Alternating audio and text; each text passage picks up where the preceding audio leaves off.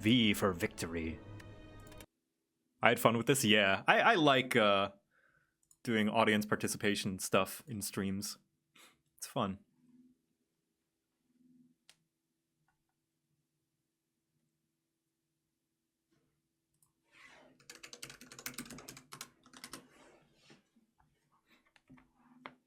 Don't want to get spoiled? Yeah, anyone who doesn't want to get spoiled, thank you for joining me for the Slay the Spire stream. I think I'm going to start doing more of that. Make it a video, title it as The Day Chat Did Something Good. Yeah, we have to do the silent next and see if you guys can keep up that same momentum.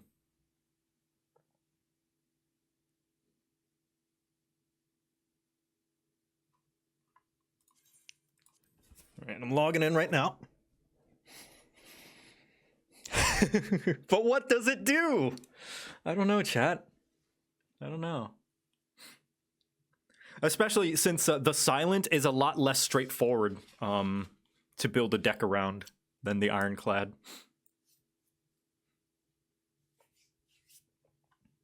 So it's definitely got a bit of doing, figuring out. I really like, it's probably not very good, but I really like the power that makes it to where every time you damage the enemy, it applies 1 poison. I really want to build a deck based around that.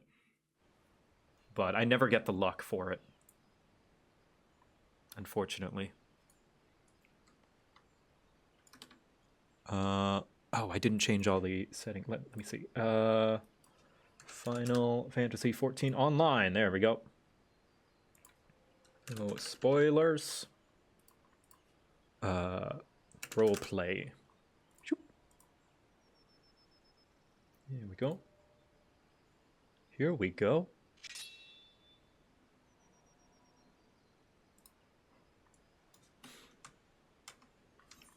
Yeah, an Alamican set, yeah. It's actually some level 70 plus gear, so you actually can't get it during Stormblood.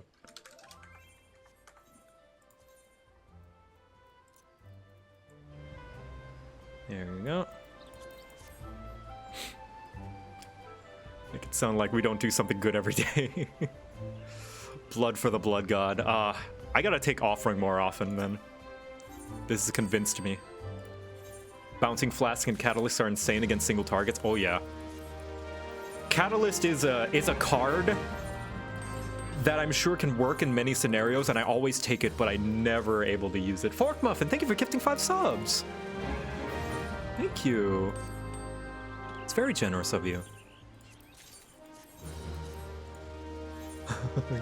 Give subs for the Offering win. Thank you.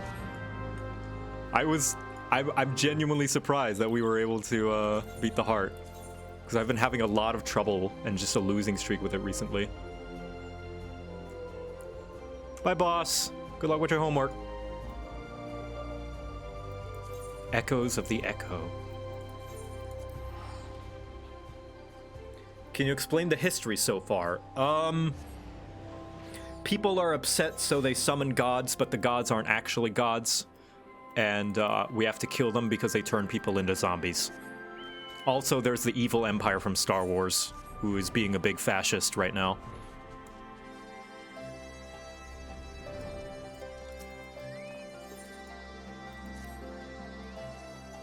I don't know that we've solved anything exactly, but we've given Fordola something to think about at least. Aye, and I found something new to think about too. I don't know about you, Victor, but the visions only come to me every now and then. From the way Fordola kept wincing, though, I get the feeling she's having them almost all the time. That's a lot of bad memories to deal with. I wonder, could there be some fundamental difference between one who is born with the Echo and one who's been artificially imbued with it? Well, the Immortal Flames have been scouring the research facility ever since the liberation. There's a chance they might have some answers for us. General Aldean's there overseeing the investigation. Let's go and pay him a visit, shall we?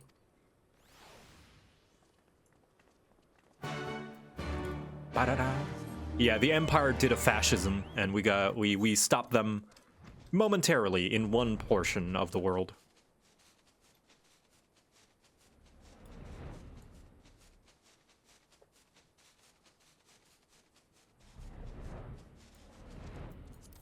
Hello.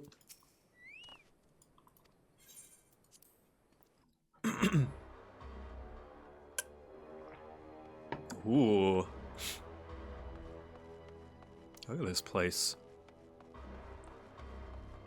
Oh, this is where we fought Fordola. And we rescued Kryl. What patch are we in? Still, I think 4.1. Seeing this facility, it reminds me of what they took. It reminded me of what they did to Kryl. Are we 4.2? I'm pretty sure we're still 4.1, right? Received a request from the Alliance to analyze these devices. I've been recording everything of interest.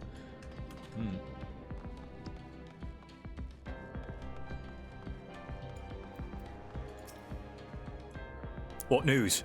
You spoke to Fordola, I take it? Yes, as expected, she didn't say much, but it wasn't a total waste of time. Arnvold noticed something odd about her. He thinks she might be having visions almost constantly, which is not how the Echo normally works. Have you found anything here that might explain why it's so different for her? We've been hard-pressed just to organize the research materials, let alone study them. To be frank, I'd welcome the Scion's expert experience, if you have time to lend a hand.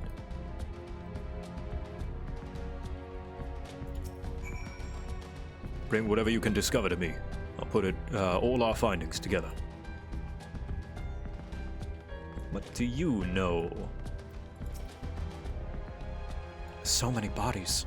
Every one of them a victim of these experiments. Few show any signs of external injury. From what we've been able to determine, they perish from forcible ether extraction. What the fuck? Jeez,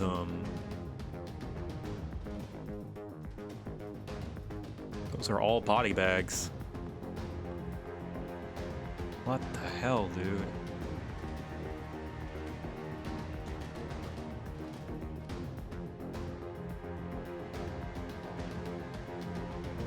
Dark.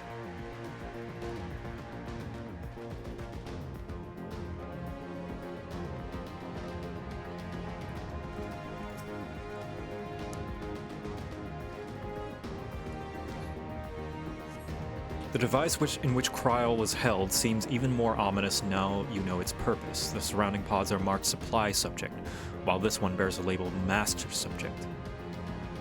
The Ironworks received a request from the Alliance to analyze these devices, and I've been recording everything of interest. Did you notice the labeling? All the pods are designed to drain the ether of the occupant, save that one right there. Unlike the others, the interior has been filled with an array of sensors to measure etheric waveforms. To what purpose, however, I can't tell you. Because Kryl, they wanted to see how the ether flowed through her rather than extract it, because she is more important. Think how valuable someone with the Echo would be. So obviously they wanted to make sure not to kill her. These bastards would fiddle with a man's very soul if it served their purpose. Nothing is sacred to them. Nothing.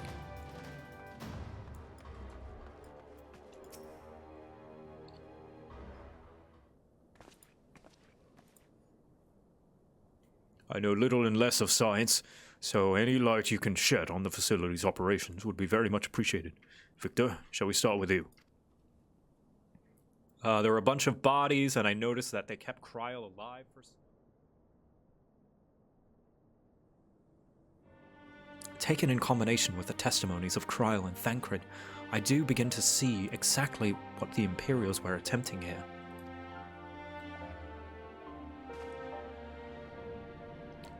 The enhancement procedure entailed focusing a single candidate with ether siphoned from a multitude of supply subjects. As for the master subject, in this case Kryl, the patterns of her etheric activity would provide the model upon which they would artificially engineer the candidate's aura. In other words, they were trying to recreate Kryl's echo. I believe so, which would explain our prisoner's present taste. Kryl is possessed of an unrivaled ability to hear the whispers of the soul, and it seems probable that the procedure engendered the same acute sensitivity in Fordola. The soldiers who guarded Fordola, Many of them lost friends and family to the skulls. And there's a sentry at her door, night and day, if she can't help sensing their thoughts and seeing their past.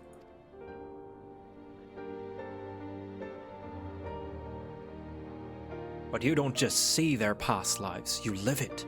All the emotions, all the pain. Imagine what it'd do to you. You'd never be the same again. No wonder she wanted to die. Indeed, as you may recall, Ysael was completely transformed by a single glimpse of Race Velga's past. Fordola has been forced to experience the agony of those whose lives she destroyed. The guilt must be unbearable. That explains her request to be executed. Sounds to me like a kind of justice. Regardless, she can suffer on for now. We have more pressing matters to consider.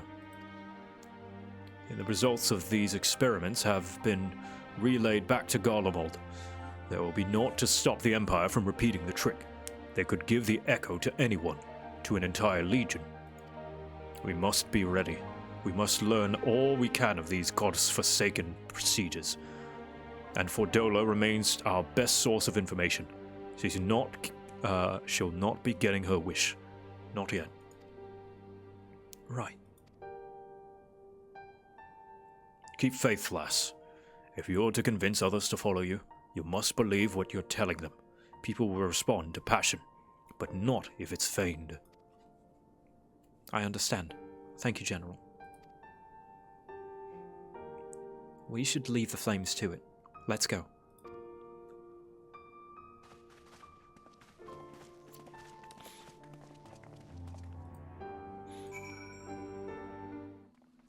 Man, that sucks. I mean, it's her just desserts. In a way, it's justice.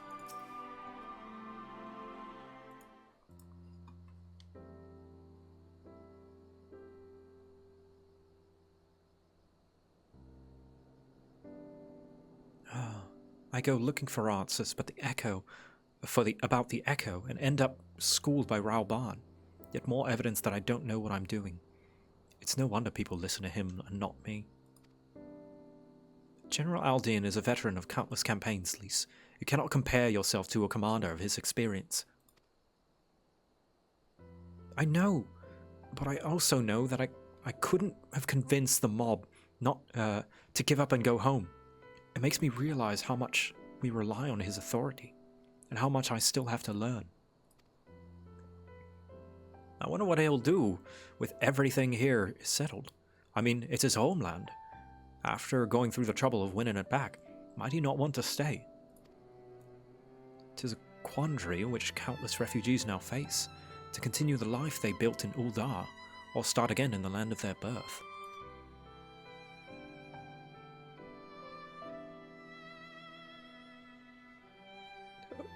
Backslash! Backslash!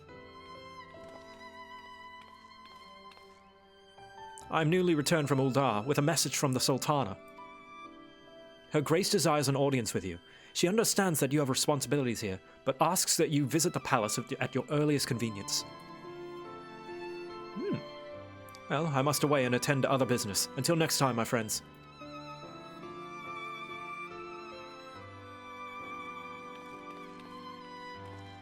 An audience with the Sultana? Depending on the nature of her consolation, this might be a perfect opportunity to inquire about the General's future plans. Yes, we'd all like to know about those, Alphino, but not everyone's as comfortable interrogating royalty as you. Take no notice of him, Victor. Well, what do I do? Do I ask or do I not ask?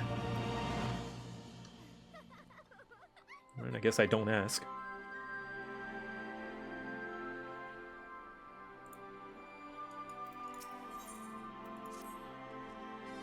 The question of how to put the Mad King's treasure to good use shows no signs of answering itself. Shall we be about it? And I should be getting back to my own tasks. Alright. I'm gonna have a date with the Sultana. Hopefully this one doesn't end in her assassination. That'd be pretty nice.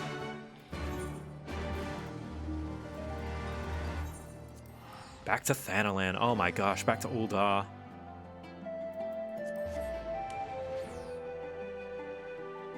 Is Sword and Shield the superior weapon in this game too? I'm sad to say that no. Every weapon in this game is viable. I know, it's a sad state of affairs, but this game is perfectly balanced, as all things should be.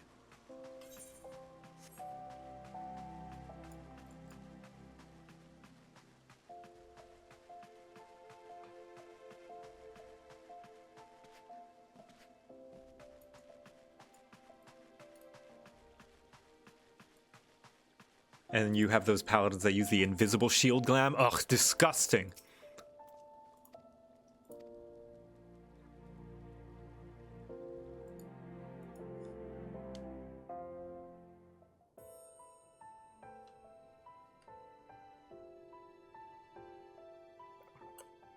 I thank you for answering my summons in these most interesting times. You have been busy.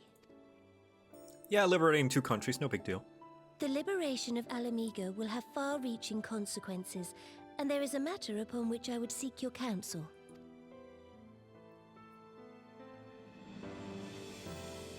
I speak of Raubahn and his future.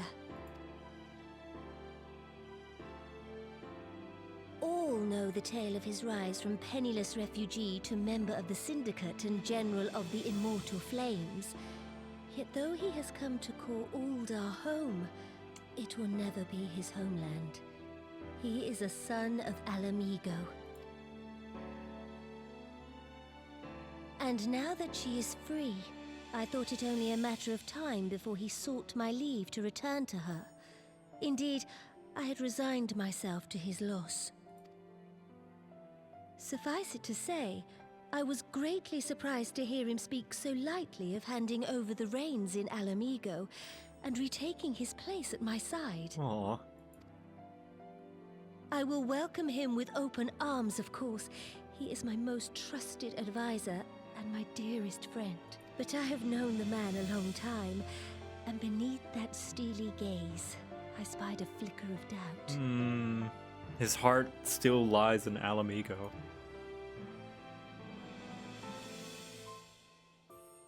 Whether Raubahn chooses to remain in Uldar or return to Alamigo, I only wish that he do so with a heart unburdened by guilt or regret. Yet, how can he freely make such a choice, knowing how much I depend on him? It is past time that I learned to discharge my duties as a Sultana alone. I must go forth and see my realm with my own eyes, and hear the wind with my own ears. Might I have your company for a brief adventure? Oh! Get on my shoulder. Wonderful.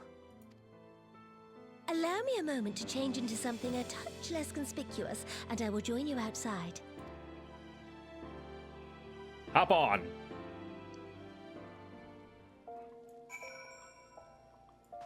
I've got the arms for it. Probably.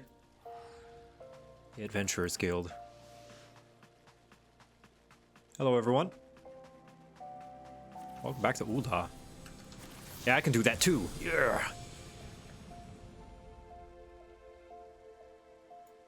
Nice to see you, Danny. Not dressed as a teapot? Yeah, she's gonna have some proper, like, outgoing wear.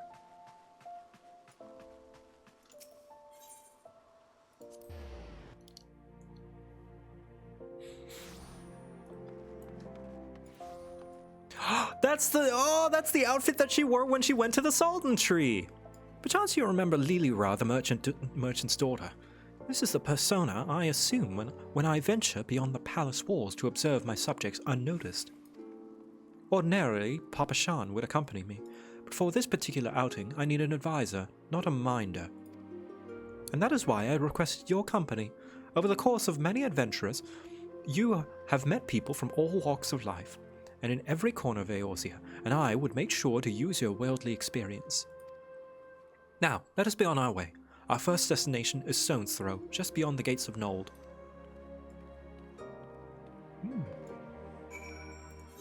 Stone's Throw. Okay. She's gonna go out and see the world.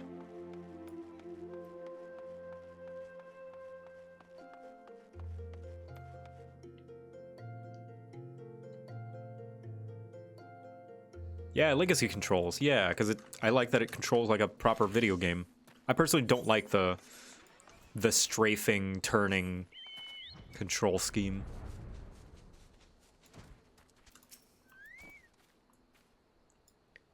Look upon these processions of tattered tents, these refugee camps in squalor, at the mercy of the elements and Thanalan's predator both. The city's mighty walls offer safety, but the streets overflow with people as it is. And unless blessed by the hands of Nold himself, no refugee could ever hope to afford a dwelling in Uldar. 20 years have passed since the fall of Alamigo, and 5 since the calamity. Yet the plight of the poor has grown more desperate, not less. As Sultana, the blame falls upon me. You have done your best, Your Grace. Then my best has not been good enough. Shall we press on? I would follow the road to the unholy air.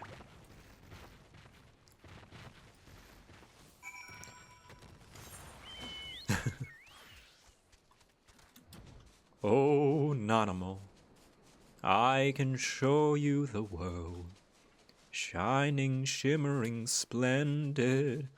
Tell me, Sultana, now when did you last let your heart decide? I can open your eyes, take you mountain by mountain, even Charlayan's fountain that wow refugees can't believe. I don't know. It was here, in the holy and remarkable place, that my mother and father met their doom. I was but a child at the time. My parents were returning from an inspection of our interest in eastern Thanalan when an untimely rock slide crushed their carriage. To this day, it is not certain that an incident was simple misfortune or expertly planned assassination. Raubahn once offered to reopen the investigation and bring me the truth he assumed I must surely crave, but I refused. Even if my parents' deaths were orchestrated by the monetarists, we could only have brought their hirelings to justice. The true villains, those who plotted to put me on the throne as a biddable puppet, were ever beyond our reach. Thus did I plan to strip the merchants of their power and place our nation in the hands of its citizens, quite unaware of the consequences my actions would have for you and yours. I shudder to think how many goodly souls paid the price for my naivety.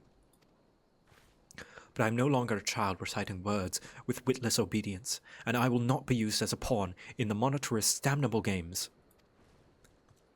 Forgive my outburst. You are one of the few people of whom I can speak my mind. Come. Let us return to Uldar and visit the Colosseum. Ooh, you can say hi to the gladiators.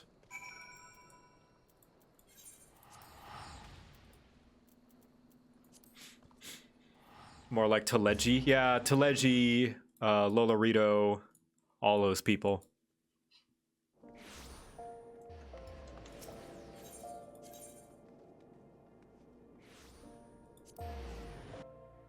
I wouldn't be surprised if Lolorito was in on it.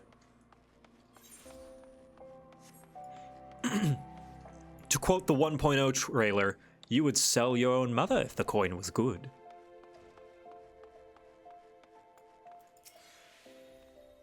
From the moment I became Sultana, I found myself thrust into an endless parade of documents signing and ceremonies. For years, I simply signed where I was told to sign and sat where I was told to sit, blissfully oblivious to what any of it meant. Yet one good thing came from that ignominious chapter in my life, for it was during an official visit to the Colosseum that I first met Raubahn. The match I had been invited to attend was not at all what I expected. They had pitted the bull of Alamigo against some dozen or so rival gladiators. Blinkered though I was, I would not stand for so obvious an injustice, and demanded to see a fair fight, one man against another, and my royal wish was duly granted. It was not until later that I learned of the gambling ring which had arranged for Raubahn to die on the sands that day. Regardless, my intervention meant Raubahn had a single opponent to dispatch, which he duly did, and when he knelt before me to receive the winner's purse, he swore that he would one day offer me his blade in service. Surrounded as I was by liars and manipulators, I confess I dismissed it as a pleasant piece of theatre. But as you know, Raubahn is a man of his word. Though it took him another 5 years of fighting on the blood sands, he amassed a fortune so great as to buy not only his freedom, but a seat on the syndicate. And then I had my blade. Damn. Self-made man.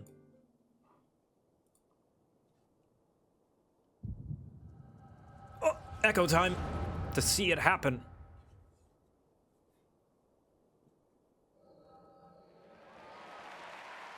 Now, if I remember correctly, this is actually a 1.0 cutscene that's been remade.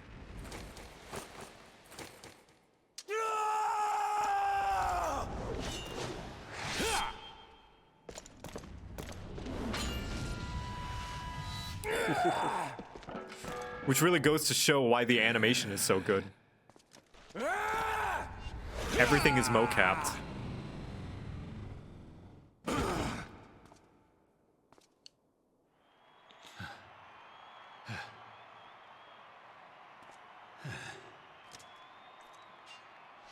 I don't know if they just reused the animations from 1.0 or recreated them.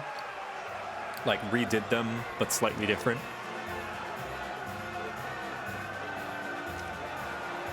Yeah, 1.0 cutscenes were insanely well animated. Well, every single one was hand animated. Well, not hand animated, but like every single one was uniquely animated. They didn't just have like the gestures for the characters to do, right? Your Grace, you mustn't! The danger is too great! Like, you know Please, how... Your Grace, come back! Look at her go! It seems you're the one who needs looking after, Master Sham. Raubahn! Oh. Your Grace, I have kept the promise made. So you have, and in turn, so too shall I keep mine. With your winnings, you have become one of the 6 most wealthy souls in all Uldar, and so, as tradition dictates, Raubahn Aldin, you have earned yourself a seat on the Syndicate. May your new station garner you still greater glories. I am honored, Your Grace, and vow to serve with every fiber of my being from this day till my last.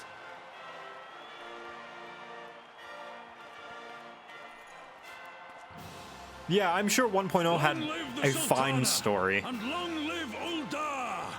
It just, all the game part of the game was bad.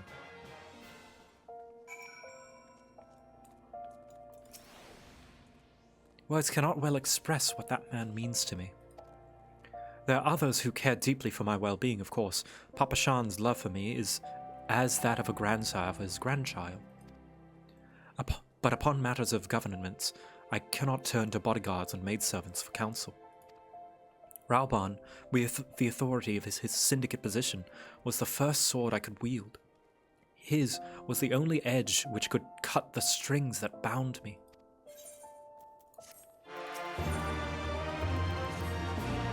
Original story was a mess. Well, now I have 2 conflicting people in the chat, so I don't know who to believe. We must make haste.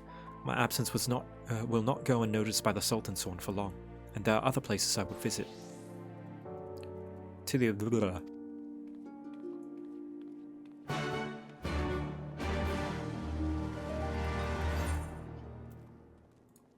Oh, the Thaumaturgist Guild. Alright. I actually was down there once when I was a gladiator. I actually like that one gladiator quest line. Well, it was a paladin quest line, but it had to do with gladiators. It's kind of a little... It's funny and sad that the best parts of the paladin quest line are when you go back to gladiator stuff.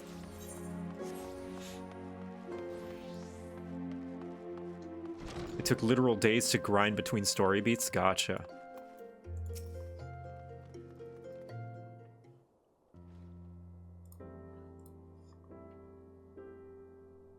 I think the way a story is told is just as important as the story itself, because some people are like, oh yeah, it's great if you just read up on it on a wiki. And I'm like, well, if you have to read it up on a wiki, then if it's not then that must mean that, you know, if the original medium in which it's told should be where you how you judge whether it's good or not. And from what it looks like, people are saying that how it was told in 1.0 was not very good, which I think contributes to a bad story as well. Storytelling is important when telling a good story, yeah. When the calamity threatened, Raubahn led the Alliance forces into battle on the plains of Cartano, and I remained here. I prayed with all my heart that Archon Louis Soir would have the power to rouse the 12. Since that day, I have made a custom of visiting this shrine during each of my little excursions. Here, I seek the blessing of Fall, reflected upon my choices, and ask myself if I am fulfilling my duties as Sultana. You are rightly celebrated as a champion, because you have led the line in 100 battles for the good of Eorzea. In much the same way, I believe the measure of a monarch lies in how she leads her people in times of adversity. If I am to be Sultana worthy of the name, I cannot turn a blind eye to the troubles facing Uldar. I've chosen my path, Victor. With Alamigo now freed from the Imperial chains, I finally see a way to aid the refugees.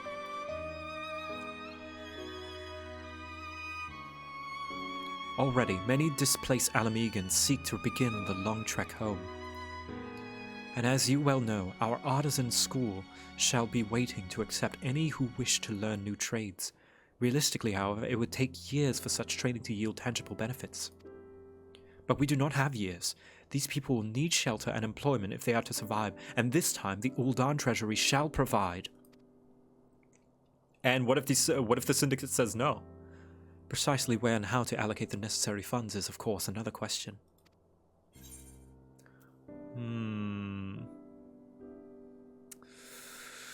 Why not seek the advice of one who employs refugees? A wise suggestion. Mayhap a visit to the Gold Saucer is in order. Oh! Its proprietor is a member of the Syndicate, and he is one of the few who pay refugees a fair wage. Ah, my man, Godbert! Oh, what a good man. I wonder, are you acquainted with Godbert Manderville? Oh boy, am I. Then I need not explain his eccentric nature. Let us make our way to the landing, and I will see the word is sent to the Gold Saucer. Godbert should be only too glad to receive us. I love the Mandervilles. Rowena might as well be a member of the Syndicate. Let's be real. Oh, Oberon Rook. Heard you were talking shit about Shieldless Paladin. Yeah, I was. What you gonna do? Oh, Lesser Dark Knight. I'm sorry. No, it's okay. No, it's okay. You are fine. You are good. You are a good paladin. It's not the size of the shield on your arm. It's about the size of the shield in your heart.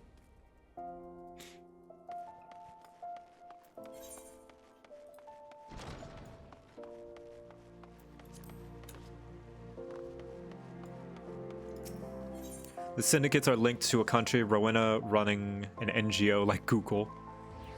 I mean, if she was in Ul'dah, she would be a syndicate member, let's be real. She's an Elder Primal.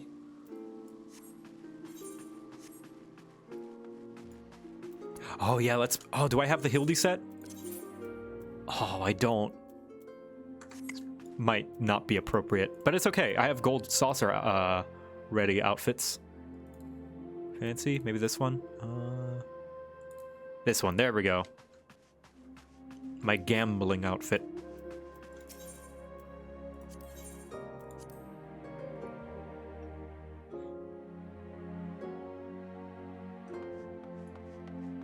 Businessman attire.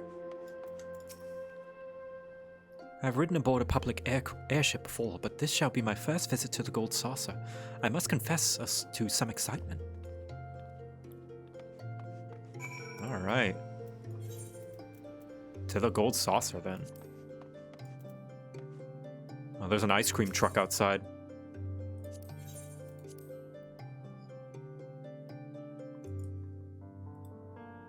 I don't know if you guys can hear it. Here, I'm gonna turn it up.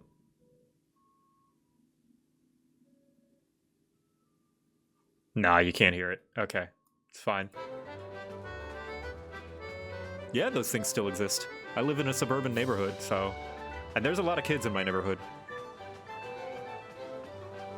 In November, I live in Louisiana. It's still, let's see, what's the weather right now? Weather... 66 degrees. That's actually really nice. That's like 19 degrees Celsius for those in the UK or in the European area. I've heard descriptions of this splendor, yet I never dreamed it would be so bright and inviting. No, I couldn't possibly. We did not come here to fritter away royal coin. Godward will be expecting us. Come, let us head directly to the lounge and ignore these gaudy temptations. Oh, Nanamo, go enjoy yourself. Play some games.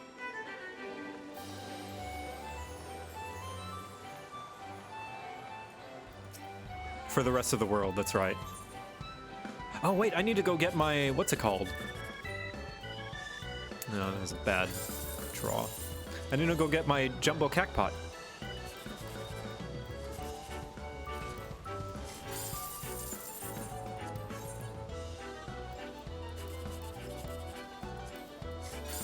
Ah, alright, well, it's fine. To the cacpot board!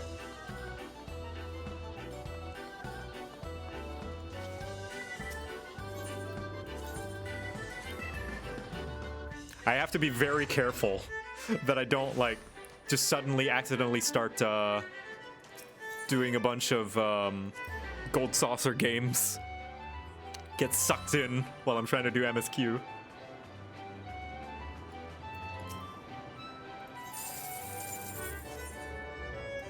Just one gate? No, yeah, just one gate. Okay, alright, just one gate.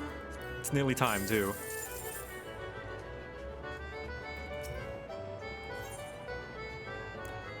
Luckily, just one gate works because the next gate is 20 minutes after, so I can't... It's not like Slay the Spire, where it's just one more run and I can start another one instantly. So I'm forced to go do other stuff. Also, fun fact, I've actually won Jumbo Cacpot before. Look, I've got the ring to prove it. Yeah. My name isn't on the winnings board anymore, but I did win. Actually, I mean, I might as well do a few of my weekly challenges, right?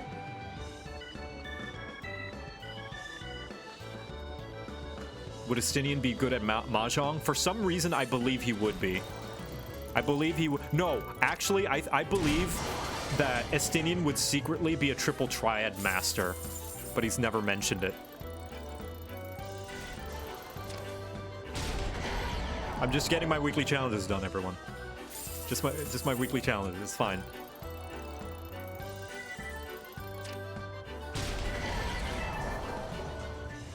Ooh, Graha, looking snazzy. Look at you. Hell yeah.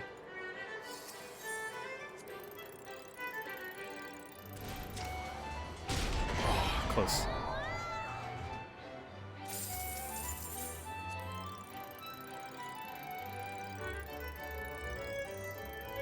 Oh, you know Estinian's got Nidhogg in his deck.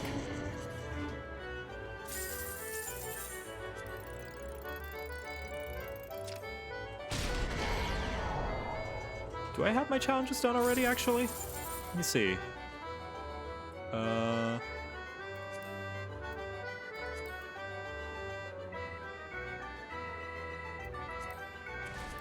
is it supposed to be? Logs. Challenge log. I do. Okay, I already do. Let's see, what else is there? Chocobo races. I could probably do a chocobo race. I could probably do a quick chocobo race. Yeah, I could probably do a quick. No, bad. No, bad, Joe, bad.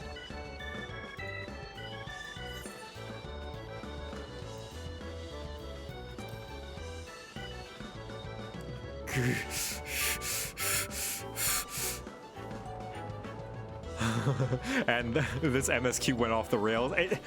Listen, you just walk into the gold saucer and then suddenly like 5 hours pass, okay? Like,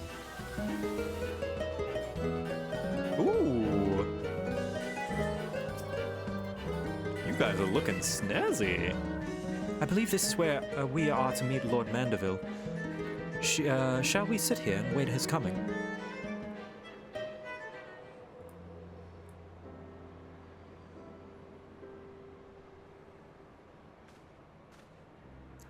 Whoa, whoa! You're not Godbert! Godbert doesn't wear pants!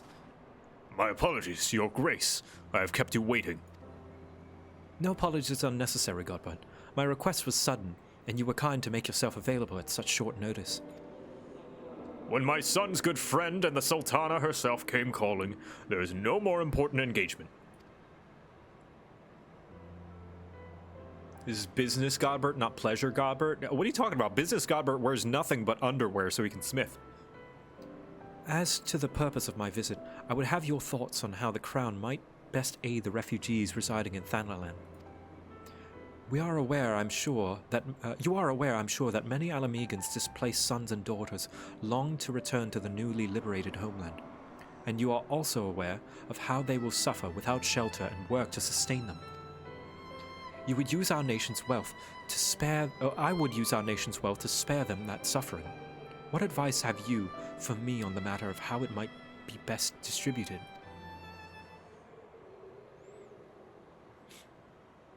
The unusual circumstances of our meeting and Your Grace's choices of companion would suggest to me a desire for an honest and unvarnished opinion. I shall give you one. My advice to you is stop. Taxing Uldar's wealth to save Alamegan refugees is a terrible, terrible idea. Godbert? You oppose my proposition. Most emphatically, I agree that Your Grace, that the refugees must have housing and employment, but what profit is there in Uldar in this arrangement? Godbert? Profit? After all you've done for Girabania's displaced, I thought you would be the very last person to seek to benefit from their misfortune. Forgive me, Your Grace, but you appear to be laboring under a misapprehension. It is a fine endeavor to support a fellow man. I fear, however, that your stance is one born of pity. Your intent is to save the refugees, is it not? Ooh. For all our potential, we are indolent creatures by nature. If unconditional charity is all we know, then we begin to rely upon it, to expect it. And then we must consider Uldar's own poor and downtrodden. Should they hear of your spending the nation's coin, not to improve their lot, but to nurture the distant citizens of Alamigo, it is unlikely that they will applaud your generosity. He's got a point there. Surely it is not Your Grace's intention to foster new resentment, but to spread goodwill. Yeah, I guess that's true. Indeed. Then any support I pledge to the refugees must promote sufficiency, while also serving the interests of the people of Uldar. Exactly so. Such an arrangement will create a far more equitable relationship with the returning Alamegans, and as it generates revenue required to win the approval of your subjects. Yeah, I mean, you can just help, like, give them a slight push, you know, like give them a stepping stool, but I guess this is the way to go as well. I don't think there's anything wrong with giving some little handouts, you know? You have given me much to ponder, Lord Manderville. I thank you for your candor. Well, at least he's straight with her. All right, can we finish this up so I can go do the fate? It's 1:20. Okay, fate time. Come on, fate time. Ha!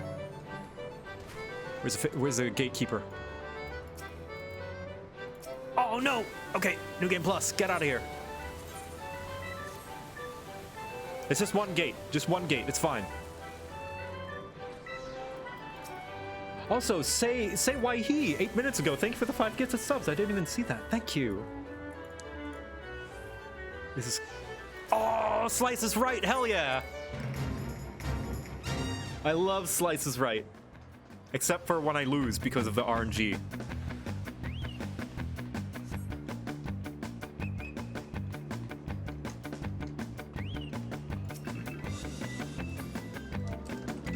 Wait, actually, do I have my Manderville outfit?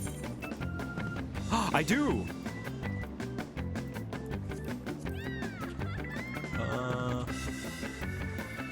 Shoop.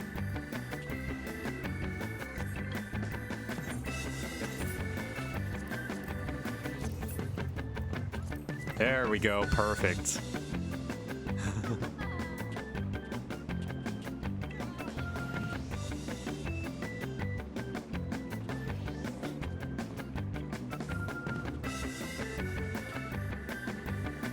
Now it's a gold saucer stream? No, I will not get sucked in. I promise. Besides, there's 20 minutes between each gate. So it's not like I can play it like back to back anyway.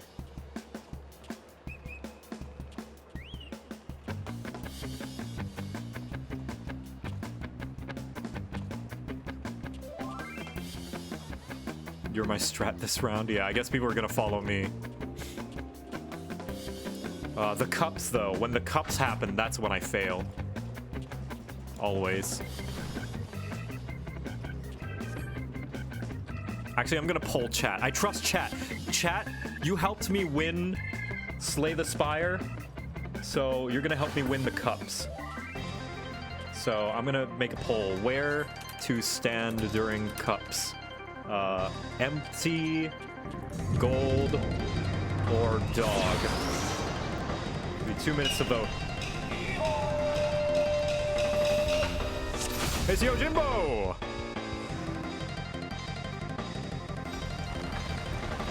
Alright, I'm polling the chat. Where do I stand during cups? It's basically like the cup game, like where they hide things in it.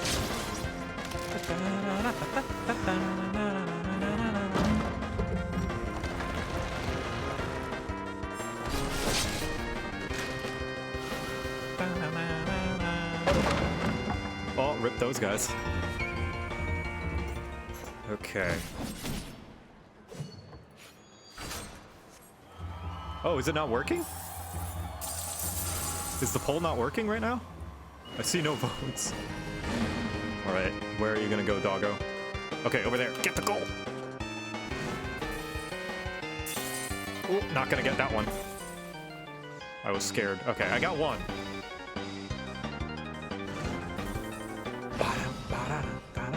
Dog is in the lead? Okay. I can't see them for some reason. Oh, there we go. Now I can see them.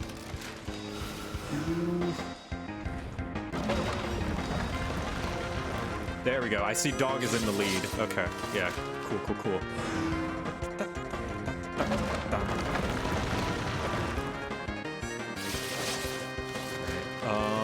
Here, I think? Yes. Okay. Oh, shit. Oh, shit. I'm fine. I'm fine. Yes. Okay, good, good, good. All right, everyone says stand by the dog. If I lose, it's on you, chat. Stand by the dog. That's where I'm going.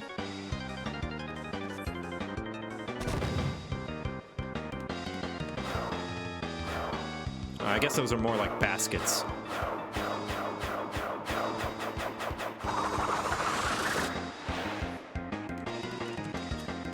We Hildy for good luck.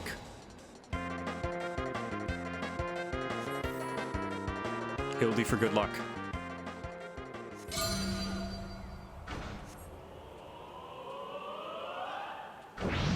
Ah, no! Oh, you screwed me, chat. You screwed me. I trusted you. I trusted you. Oh, no.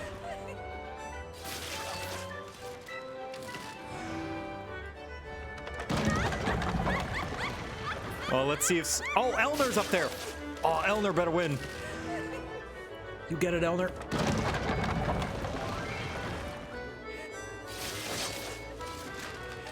I guess that's my payment for winning Slay the Spire.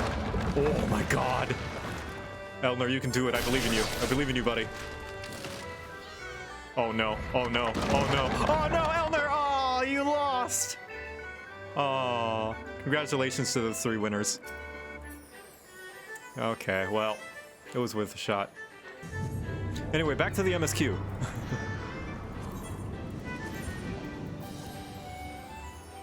One more game to get back into it. Well, the next game is in 15 minutes, so. Square east. Where are we?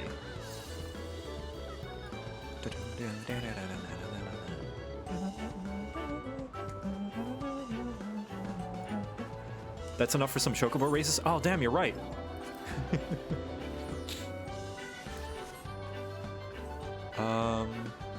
Where is she? West. I needed to go west, sorry. Maybe play some cards? Yeah, triple triad.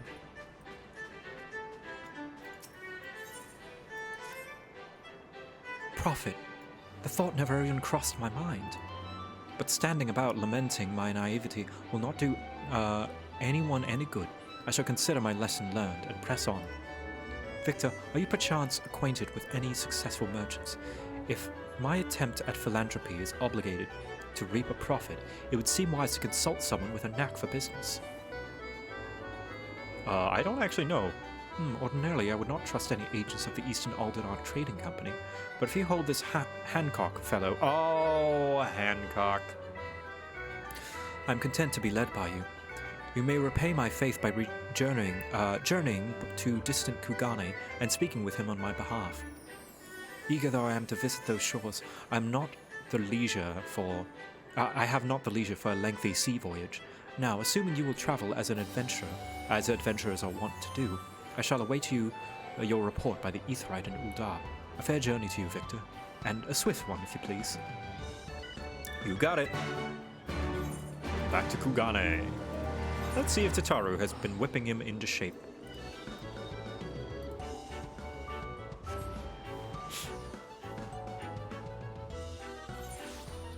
Why would we even recommend him? Yeah, that's a little weird and out of character for the Warrior of Light, because we don't trust that guy, right? It's been established that the Warrior of Light does not trust him.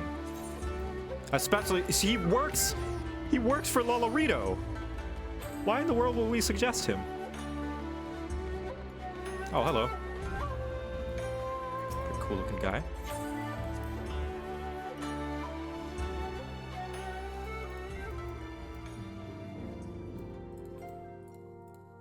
There are plenty of other candidates, I'm sure. Victor! Excuse me. To what do I owe the pleasure? Or are you here on business? Purely business.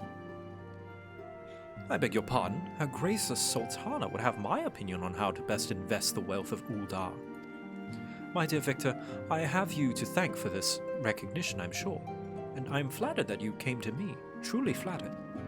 But why settle for a lowly apprentice when you could have the master? Upon matters of profit, there is no living soul better qualified to advise Her Grace than Chairman Lolorito, a man whose morning exertions are said to fill his agenda robe with gold. This man really said that Lolorito shits 5K. I should be happy to arrange a meeting for you, say, at the Scion's former headquarters in Thanalan. The Waking Sands would seem a suitably neutral venue for negotiations, don't you think? Fare you well, Victor, and may your dealings prove fruitful. I don't want to meet with Lolorito. I don't want to. And it feels a little insensitive that he would want to meet at the Waking Sands, a place that he actively made more inconvenient to get to. Like, this isn't just a backhanded meeting. This is a complete, like, foot slap of a meeting.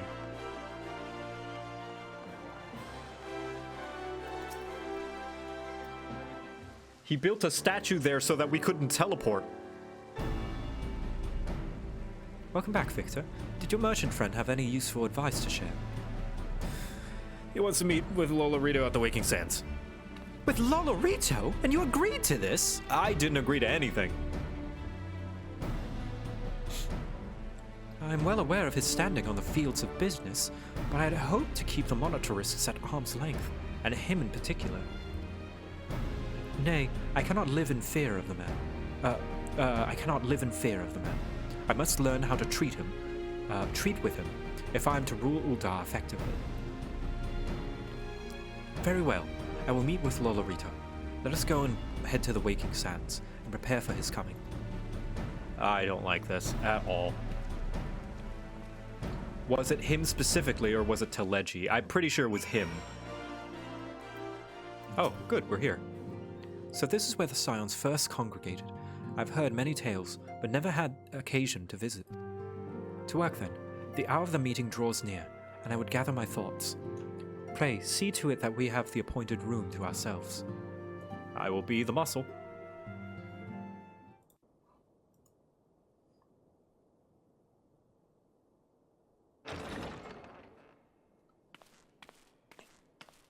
A personal summons from the Scions. This must be important business indeed. Though, if it concerns anything so underhand as an assassination, I fear I can be of little help. Shut up.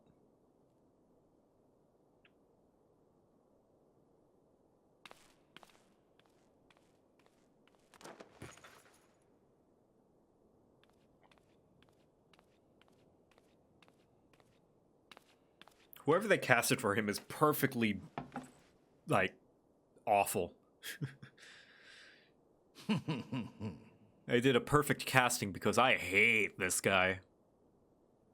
You have made your point. 'Tis indeed unsettling to find oneself seated across from an impassive mask.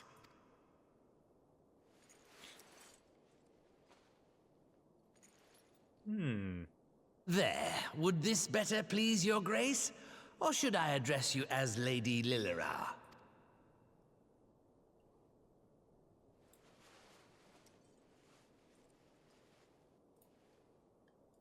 Nay, the deception has served its purpose. I'm glad to see you found amusement in my little jest, Lord Lolorito, but shall we proceed to the business at hand? By all means. I must say, I'm most eager to hear your proposal. Simply put, I would aid the refugees camped in Thanalan in their efforts to return to Alamigo. The reparations you paid in the wake of your earlier misdemeanors will be used to fund the endeavor, together with the fortune seized from the late Teleji Adeleji's estate. But this plan is not intended to benefit the displaced alone. I would make of this an investment which shall enrich Uldar and Alamigo both. And who better to consult on matters of profit than the wealthiest man in all of Thanalan? I beseech you then, Lord Lolorito, share with us your mercantile wisdom. Ah, 'twould seem your grace has matured beyond acts of earnest yet misplaced charity. Pray tell me more. Yeah, it's like she understands that our pockets aren't bottomless, and also partly doing this to kind of get to get him to be on our side. It's like, sure, helping people is good, but the only way to get the help of the syndicate is to show that there is profit in it as well. I'm sure she takes no pleasure in this, but he's on board if we can make some money from helping them.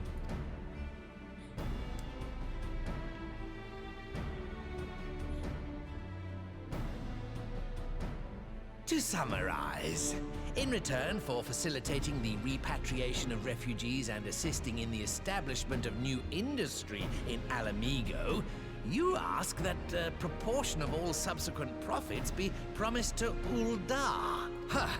I am impressed, Your Grace. 'Tis an elegant solution, albeit one lacking certain crucial details, specifically which industry and where. How swiftly you identified the weakness in my plan, just as I knew you would. Ah, so she's got him on board for logistics. All right. Your travels have taken you across the length and breadth of Gir Abania, and you know the land far better than I. Oh, I don't Which know of the anything about settlements you logistics. visited would best provide a home for our refugees? Which has the greatest potential to flourish, given the appropriate investment? Oh, shit. Ah, shit. I don't remember which one's which. I know Alagana is kind of a shanty town. It's kind of rough and not a lot of buildings. Is it the Saltery? Is that the one? Pick anything but the Saltery 2 times. Alright, the Saltery, I guess.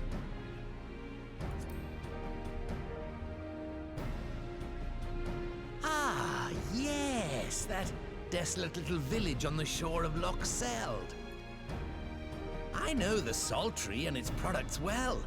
The Imperial invasion brought an end to their more widespread distribution, much to the dismay of many a wealthy gourmand, myself included. Salt has ever been a transformative ingredient, and in this instance, I dare say, it could transform a modicum of effort into a mountain of gil.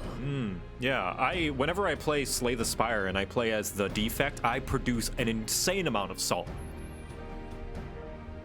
The local citizens will need to be consulted, of course, but I trust the East Aldenar Trading Company can be relied upon to provide its assistance in negotiating a mutually beneficial arrangement. Naturally, Your Grace. I shall dispatch representatives well versed in the extraction of this white gold and wring every last ounce of profit from its production. The Loch's bounty will contribute to Alamigo's enrichment, whilst easing the burden on the bull's aching shoulders, just as Your Grace desired. I mean, there is some... deal is struck then.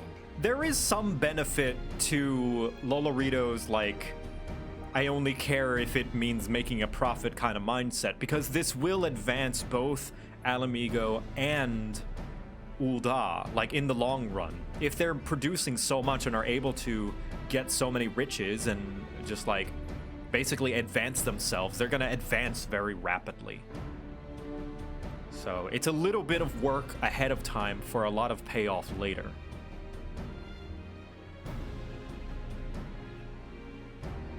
I don't think he's flat out evil. I do. He is evil. I believe he is evil, but he has a point. Or rather, his plan, he doesn't have a point. He's evil, but his plans work.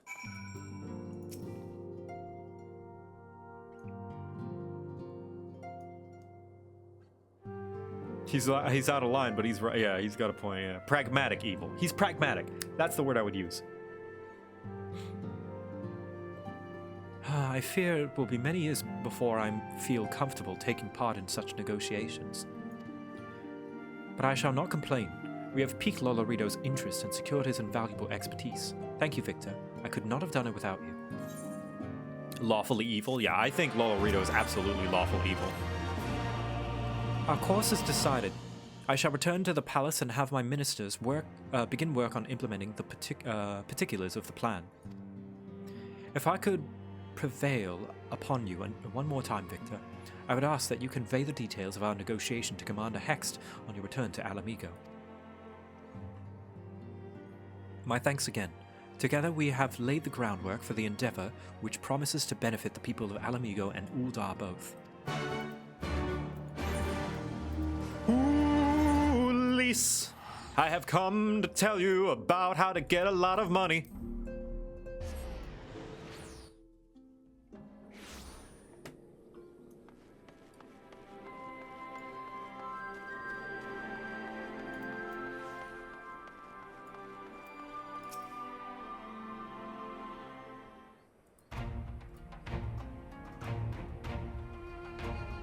Victor, you're back! What did Nanamo... Oh, sorry. Are you allowed to talk about your audience with the Sultana? Yeah, I'm alright. We're gonna get the salt mines. So Raubahn says he's going to return to Uldar, but she isn't sure he wants to. Tell us something we don't know. But I'm pleased to hear she's committed to helping the refugees come home. And this plan to revitalize the Saltery does make a lot of sense. Quite how you convinced her to seek Lolorito's help in it is another question. After all that has happened, he is the very last person I would expect to turn for her to turn to for advice.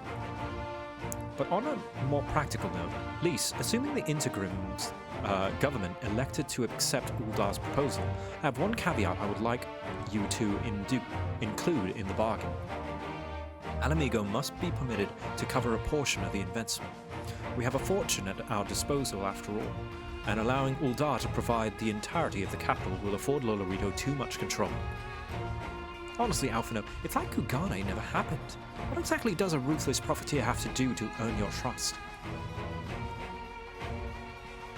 But yes, you do make a good point. First things first, though, we need to discuss this proposal with the Saltery's residents. Whisker, how would you fancy explaining the Sultana's plan to your grandfather? Right away, Commander. Would you like me to come along, Victor? I might need you to help fill in the details. All right, back to the Saltery.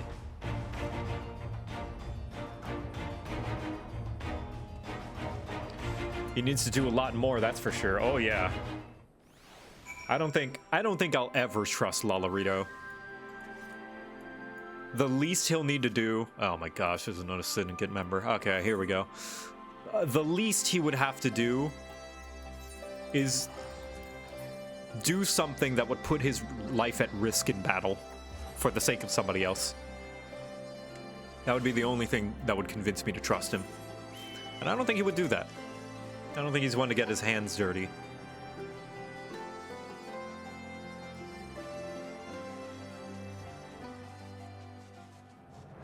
I don't care if he's not a warrior.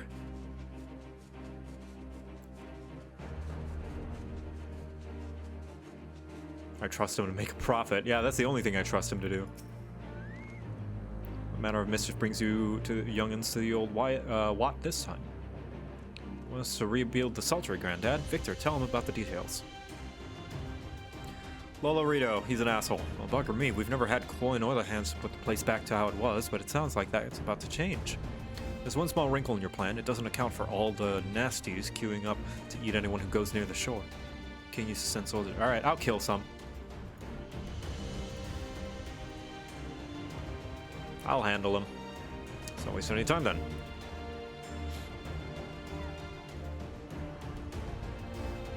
Local fauna, I shall do the...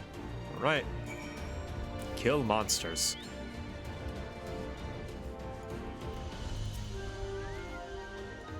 Right then, Victor. Use the spyglass, okay. There's one over there. No, guess not. Discover Yabby's weak point. There? No. Legs? No. Head?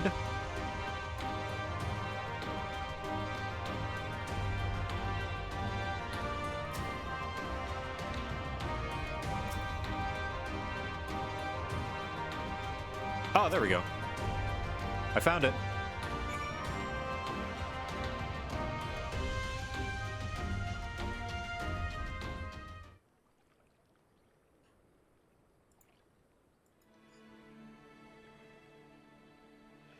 The Abbey's entire body is protected by a hard carapace, but the underside of the head looks soft and vulnerable.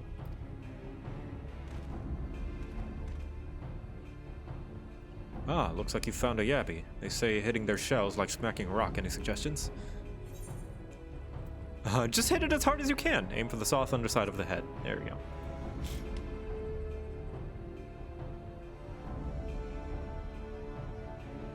Vulnerable under the head, they say. Are they? Right then. Wish me luck. Ooh. How come I'm not going to help?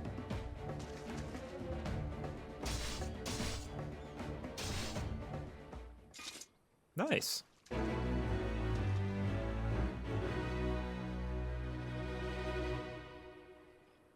Ah, self-sufficiency, that's right. They need to learn.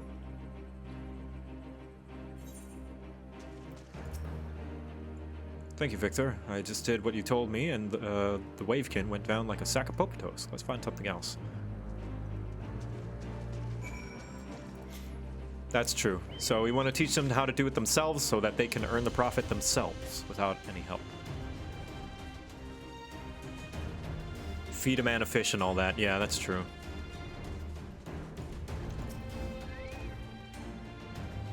I can handle the Evies now, so we should try something different. What else is out there?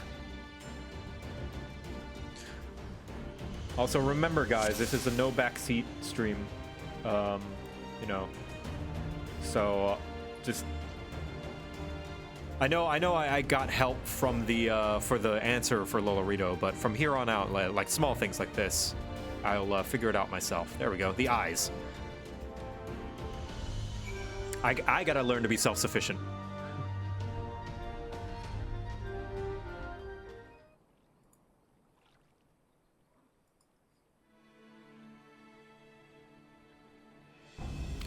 The Phobad's hands are large and powerful, but destroying its crystallized core should render the salt golem inanimate.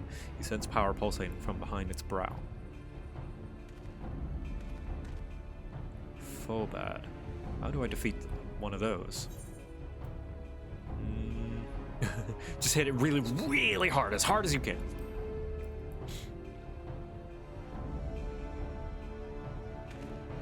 Inside its head. I'll try to stab it in between its eyes then. I like that this goes to characterize the Warrior of Light as well, to like be a really good like kind of person who knows how to assess their enemies and find their weak points. Because even though like the gameplay part of it is just hitting us tab targeting, this goes to show that the lore part of it is that the Warrior of Light really is a, you know, tactical person. It's not easy fighting with the Liberator of Alamigo watching your every move, but I got the job done. Thanks for the advice, Victor. I feel a lot better prepared for my patrols now. Anyway, we should head back. All right. Wall is a combat genius? Yeah, I guess so. Characterize the Wall as a walking death machine. Oh, yeah. And I think that goes to show that it's not just raw power that we have. Because we lost to Zenos the first time we fought him. Zenos is raw power. We don't have raw power, which is why we lose. We have skill and experience and a knack for things. So you should return in one piece still with those beasties then, have you? I found the father myself. Fine young man you've become, Whiskar. Fine young man. Too often of late I hear tales of folk over the city, drunk on victory and hungry for revenge, their heads stuck firmly in the past. And the Echo doesn't do much for us. And the like markers and stuff, that's just theory. Nothing in the lore or in the game confirms that the Echo allows us to see markers. So getting Saltery ready, Alright.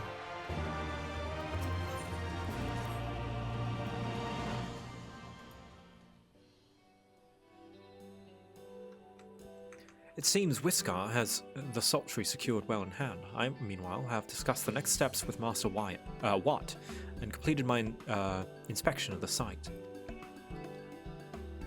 But it explains Fordola's matrix movement when she gets her fake echo. Well, the different echoes do different things, right? Our echo is different from Kryle's. Kryle's specifically allows her to know people's intent, which is where Fordola got hers. Ours doesn't do that. And without spoiling anything, in Baja, we meet somebody else who has an echo, and their echo works different as well in the Baja storyline. With a little work, and vacant buildings here could be made into very presentable dwellings. Message from the General Aldine. Apologies for the interruption, sir, but the General would speak with you at your earliest convenience. What actually is our echo? Our echo, I think, is just like Arnvald in that we can see and live through other people's memories, essentially, at certain points. I think that's all our echo does. Which I think every echo can do, so ours is just a vanilla echo, I guess. Do not feel obligated to wait around on my account. I will remain here to hammer out the finer details with Wat, and act as an intermediary with our business partners in Uldar. You should go. General Aldun asked for you to wait for him by the main gate of Alamegan Quarter. My apologies again, sir. Fare you well.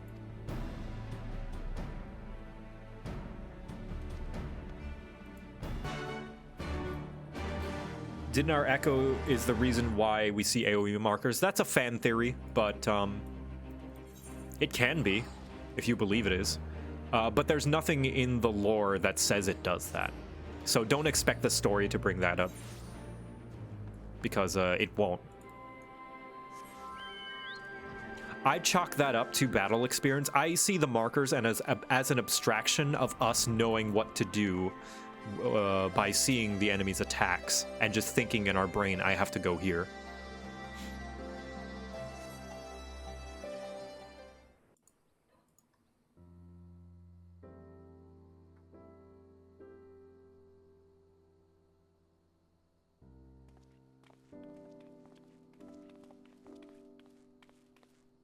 Apologies for the wait. Do you think there's any lore importance to the Echo status effect? I don't know. I'll have to look into that. People are screaming for the butcher's blood again. No sooner have we broken up one mob than another forms. Thankfully, all have been amenable to reason, thus far.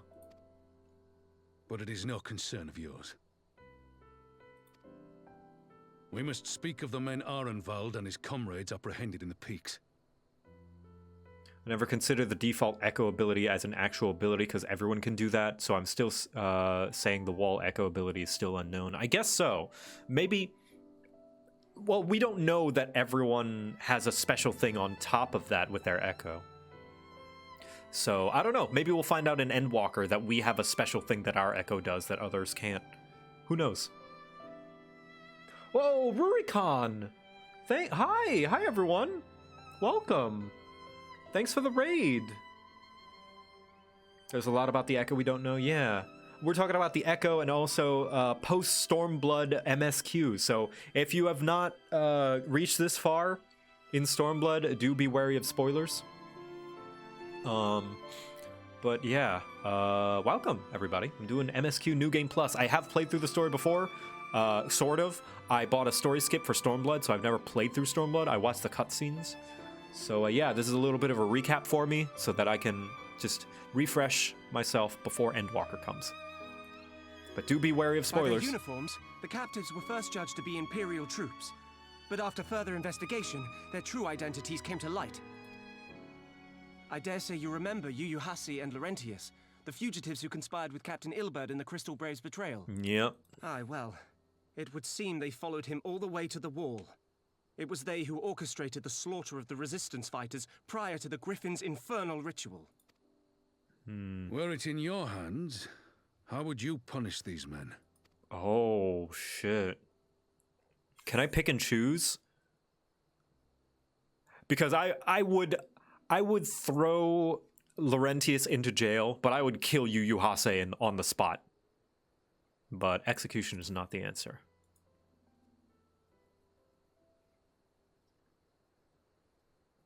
You would spare these animals. Yours is a more merciful brand of justice than mine. In any event, I thank you for your honesty. When the time comes for the Alliance to pass judgment, I'll see that your opinion is heard. Much appreciated. Well, that concludes our business here. But there is more I would say. Walk with me. Death would be a kindness. Yeah, that is also true.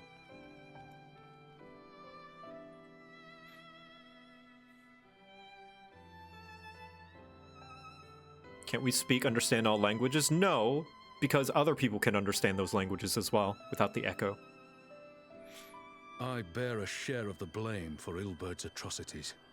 Had I openly supported the cause of Alamegan liberation, he might not have felt driven to do what he did.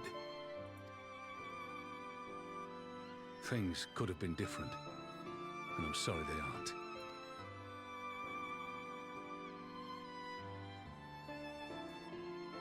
But even after all that has happened, my homeland is free. With the Scions and the Alliance at their side, my countrymen have reclaimed what many thought lost forever. Under her new leadership, I have every confidence that Alamigo will emerge from the shadow of the Empire and rise once more to greatness. Hell yeah. Which means my work here is done.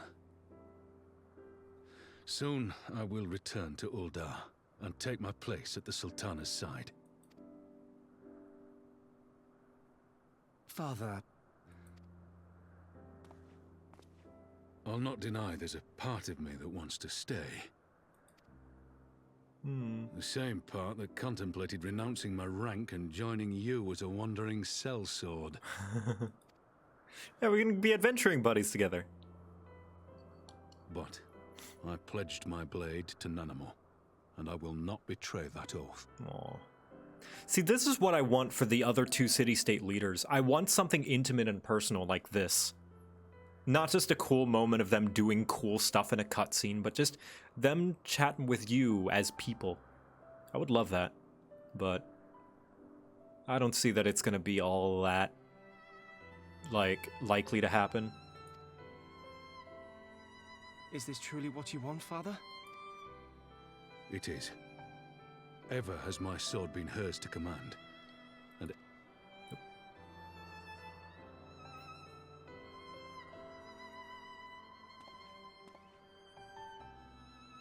thank you for lending an ear.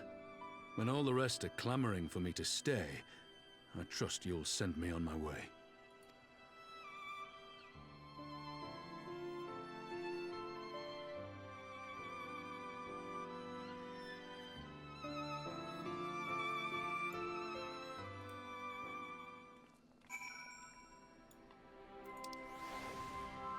Hello.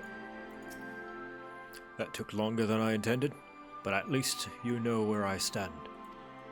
Now that's settled, Arenvald, what news? We may have a problem, sir. A group of Ananta has arrived at the main gates, and I don't mean the Vera.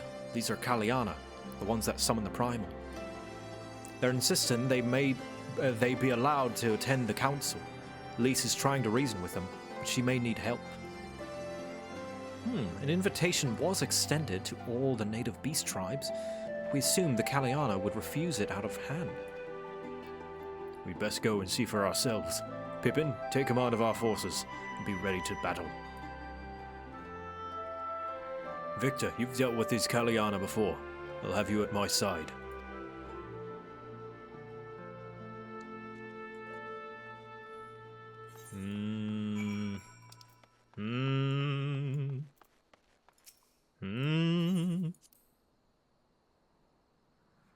Kane Senna definitely needs at least something after all this time. Yeah, we like had that one moment with the Mughals, but that wasn't, we didn't really get to know her as a person all that much. She didn't get personal with us. It was all purely business. Oh, but Liz gets cool stuff. The seats here gets literally nothing to do aside from plucking Yushtola out of the live stream that one time. Yeah, and that one time with the Mughals. But nothing personal. Like, we don't get any personal time with Merlwyb and Kane Senna the same way we do with Raubahn or Nanamo. Just want to spread the love, you know?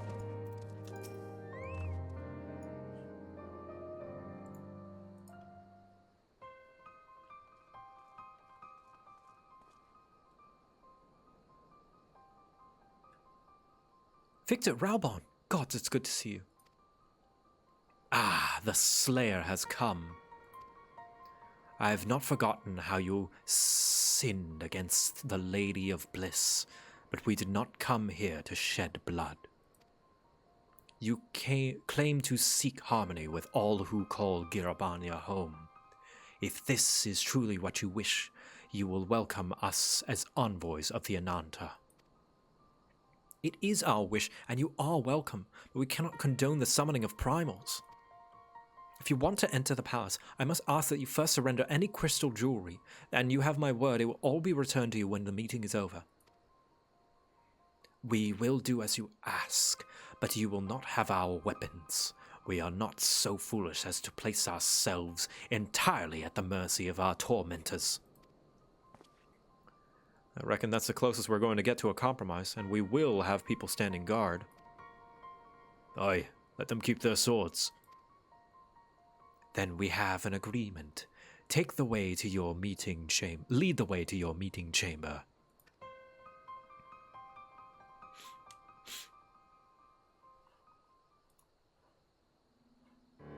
Oh. Why do I have the feeling we've welcomed a viper into our midst? That's... Is that racist?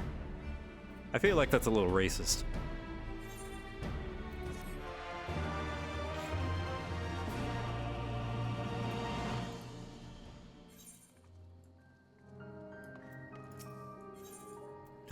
Raubahn phrasing. This Kaliana's elder's intentions seem at odds with all we know of her tribe. What think you, Victor? Mayhap even the enthralled can learn to compromise. You believe an understanding can be reached? It is not entirely unheard of, I suppose. Those who follow Saint Shiva eventually sought reconciliation with Ishgard. Whatever the truth, I would take no chances. The guards must be strengthened, ideally with people who know a thing or two about primals. Can we rely on the scions? Yeah, me and Aronval got it. I'll round up our comrades and send them to the Alamegan Quarter. You can go ahead if you like, Victor. My thanks. I will see you in the palace.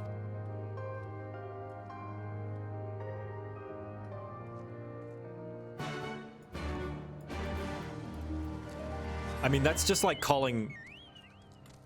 Well, I'm not gonna say it because it's extremely racist.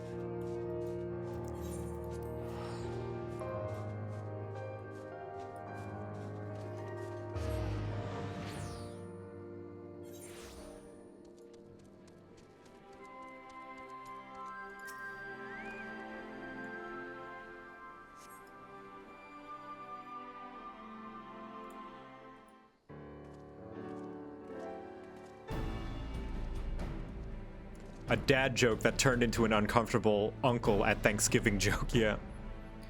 Victor, I've brought reinforcements. Arnvold told me the arrival of some unexpected guests, and I agree that it would be prudent to call upon Yishola and Thancred as well. One can never be too careful when dealing with the enthralled.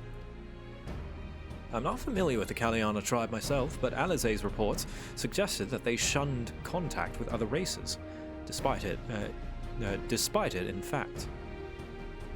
Even compared to the other Ananta. Indeed, this apparent reversal in attitude is most curious. No one expected a response to our invitation, much less an envoy, and I imagine Lys was forced to make some rather hasty arrangements in order to accommodate them. Speaking of which, how should we deploy ourselves? If the meeting is to be held in the throne room, it would seem wise to have eyes both inside and outside the palace. Yishola and I can stand guard without. That leaves the three of you to keep watch over the proceedings in the throne room itself. Understood. We should join General Aldin inside then. Victor, do you know of the rear entrance to the palace? It's on the eastern edge of the city, at the top of the stairs. The guards there should have been instructed to let us pass. All right.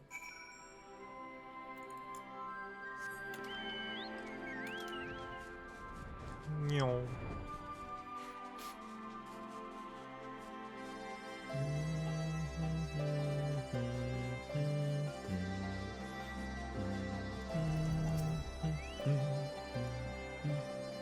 With the scion, sir. General Aldin left orders that you were to be escorted inside if you follow me. Sneeze. Oh, that's a good sneeze. It was coming. I could feel it coming.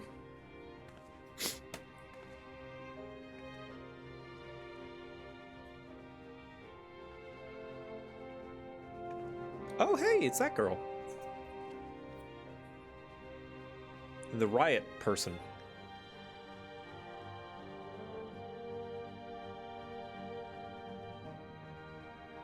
Thank you all for coming. I am Lys Hext, and I speak for the Resistance. Among you are village elders, refugee leaders, envoys from the Ananta and the Kugane. You've come from every corner of Girabania to help decide the future of Alamigo. But before that, I want to ask you a question. What was the first thing you noticed when you came in? Big room. For me, it was that empty throne.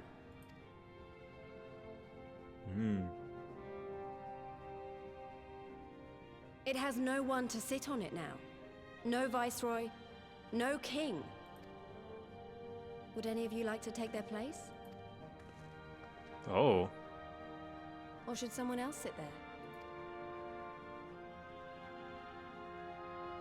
Then let's sit here in a circle, as equals, and I hope, as friends. Wow. Lise really, like, it's a good move.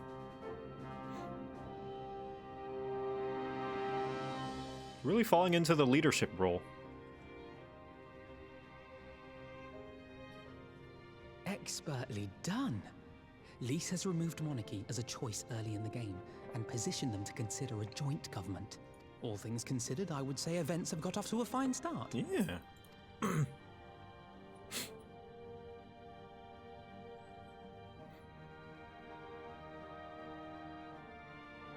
And that is Alagana's stance on the matter. Thank you, Ragenfrid. Another vote in favor. Next, let's hear from Shanti of the Kalyana. Tell us, how do your people feel about the idea of a republic?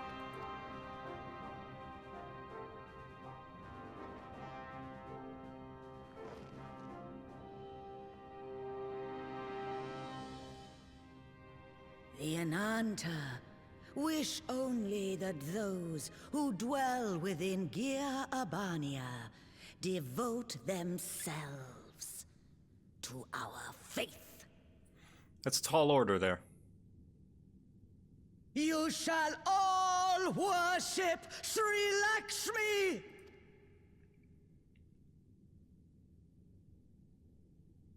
Lady of bliss, grace us once more shit. with your beauteous visage! Oh, fuck.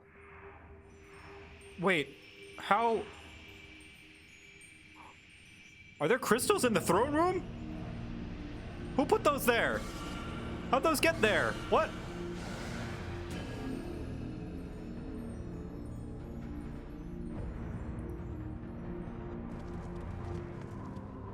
This can't be happening. No crystals were allowed through the door. We can worry about the how of it later. We need to evacuate these people right now, or the Primal will make thralls of them all. It's up to us. Oh, let's go, are involved! Oh, Raubahn, no hesitation.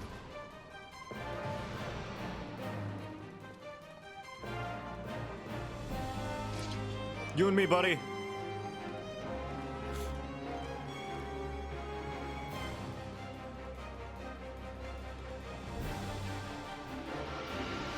Oh, shit. No. Yeah, blocked. No tempering flame for you.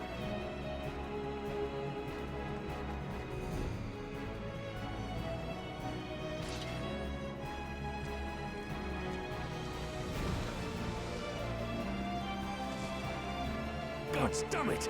The guards were already turned! Oh, shit. Fools! Oh, yes, Raubahn.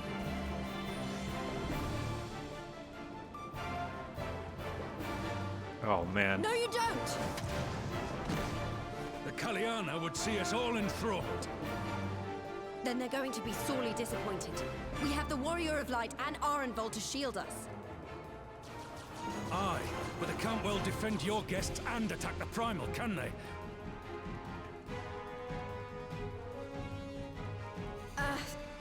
All right, I think I have an idea. Keep these people safe, General. I'll be back as soon as I can.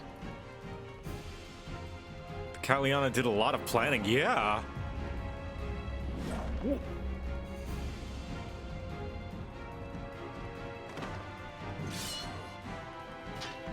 Yeah.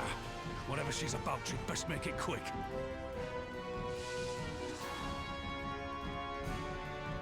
Come then. Who will be next to die on my steel? Better go fast, Lise. And also, this is one of the few instances. Oh, wait, no, shit. Oh, wait, we actually do fight. Oh, it's an instance. Oh, wait, what'd you say? Deflect. Okay, hold on. What'd you say, Arnvald? How we fight her without leaving our...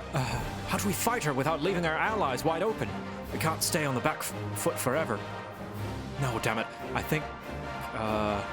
if I think like we've already lost, I have the Warrior of Light at my side. We can do this. Isn't that right, Victor? Use the duty action Deflect to dissipate the ether spheres Lakshmi releases during the battle. Be warned that allowing an ally to be enthralled by an ether sphere will result in failure. Alright. I thought this was just going to be a cutscene fight, like one of the few instances where we don't actually play. But I guess not. Alright, time to... I actually like that this is an instance. Ether sphere, Alright. No, you don't. Nice. They're doing alright.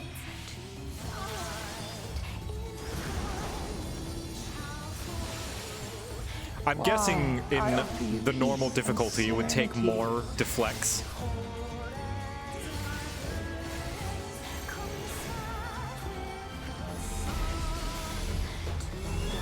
Oh shit. Your range is a bit smaller. Gotcha. How it's probably like that, like Arnvald's. Wow, that's huge. It's fine, I'm the Warrior of Light.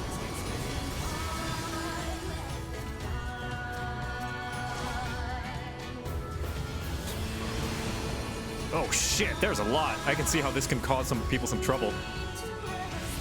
Maybe I shouldn't have done this on normal. Or maybe I should have done this on normal, rather.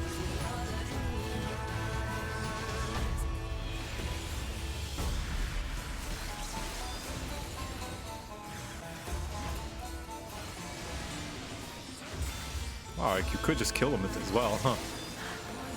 But I'm sure that would take a lot of damage. I shall free you from your hate.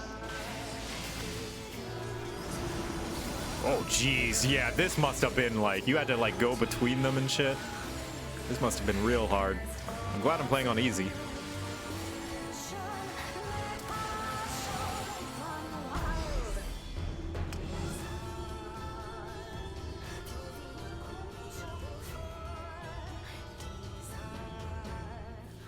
Damn it all! It's only a matter of time before we miss one. Hope you're hurrying up, Lise. No, Alpha, no! Oh, yes!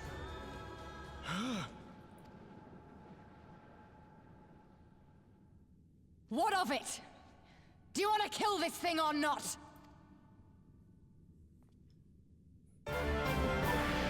Let's fucking go!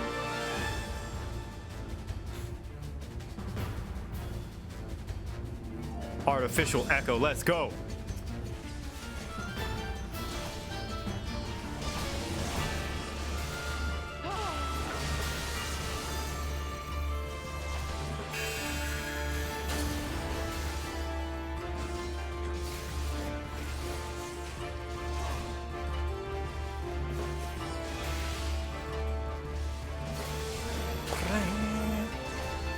See, this is... Well, actually, they all have the echo, so I was gonna say. But there are other instances where characters without the echo do come to stack markers and stuff. Ooh. What are you doing, Raubahn? Oh, that's the move that he used during the melee. Oh, scatter. No, you don't. Ooh. Do I do something? Lise?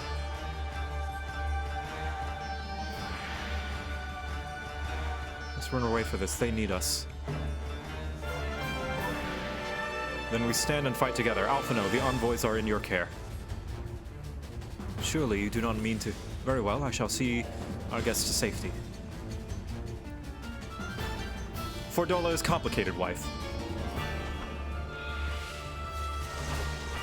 Wow, no fear, huh?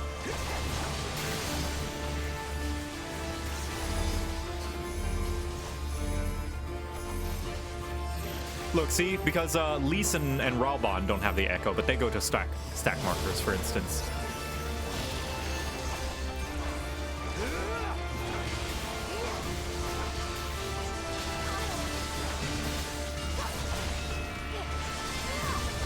Fordola's just said, just all on me. Okay, well, even in the, if not in this instance, there are other instances of characters without the echo knowing to do mechanics.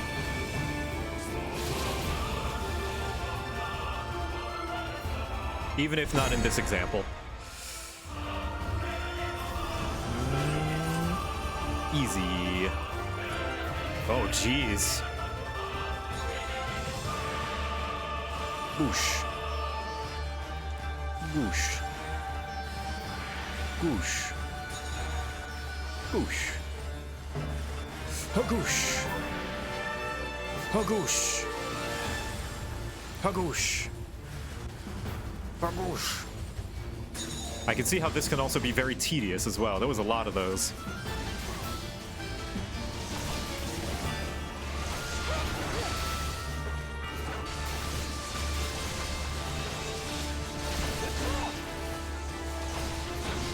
Do not your souls weigh heavy? Oh, there's an enrage. Actually, I want to see this. Thank you, Fordola. Nice. Oh, we can't actually kill her.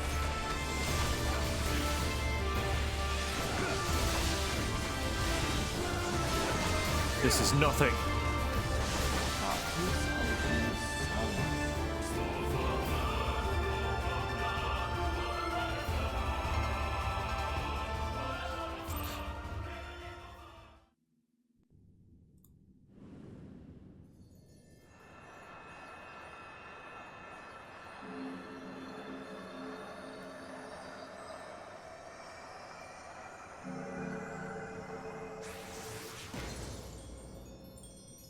And there she goes.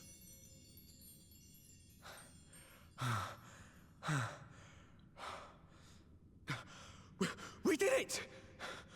We beat her! Nice.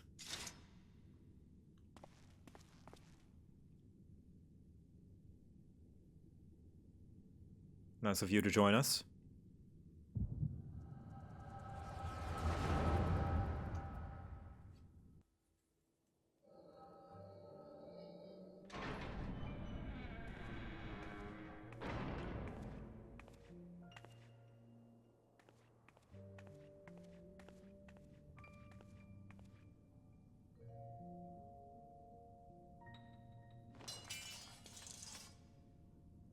Her old sword.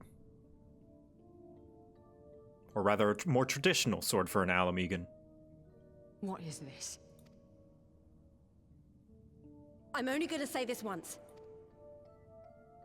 The Ananta just summoned their primal in the throne room. My friends are fighting her, but they need help. They need someone with the echo, and by the gods, I wish I had it, but I don't.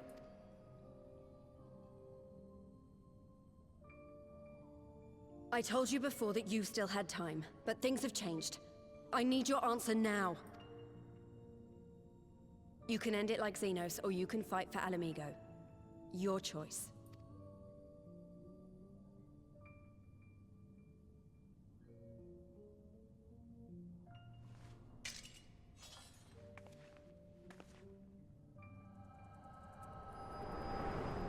Aw, I'm glad she made the right one.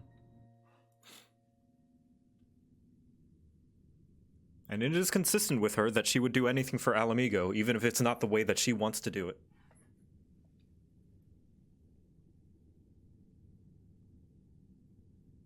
Now, does this redeem Fordola? No, but I don't think it was supposed to.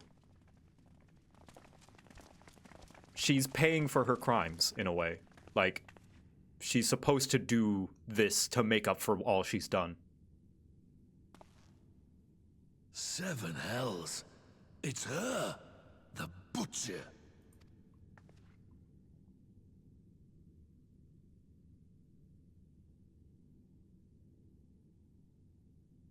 Paying slowly but surely, yes. This is her paying for her crimes.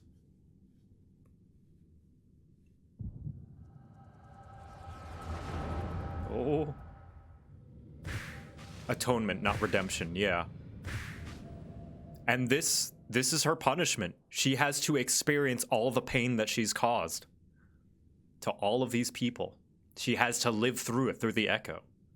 And I think that's poetic justice.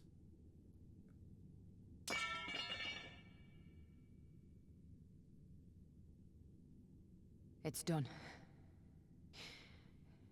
Take me back to my cell.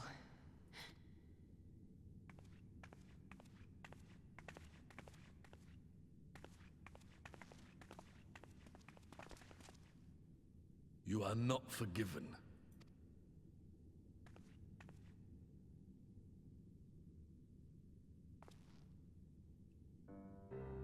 Not you. You I will never forgive.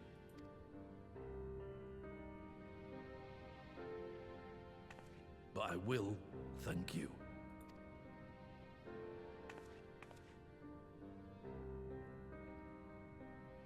For standing against a primal and saving us from servitude. You have my thanks.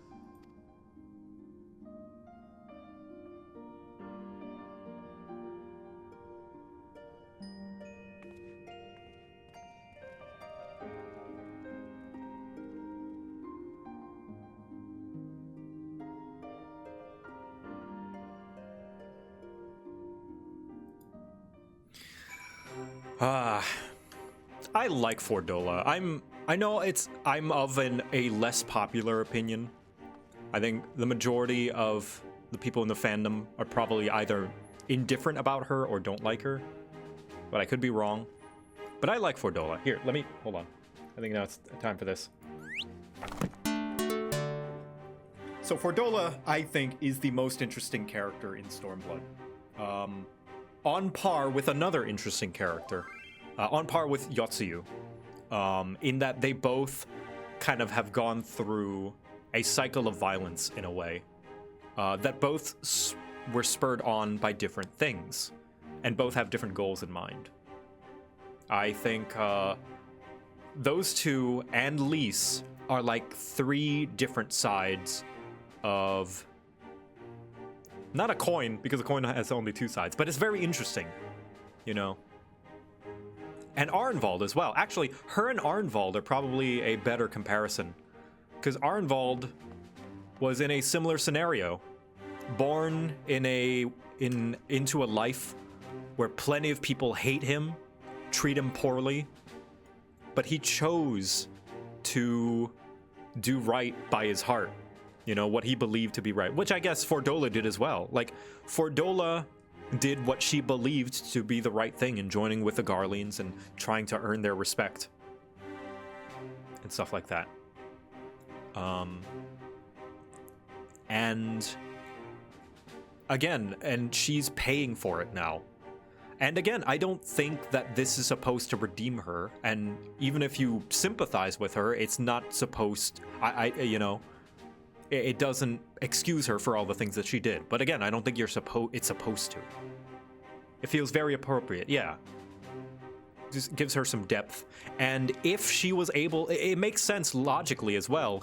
If she was able to do so much, accomplish so much for the Empire, then, you know, keeping around, think of how much she could do for the Alliance. If she could do so much for the Empire, having her pay for her crimes by putting her abilities to helping the Alliance makes sense, right?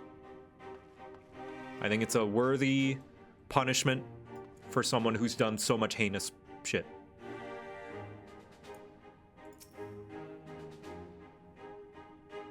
It was less earning respect from the Garlean and more what she needed to do to survive. Yes, well, that's what spurred on her parents, right?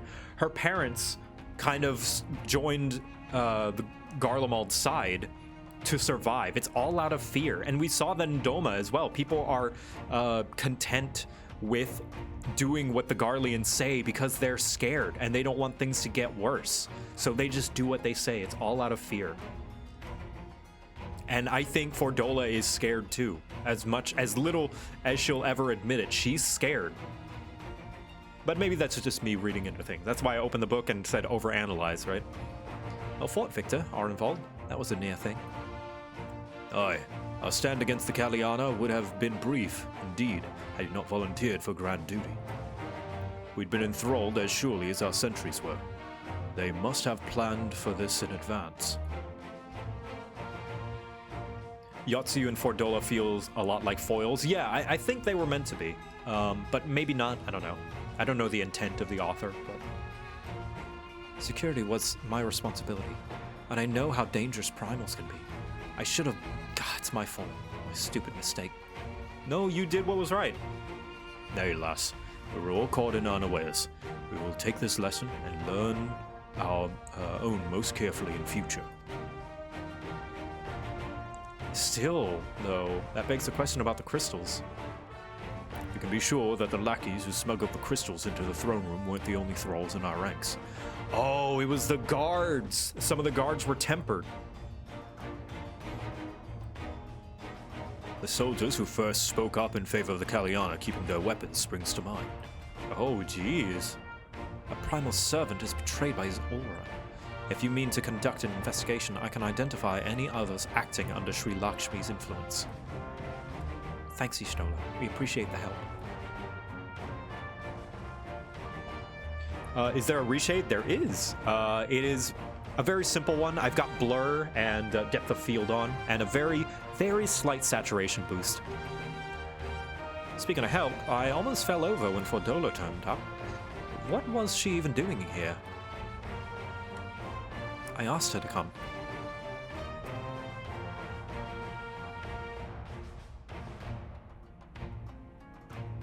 Such a tiny change, looks damn nice. Yeah, so there are like crazy other ones that are like whoa, like all of that, and like I don't know, this one where it's like blah, bright, or like this one that's like saturation, but I like the more subtle ones.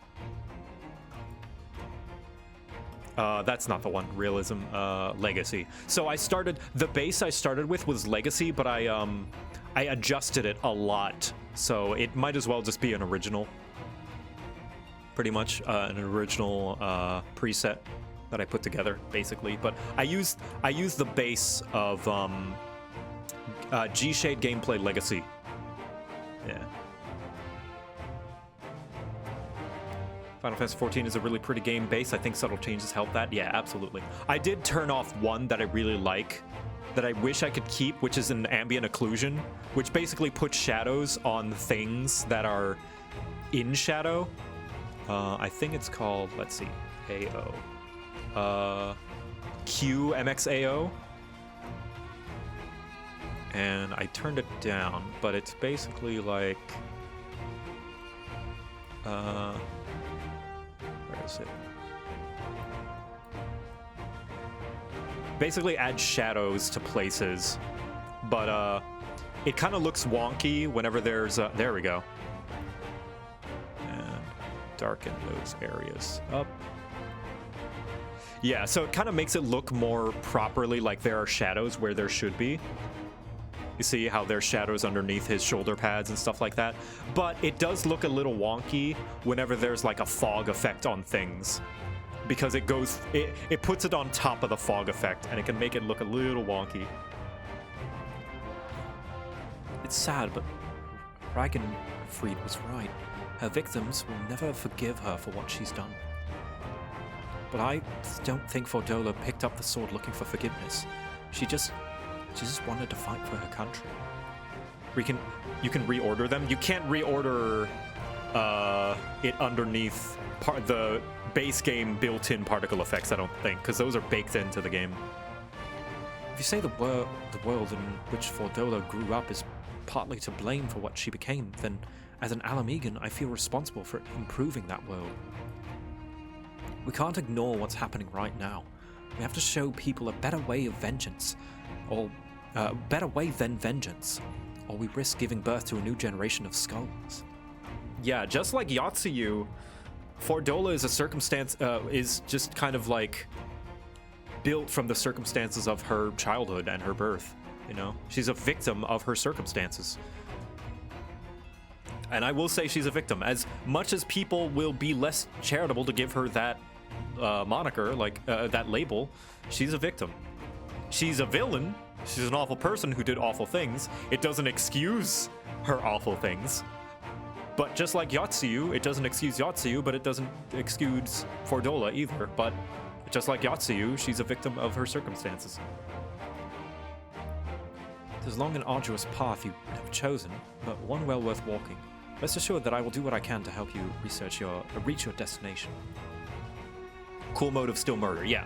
Or in this case, just like with Nidhogg, where it's like, still murder, but cool motive. I get it, you know? I kind of get it. It's like, still murder, but I get it, right? Thank you, Alphino. The first step will be to get our representatives back in the throne. They're a little shaken, but not one of them seemed ready to run. We all determined to finish what we started. I'll see that you're not interrupted, Victor. You and the Scions are to stand down. Get some rest. You've earned it.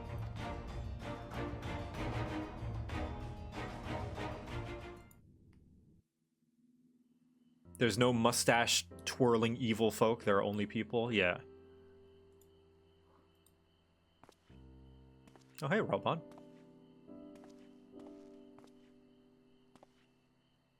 A fine spot to contemplate the heavens. No spoilers in the chat. The meeting is over. The envoys have chosen to instate a government model on Ishgard's House of Commons, a ruling body of representatives elected by the people. Yeah, and then there's Zenos. It's why he feels so out of place and I can't take him seriously. Because the rest of 14's world and characters are so real. One which signals the end of my part in all this. But I've said my piece on Zenos already. But I would gaze upon Girabania's stars one last time before I leave. It's not the worst thing in the world, but it does feel out of place. Alright, I'm done. I'm done. Sorry.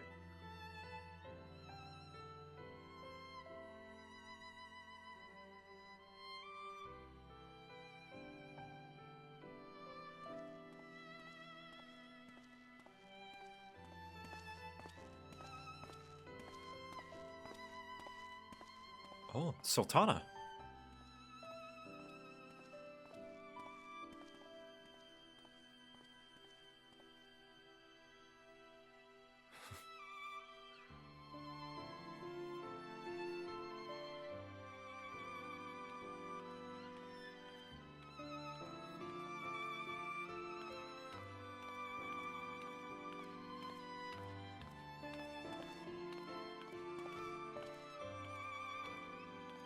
Forget something? Your Grace, there was no word. Surprise!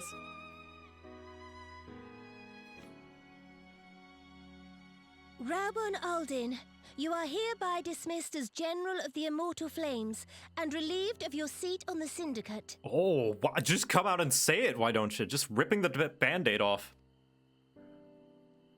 But, Your Grace... Raubahn, you're fired. I am no longer a child. Stay here in your homeland. Work with your brethren. Rebuild Alamigo. You desire to stand alone. I understand, but remember what happened. I remember full well the consequences of my naivety. And thus did I consult at length with a most trusted advisor ere I embarked upon this course. A most trusted advisor? And what of me? Am I no longer deserving of your confidence? Oh, Raubahn. What trust can there be between us when you withhold the truth from me? Did you think me oblivious to the anguish in your eyes when you spoke of returning to Uldar? Aw.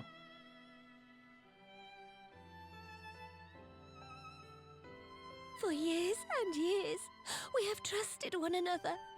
Yet now you refuse to confess your heart's desire? I swore an oath to you that day on the sands. I pledged my sword. And it has served me well.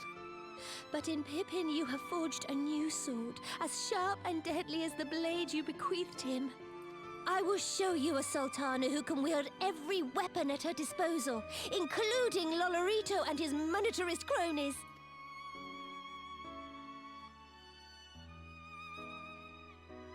So follow your heart, please. You are home. You are free.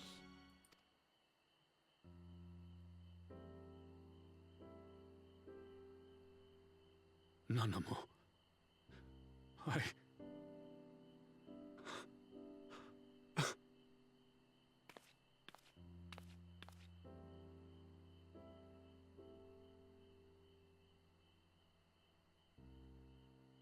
Smile for me, Raubahn. I would have this parting be a joyous one.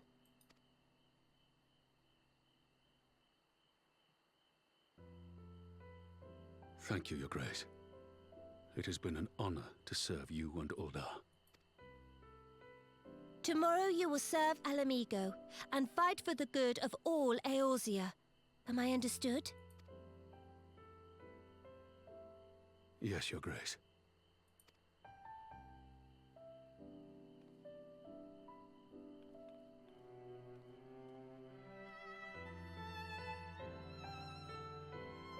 A smile better suits a Raubahn.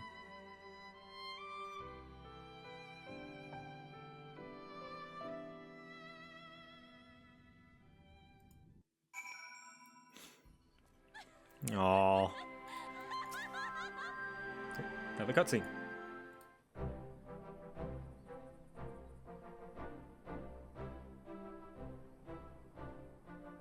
Thanks for shielding us from Lakshmi, you two. If you hadn't been there, the rest of us would be worshipping her by now. You're kind to include me, Lise, but we both know who did most of the work. I could scarce keep track of the battle, let alone land a telling blow. You're too modest. No shame in admitting it. The Warrior of Light has put far better men than me in the shade. No need to put yourself in the shade. Come on, step out to the light.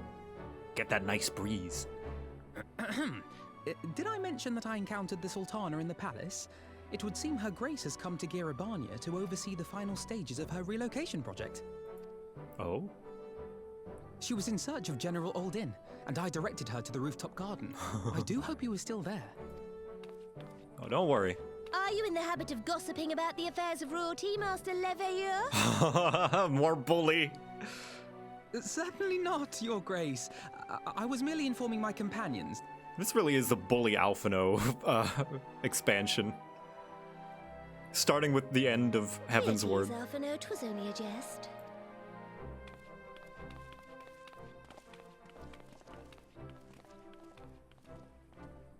Yeah, Alphino sounds normal. It was just that one, like, segment of the beginning of Stormblood and, like, Doma where he sounded weird. He has an important announcement to make.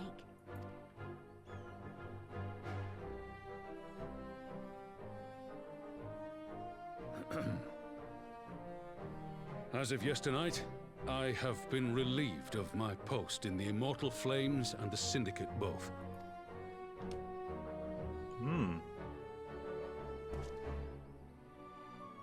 I shall be assuming my father's duties. And may I say that Tizona has never felt heavier upon my back.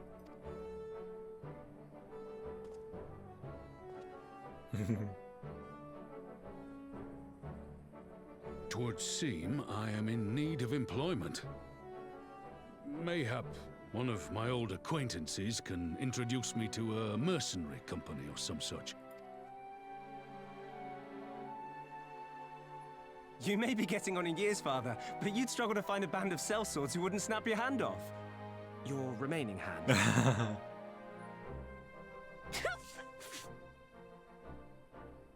Yes, the bull of Alamigo need not be put out to pasture just yet.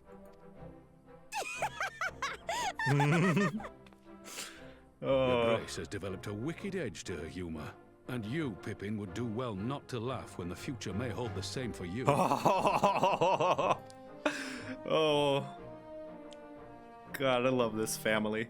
So, does this mean you're staying? Aye. That seems to be the way of it. I would be glad to aid you in rebuilding our nation, if you'll have me. If, he says. Welcome home, Raubahn.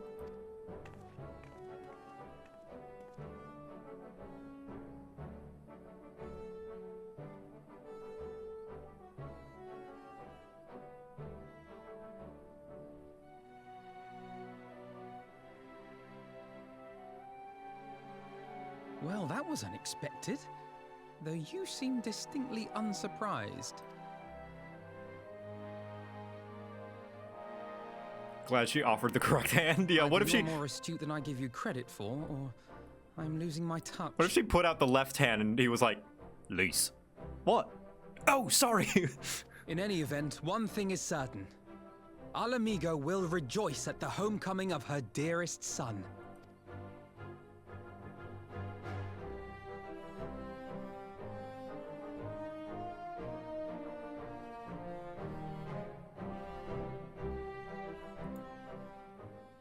All right. I think it's about time I head back to Rolga's Reach. What's next for all of you? Alize will be eager to hear of events, so I shall join you if there are no objections. Can you show settings for the shader one more time? Yeah, of course. Here. So here are the settings, and you can go through the VOD and stuff. Ooh, hold on. Upon completion of this quest, you will be able to access the palace's rooftop gardens by speaking to... Oh, nice! So yeah, here's the settings. I have Clarity 2 FX. And if you need to see this again, you can just like watch the VOD, I guess, through. I have HDR FX, and this is a very slight contrast thing. Keep UI, make sure that Keep UI is at the very, very top. This makes sure that the UI stays basically working properly while you have all these extra shaders going on. Quint depth of field. This is the depth of field effect, how you can see things blurred far away. I have special anti-aliasing, FXAA. Very slightly make things a little bit smoother. 14 doesn't have very good AA. And yeah. Couldn't you upload settings and place them under chat command? I guess I could. I could make one. And Magic Bloom, there we go. Magic Bloom as well. It's the very slight bloom that you see. Brightens the colors of things and makes it kind of shiny and stuff. Just dump the INI in a paste bin or something. I could. Now, keep in mind, here's one thing. UI restore. This needs to be at the bottom, because otherwise, if depth of field is above it, then, or rather, if depth of field is below it, then it starts to blur the UI as well. So you can click and drag to change the order. Make sure FF UI Restore is at the very bottom. It's basically doing this after everything, and it's making sure that all the UI is still working. That is very, very important to do.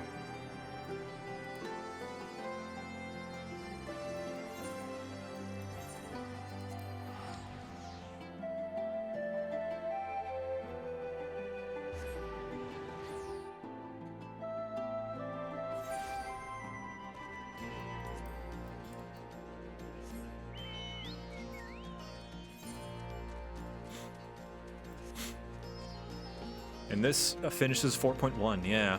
I think maybe that's part of the reason why patch quests feel so much better paced, is because there are big moments that happen more frequently in patch quests sometimes.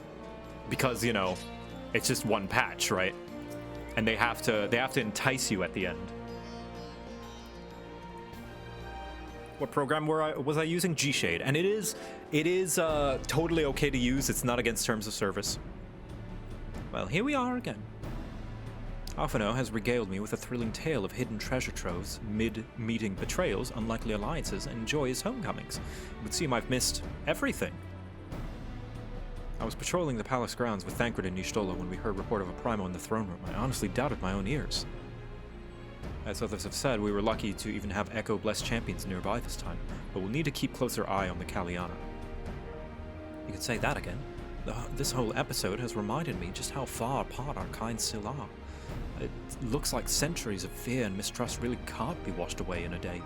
But someone has to make an effort at reconciliation in these conflicts, if these conflicts are ever going to end. Naturally, a lot of people are crying out for vengeance, but I've been doing my best to calm things down. Violent reprisals will only lead to more summonings. Indeed, violence will ever beget violence, as the Empire has learned to its cost in recent times. In any case, summoning Lakshmi was the Broodmother's doing, and whoever replaces her might not be so keen on the idea. We'll just have to watch and wait. Which isn't to say we won't be putting the safety of our allies in the Vera and M tribe first. I plan on having resistance scouts keep track of the Kaliana's movements at all times. My parents will be relieved to hear that. What are your plans for the rest of the resistance army out of interest? Are we prepared for Imperial counterattacks? That would be a question for the resistance newest recruits, a military commando with far more experience than me. What? The Bull of Alamigo? We call it an army, but the resistance is really a collection of smaller independent groups. And when Conrad passed his command to me, that authority only extended to the freedom fighters based in Rolga's Reach. He just happened to be serving in the resistance spokesman at the time, and needed someone to take over the role while everything was in disarray. But that time has passed. When I speak of the other leaders about reforming the army under the new government, I'll be nominating Raubahn as the overall commander of our forces. He has more experience than the rest of us put together, and we stand to learn a lot from him. Indeed, he is, in all respects, the ideal choice. Assuming he accepts the post, Alamigo will have added a formidable weapon to its arsenal. And given the progress of Nanamo's resettlement initiative, I see great cause for hope. The seeds which we so carefully sowed has begun to quicken, my friends. I like that. We tend to our promises and watch Alamigo bloom. Hell yeah.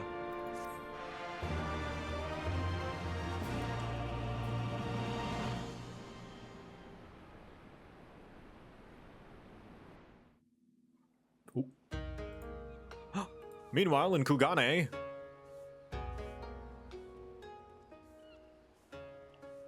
I do give thanks to the kami that my makeshift raft withstood the fury of the seas.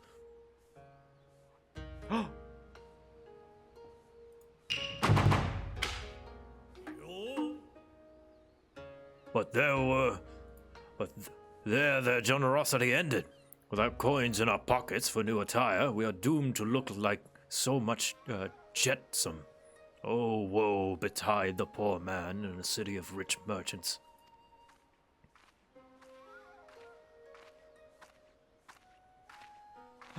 Dango. These dango are delicious. Will you have one? More sweetbreads? I surrender my blade to secure what few coins we have.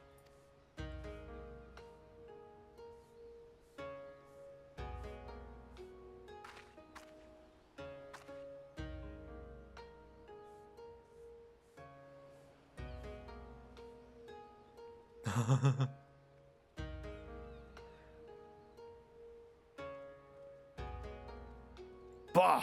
'Tis like talking to a child. Why fate saddled me with this burden I shall never know, but I am alive, and I must return to my master's side. Oh, my big hands. Come, Tsuyu. We shall find a ship to carry us across the Ruby Sea.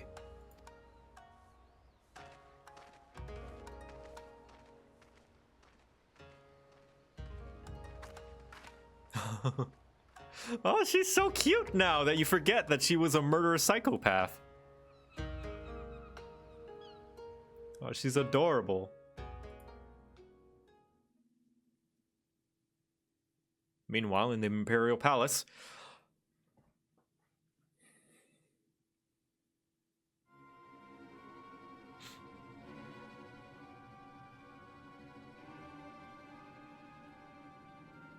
Have you read the reports? First Doma, then Alamigo, and Lord Zenos put to the sword. do not believe everything you read. I hear the Viceroy was merely wounded, and that he has already returned to the capital. Naturally, the savages beat their chest and boast loudly of taking his head regardless. Nay, Lord Zenos lives?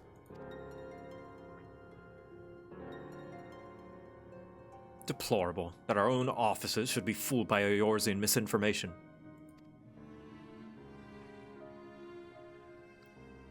Small wonder that the provinces have begun rising up in rebellion. We must prepare an official and, above all, accurate announcement to quell these pernicious rumors. Garlemald said fake news, yeah. They would wage war with empty words. Let them produce the Viceroy's remains, then. We shall soon put the lie to their claims.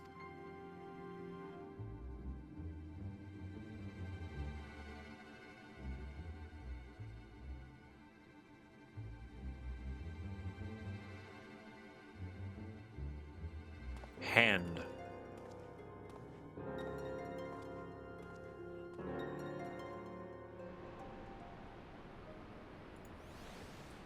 All right, and that is the end of 4.1. I'm going to take a little bio break and grab a snack. I will be right back, and we will begin 4.2.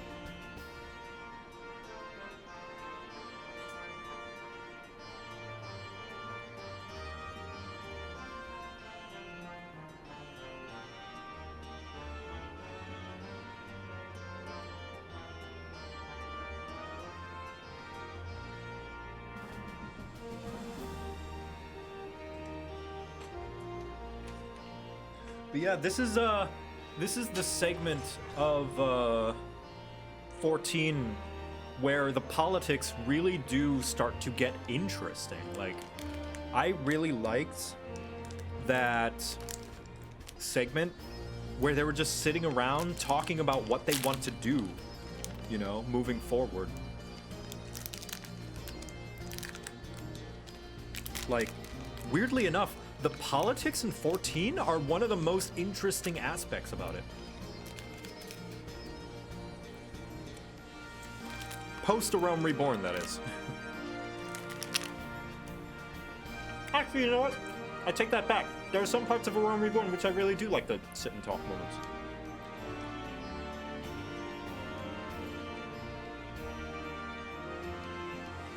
What snack did I get? I got some Nature Valley granola bars. Oats and honey and peanut butter.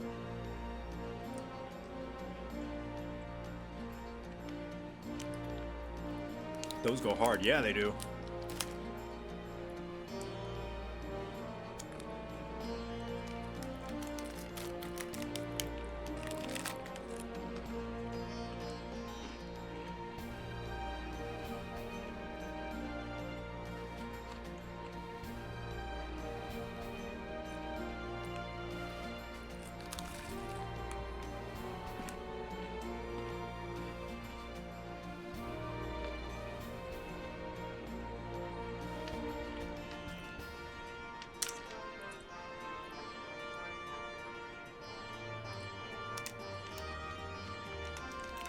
I always get the maple syrup flavor. There's a maple syrup flavor?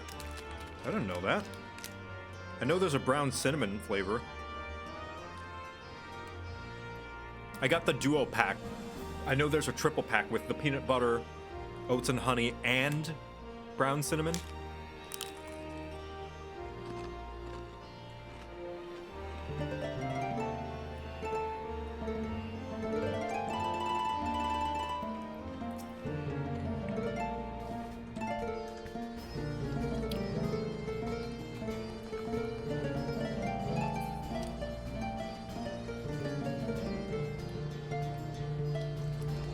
Hey, it's two-time Glamour Contest winner Annabelle's.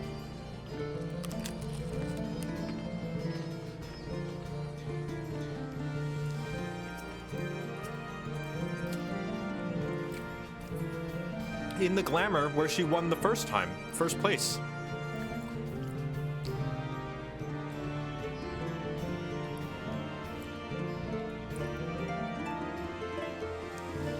Company hat.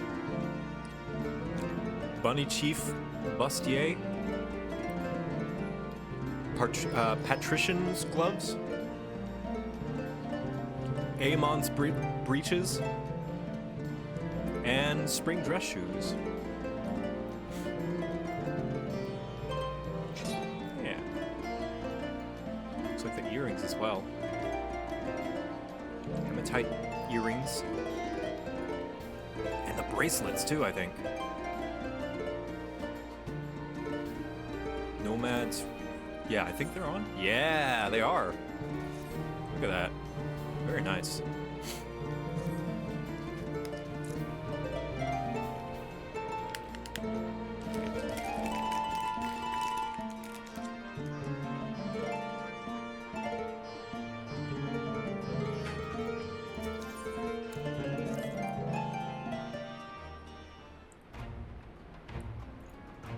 Victor, great timing. I was just about to send word to the Scions. I've got lots to tell you. The Council has officially recognized the Resistance as a standing army. And I expect you can guess who's been appointed commander. Suffice to say, we're in good hands. Having the Bull of Alamigo at the helm done wonders for morale. People were dancing in the streets when the announcement was made. And we have you and the Sultana to thank for it. If you two hadn't worked out your magic, we'd never have contemplated following this hard. The Council has decreed that we were to maintain a presence at Rogger's Reach. Lise will continue to lead our forces into the fringes. A job she's been doing tirelessly, a bit too tirelessly, some might say. We're constantly having to remind her to rest before she falls over. That's an exaggeration. I always get up again. Anyway, we can hardly afford to lower our guard now. Not after our latest brush with Lakshmi. Speaking of which, we've been keeping a close eye on the Kalyana, and it looks like they've chosen a new leader. It's Shanti's daughter. You know, the half-dead one. For whatever reason, the Kalyana thought she the best candidate, which makes them leaderless, basically. As things stand, there's no prospects of engaging in talks, let alone coming to an understanding. But I won't let that stop me. I'll keep on reaching out to them until they finally see sense. Just like I've been reaching out to Fordola. She still won't meet my gaze, but she's given up trying to ignore me. It may only be the odd grunt, but at least she's responding. I'll get through to her yet. Yeah. Victor, there you are.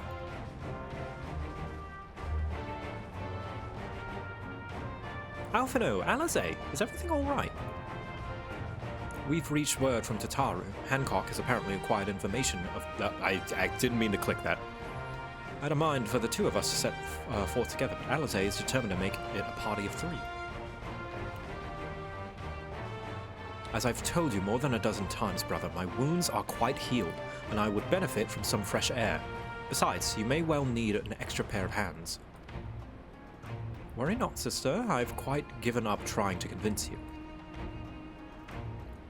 Whether we be 2 or 3, we should depart as soon as possible. You will be joining us, I trust. I was about to say I'd come too, but I'll just have to settle for cheering you on from afar. Good luck with whatever it turns out to be. Thank you, Lise. Rest assured, should this business prove to be even tangentially concern to Alamigo, we shall inform you without delay. Let us be off then. Hancock and Tataru await us at the Ruby Bazaar offices. Back to Kugane.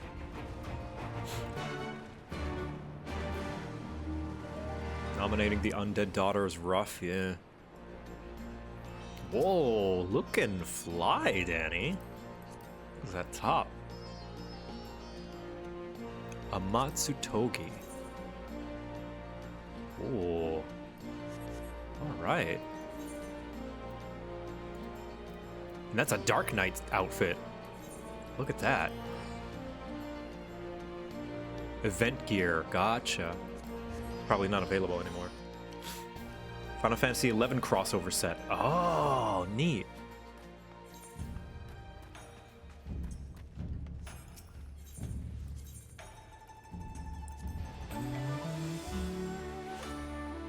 It really looks nice and Twitch is not doing it justice. Absolutely, yeah. I mean, any gameplay and graphics and stuff does not, like, whenever you watch it through a compressed video feed, does not do it justice. Like, whatever compression you guys are seeing on the other end of Twitch is definitely not going to be able to... Ooh, Raubahn! Blah, blah, blah.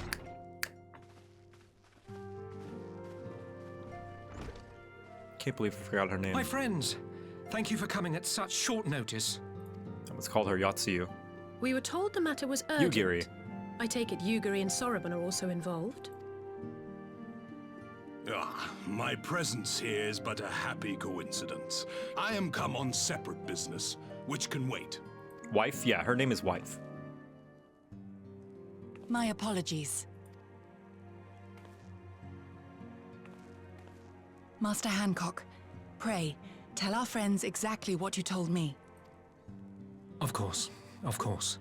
FF11 is still going. I would like to try out FF11 one day. I hear it's tedious and grindy, but I would like to try it out for the experience, see what it's like. I probably wouldn't play it, like, regularly. I don't know, maybe try it out. Some few days ago, a large detachment of soldiers was seen arriving at the Garlean embassy. This seemed to me most unusual, as no personages of note are due to visit for a matter of months. So, I made a few inquiries, whereupon I learned of a most curious rumor. Apparently, the soldiers were dispatched to Kugane to investigate recent sightings of a certain individual. The UI is horrible. Yeah, so I've heard that it's built for a controller for the PS2, because it was a PS2 game. Fun fact.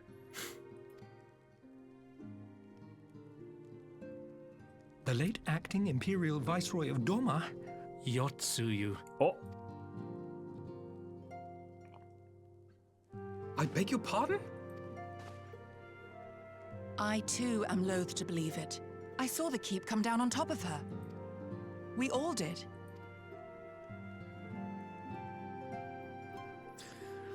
So, I would not presume to question your eyewitness accounts, nor am I one to take rumors at face value. The fact is, the Garleans have no knowledge of what took place at Doma Castle. They may well be chasing after a woman who merely resembles Yotsuyu. Alright, so I'm in two minds about this. Not just here, and I know they set it up at way back at Doma Castle when they said they couldn't find a body. But it still feels a little cheap when they have a heartfelt goodbye and self-sacrifice only to immediately be like, oh, maybe he's still alive, you know? Like, which I understand for the characters, it's that denial thing. But that said, as long as what comes from it is worth it and good, which is going to be subjective, then I don't have that much of a problem with it. If I remember correctly, I don't think I did have a problem with it, because what came after was good and decent and, in my opinion, pretty worth. But yeah, it's still a little messy. But yeah, I would prefer that we not do that in order to achieve those moments. But it is what it is, and what they're able to do it, I guess we'll see. But a woman who resembles Yotsuyu in the company of a grizzled Rogadan samurai? I dare say that thickens the plot. At the very least, it's not an ass pull like a lot of other, like, they weren't actually dead kind of things, because they did bring it up immediately after the fact that it's like, we couldn't find a body, you know? So at least it was put ahead of time that it's like, maybe they're out there somewhere. Still feels a little cheap, but it's not the worst thing in the world. Gosetsu! He's alive! While I've no conclusive proof, I thought that such a possibility warranted your attention. Have you informed Lord Hien? Well, I think we'd all like to believe the old bear survived. Yeah, it's not like they brought back Teleji. Now that's where I would draw the line. If they somehow brought back Teleji as like a cyborg Allegan monstrosity, I would be like, come on. Indeed. While I dare not give myself wholly to hope, I will not deny that I have prayed for such a miracle ever since that fateful day. But regardless of my personal feelings, if the Empire has seen fit to pursue these rumors so vigorously, we can scarce afford to ignore them. I am bound by duty to ascertain the truth of the matter. Will you join me in this quest? Absolutely. I'm not sure what I'd do if I saw Yotsuyu again. No, we'll find Gosetsu. We will find Gosetsu. Thank you. If Gosetsu yet lives, he will need our help if he is to avoid capture. Gosetsu is a dear friend, and we cannot abandon him to the mercy of the Empire. Our course is clear. Why do Asians only possess Hyur? I don't know. I think... it's hard to say anything without spoilers, but there's no spoiler direct answer to it either, but there are spoiler theories.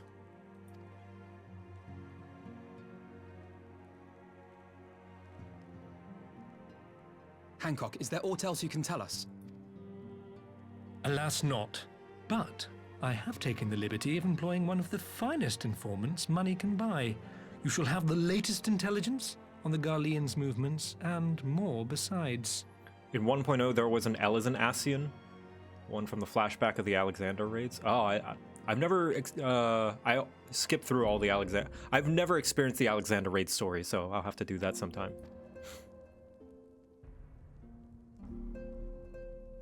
Yeah, Garleans are not Hyurs. Garleans are their own race of people. The informant awaits your pleasure in the back streets of Sanjo Hanamachi. From its shining facade to its dark underbelly, few know Kugane as intimately as he. One of the finest informants money can buy. Why do I have a bad feeling about this? Permit me to assist you in your quest, my friend. The sooner your business is concluded, the sooner we may speak of mine. Should your search take you away from Kugane, my boat is at your disposal. I shall see that she is ready to set sail. I'll give Raubahn a hand. If he's providing us a ship, the least we can do is supply the provisions. We'll be at the pier if you need us. A welcome offer and an excellent plan. Without further ado then, let's find this informant.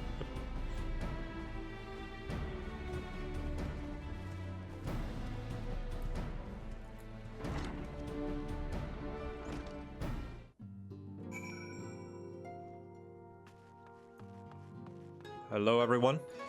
Thank you for the patient waiting.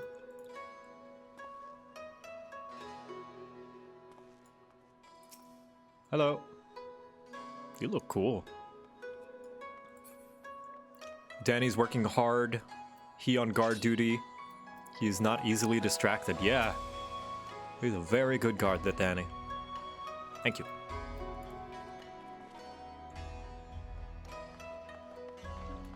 Let's see. Rakuza district. I wonder if that bears any relation to the Yakuza district. Not that Yakuza get their own district, but you know, they did mention Underbelly. So I guess this is kind of like the red light district. Wait, was Lulu there? Did I miss them?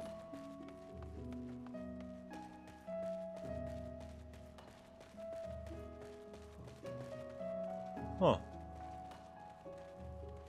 Oh, wait, no, Lulu's in the chat. Can't look at Estinian the same way anymore without hearing Estinia! What? What do you mean? It's just...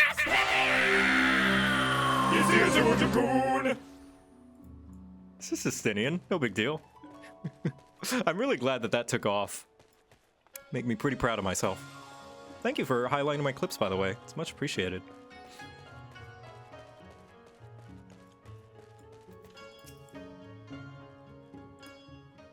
And thanks for stopping by. This should be the place. Now we wait and see who comes. How many of those do I have? Let's see. Actually, let's go through them. I have the come button. I have what? Which I've only used like once in Heaven's Word. I've got Yotsuyu's song. Please don't judge, but I'm in love with a tyrant. I've got the Culture Shock, which I only used when Gaijin was on the show. And that's a culture shock. But I realized that him giving trivia was just taking way too much time, and if I want to make time, I'm sorry. I wish I could have Gaijin on for longer, but yeah. I've got Women when I had Max Poetic on the show. Women. I have the wife button, which has received a lot of usage in Stormblood because there's just so many wonderful wife material. Wife. I've got Estinian. And a new one. The newest one. Two of the newest ones are, you will see one of them. But the other one, whenever I spend a long time talking about the story and like really overanalyzing it like some kind of English major. Call it, it's time for JoCat to overanalyze the story. And I animated that. I'm pretty proud of that book animation. Yeah. Oh yeah, Nidhogg. What happened to Nidhogg? Do I still have Nidhogg? Let's see. Add existing. Yeah, Nidhogg was a thing. Nidhogg! Yeah. But Nidhogg's dead now, so we're not gonna need it. Oh yeah, and there was the alternative thing. There were two alternatives to Estinian, where it's like Estinia. Oh, that's not good. When he turned into Nidhogg, and then there was the one that was like Estinian. Wait, that's not Estinian anymore. Nidhogg. That one. That one was a lot of fun to make. It has been a while, my friends. Yes, a long while indeed.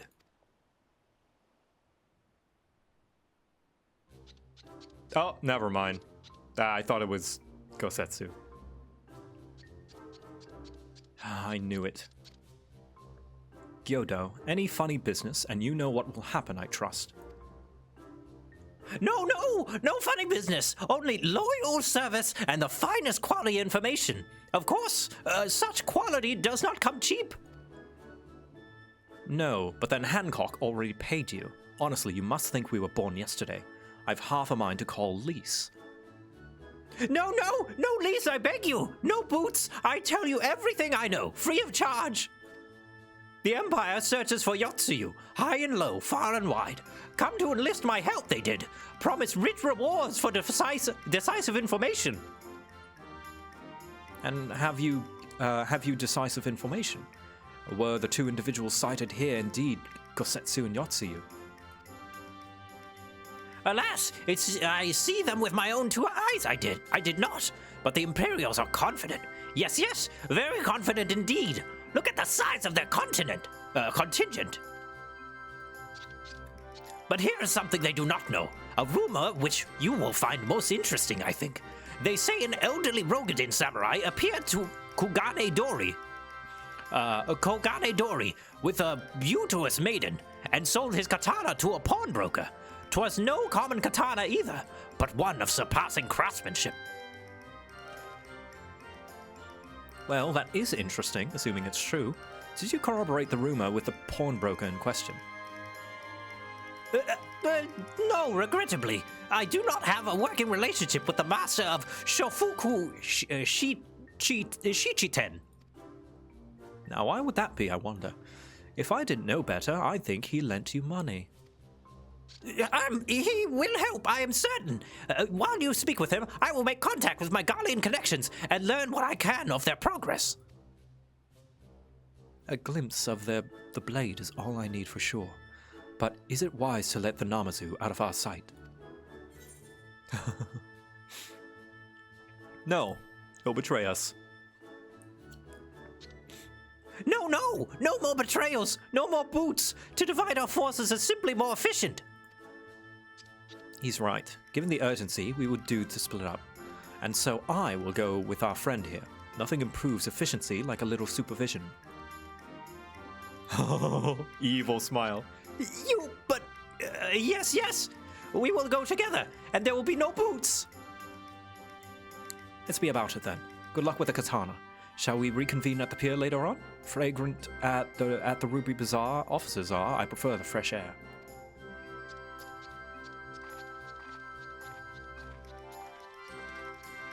I believe Alizé has her task well in mind. Shall we seek out the pawnbroker?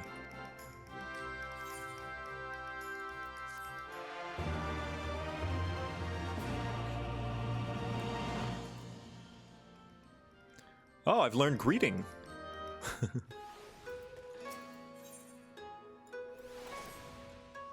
Everything in order, then we should proceed. Yep. Hello. Ba-da-dang.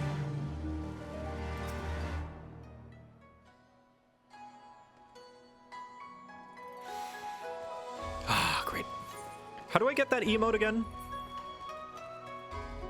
Is that /scheme or something?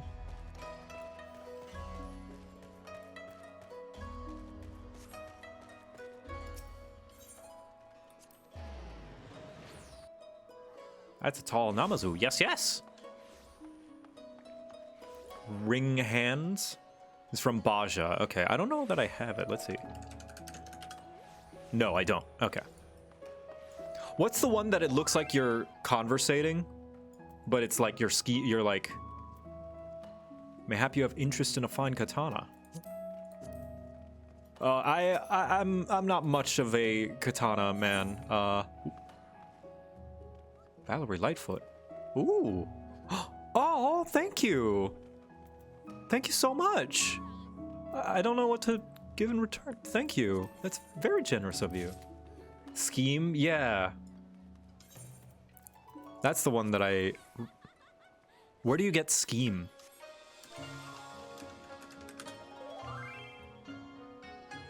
Mayhap a sandwich? Sure. I'll take a sandwich. Eureka? Oh, I gotta spend, like... I'm probably gonna do a Eureka stream one day.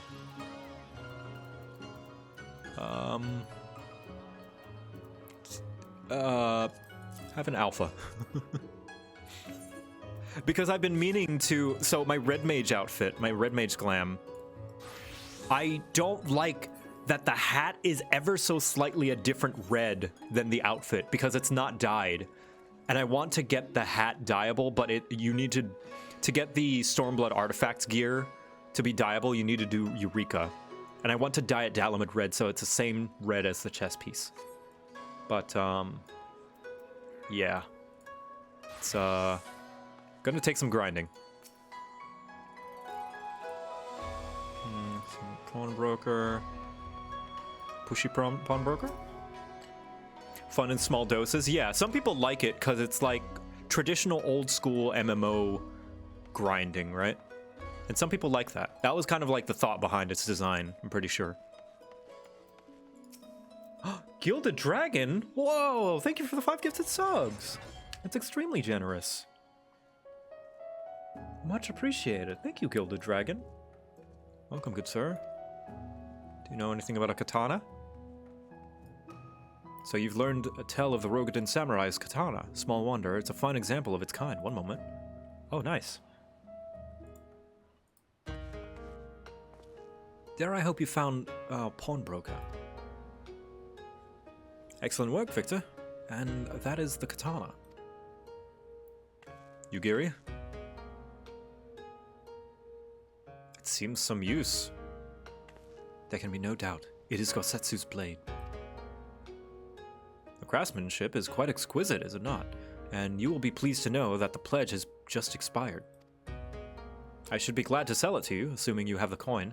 This is no ordinary weapon, you understand, and it's priced accordingly. But if you are serious, I suggest you act quickly, as several noted collectors have already expressed an interest. The blade represents a conclusive proof of Gosetsu's survival. I suppose this could be considered a necessary cost in securing his safe return. Yet it is not a decision I make alone, least of all when our nation has scarce begun to rebuild. I'll pay for it. Nay, my friend. Grateful though I am for the offer, I cannot ask you this of you. It is enough to know that Gosetsu is alive and well. Please, I could make it up with just a few dances. I mean, hard work at the mining. Yugiri, wait. The Scions will buy the katana. Pray consider it a gift. Master Alphino, your kindness is touching, truly. Yet, in matter of coin, would Mistress Tataru not expect to be consulted? Come now. Our friend would never have relinquished his blade were the need not great. And are we not bound by honor to help a friend in need? I say we are, and I'm sure Tataru will wholeheartedly agree.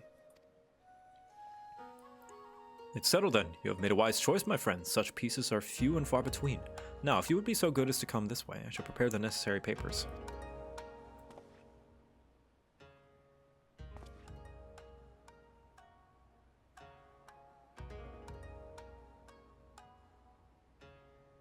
May I ask, sir, after visiting your establishment, did you perchance know where the old samurai went? He is our friend, and we will return him his weapon. Friend of yours, you see? I see. Well then, I suppose there can be no harm in telling you. No sooner had I provided him with the request sum, his pretty young companion began clamoring for dango. I duly recommend those served at the Umineko tea house, and thither did they set off. Clamoring for dango? Can these truly be the same people? It makes no sense. Some manner of code, perhaps, but it avails us not to speculate. Let us go to the tea house and see if we can pick up their trail.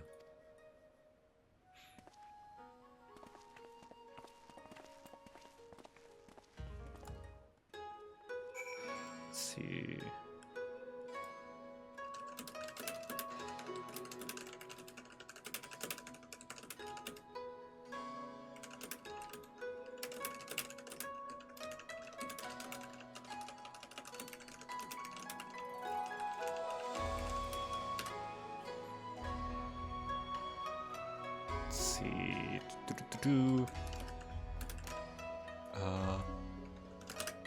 Just checking, because I have D&D today, and just making sure what time it's supposed to be.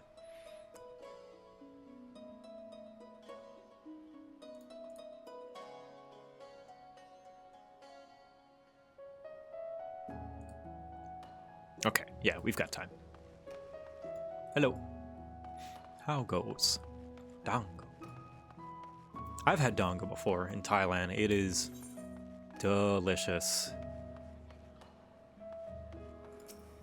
God, I want some dango. Maybe I could get some imported. Seems like one of those roadblock quests that send you somewhere else to grind and introduce a mechanic before you pay it off. Yes, all of those things, except for the grind part. It's filler, but, you know, it's roleplay filler, I guess.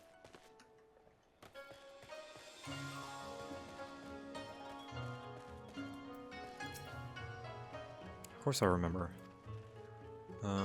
Planning our way across the Ruby Sea. So Gosetsu makes for Doma.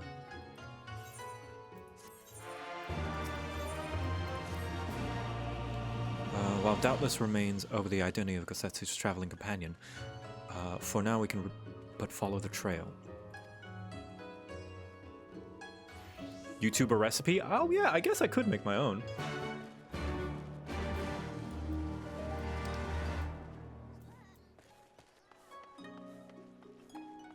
I've heard someone give an analogy of how WoW quests are compared to Final Fantasy, and apparently what it's like is like imagine instead of just having a few dialogue quests to get like a boat to go to Kugane. Instead, you met with the pirates, and you would have to grind reputation with them for 3 months before they trusted you enough to lend you a boat to get to Kugane. That's how I've heard it's been told to me.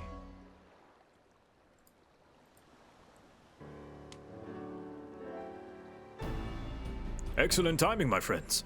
Mr. Salazar arrived mere moments ago.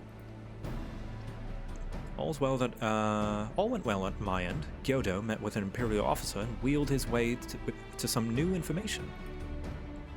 It seems the troops who recently arrived in Kugane came directly from Golemald. The Imperial base here have been kept in the dark. And that's not all. A contingent of the aforementioned troops are preparing for deployment to the Ruby Sea. If I didn't know better, I'd say they just picked up Gosetsu's trail. Then your information matches ours. We are quite certain that Gosetsu seeks to cross the mainland. That sounds gross. Apparently, people say it's accurate. They don't time-gate the story because nobody wants to play the story. The story's more like go to a spot, do 4 to 5 quests that are quite similar to Beast Tribe quests, and then go to the next spot and do some vague, with some vague reason as to why you go there. Ugh. Imagine the quests becoming Beast Tribe quests. Oof. But the story's literally time-gated, I guess. I don't know who to believe. Did I hear that right?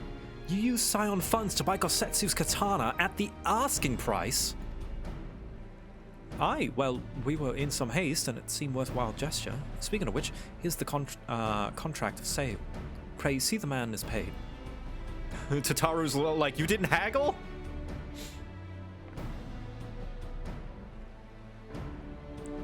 Thol's beard. You agreed to this? Give me strength. Well, it's not like the search can wait. You'd best be on your way.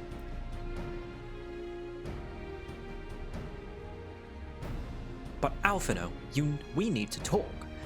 I want you to come straight to the offices as soon as you get back. Promise me. Oh, very well. I shall call upon you as soon as I return. Oh, Alphino has no idea the dressing down he's about to get. First, let us go to the Ruby Price. If Gosetsu has already set sail, the sentries there are sure to have seen him.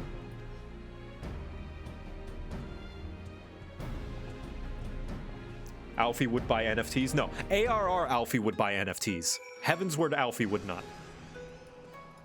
Oh, an instance. Oh, he has no idea. Tataru seemed rather vexed, does she not? Ever the melodramatic, I am sure our finances can stretch to a single sword. Remind me to explain the value of such gestures when we next see her. But I digress. We have work to do. Oh, he has no idea. Wait, is this the cutscene? Is this the... No, probably not. Because I would like to see that cutscene at daytime, because it's worth seeing in daytime.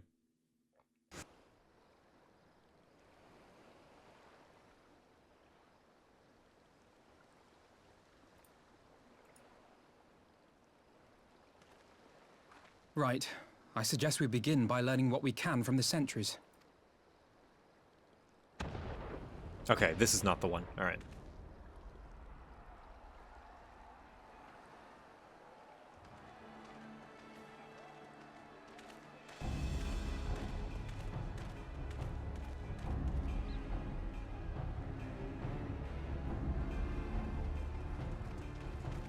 What's going on out there? Travelers, are you? You may wish to postpone your plans.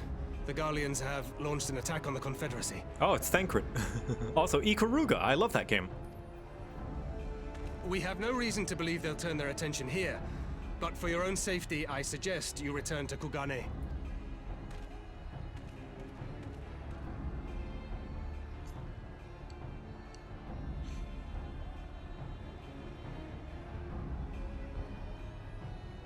Yeah, that's Thancred's VA. Oh, shit. What's the Garleans doing here? The Garleans bear no love for the Confederacy, but with Doma lost to them, why would they attack? Unless Yotsuyu is on that island. Oh, this is the cutscene, I Even think. if she isn't, our allies are under attack and they need our help. We will help them while you remain with Soroban. Arguing will only delay us. Is that clear? Fine, but you haven't heard the last of this. Soroban, we may need to make a swift exit. See that the boat is ready to sail at a moment's notice. It shall be done. Oh well.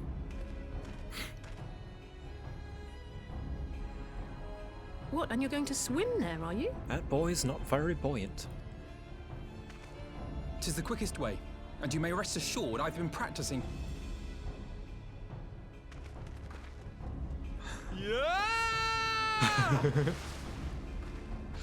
Oh my gosh, I love Alpha now. Come.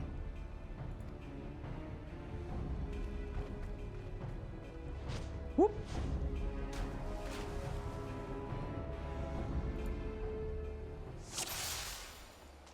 How you doing, Alphino?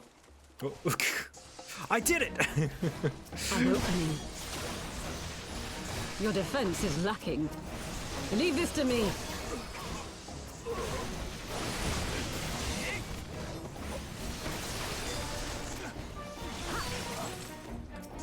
All right. Whoa! Did you see how fast she did those mudras? Yugiri is not constrained by normal ninja cooldowns. It wasn't like gang gang gang like the normal. She was like gang gang gang. It's like fucking jeez, calm down, Yugiri.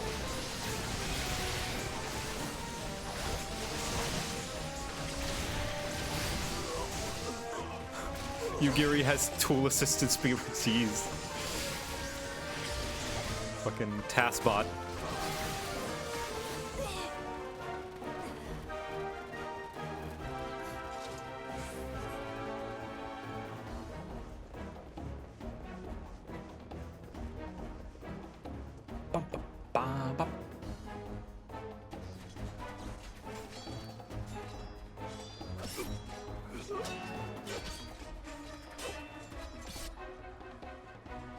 Oh, there he is.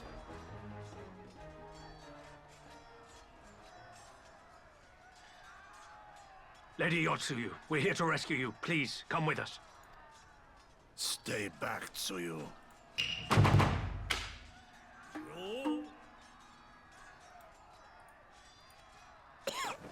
Oh. He's a little sick, too. Are you all right? Is he all right? Gosetsu!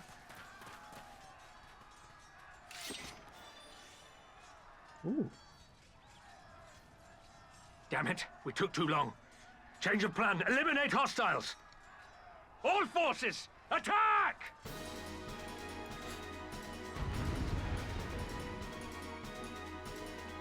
How the guard asks. No, the guard is confused as to why she's worried about him.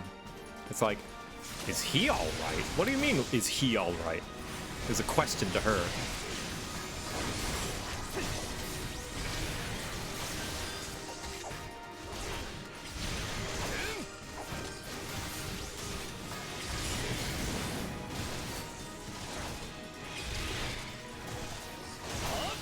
Yeah, the guard wasn't saying, oh gosh, is he all right?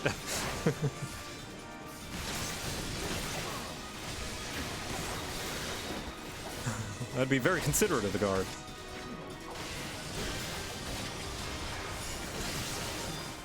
Damn, fastest Raiton in the West.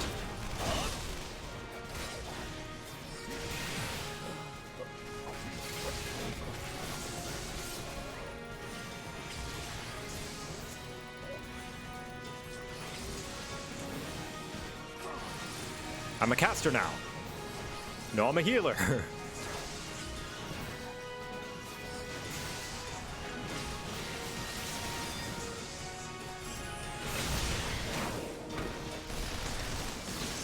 Or in the east, that is true. Yeah, OGCD mudras.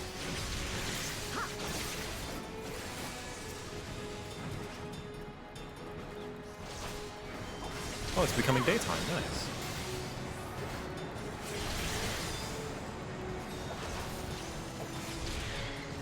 When roll is more of a suggestion, really, especially in Endwalker. Endwalker Paladin is straight up a healer.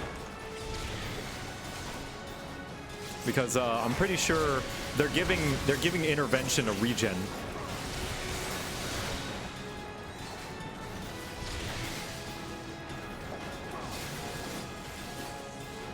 The art of my forebears.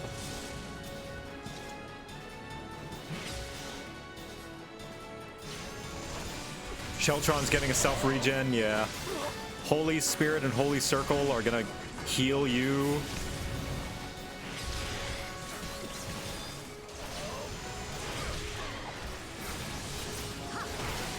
I wanted that for Paladin from the get-go, yeah.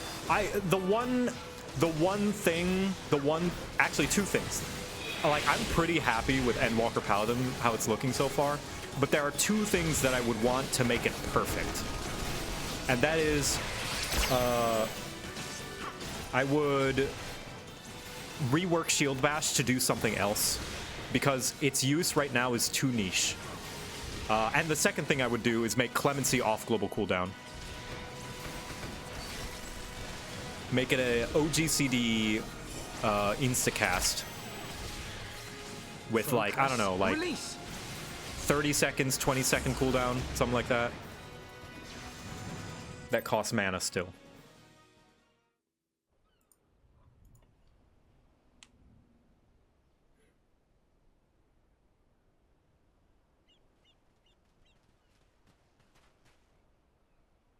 Gosetsu, thank the heavens. If I got those two things, Paladin would be perfect. My friends, the Kami were kind to guide your steps this way. It's over. The Imperials are retreating. I suppose we have you to thank for that. But they would never have come here were it not for her.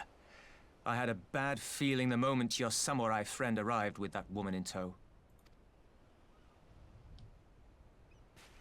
Oh no, but she's so cute. Do not be afraid, Tsuyu. These people are my friends. Friends.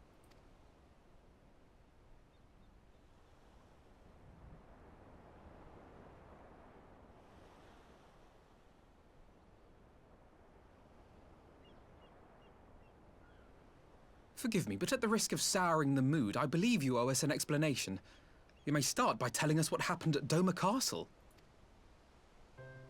Of course. I'll not begrudge you that. As you know, we were trapped inside the keep when it collapsed. But even as the roof crumbled above us, so too did the floor below. We were swept out into the One River, where we would surely have drowned had a stout wooden door not chanced to float by, offering us a raft of sorts. Exhausted, we drifted out to sea, at the mercy of the tides, which saw fit to dispense us on a desert island. She was with you the entire time? Aye.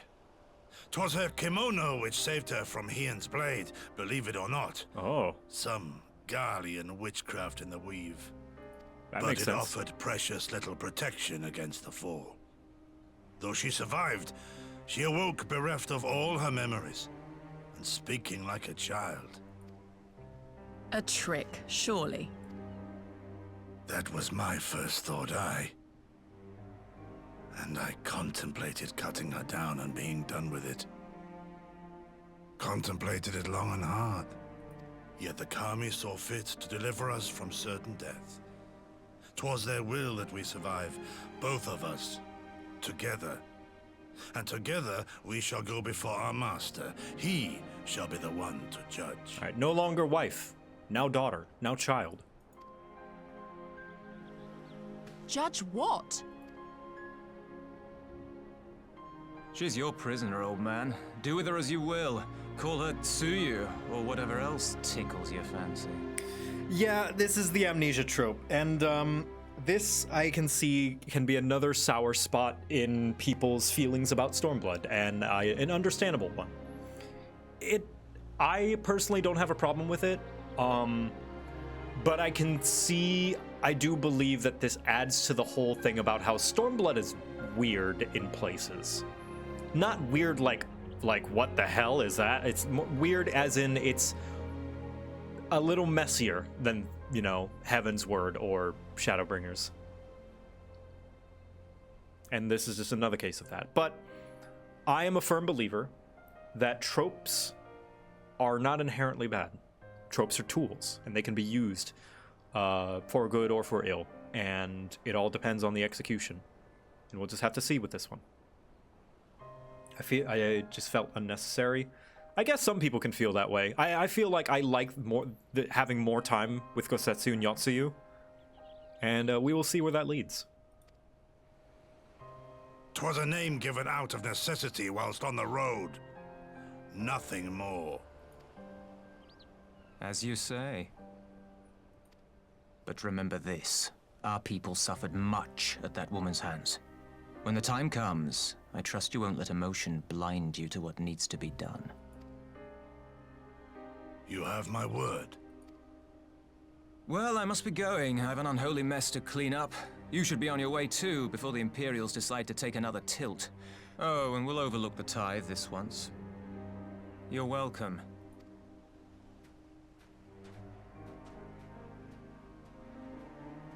And I do like that it continues the running theme of the cycle of violence. Hello, Regalias. Damn, Joe ordered a lot of Uber rides. The app was broke. I thought that the first time I pressed it and it didn't go away, so I pressed it again. Listen, my phone's really old, okay? I just need to update my tombstone. As Tansui said, we should move on.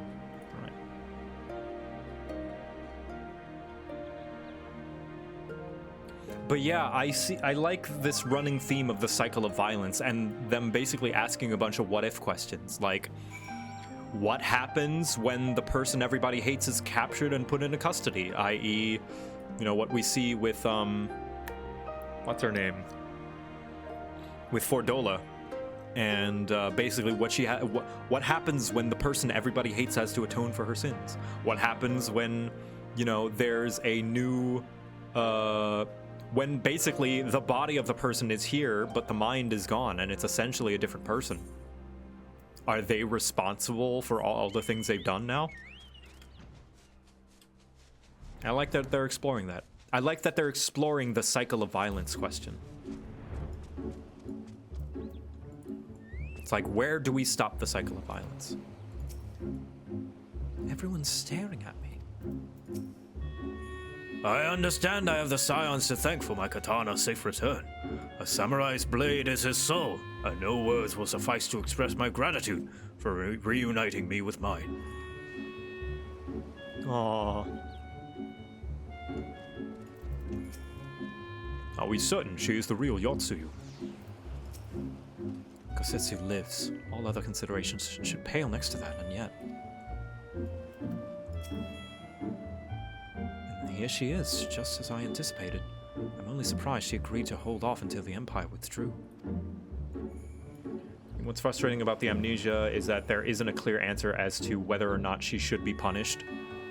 I think that's the point. There isn't a right answer. The characters, I don't think this game is trying to say whether you should punish her or not. I think they're merely using this as a means to explore how the characters deal with it.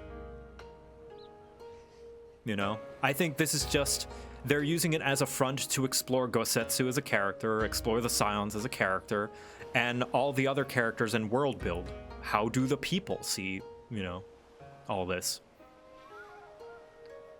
It's a chance for character exploration, and I like that shit. Gosetsu, thank the gods you're safe. It was all I could do to watch the battle from afar. And it was all I could do to restrain her. Can you blame me for worrying? Strong as Victor is, anything could happen in the chaos. But enough about me, we need to talk about her.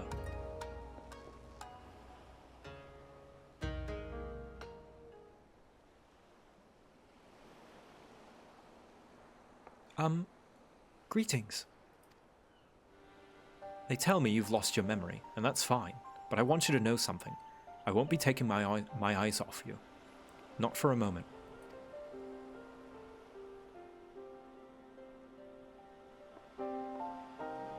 These people are strange. Are you sure they're your friends? I am. They may behave strangely, but I trust them with my life. You have naught to fear. Oh, she probably doesn't know. All right, if you say so. Right. 'Tis past time we set sail. I, for one, would not keep Lord Hien waiting without due cause. Aye, the Lord, and the longer we tarry, the more we risk inviting trouble. Lest you forget, the Red Kojin bear no love for Yotsuyu either.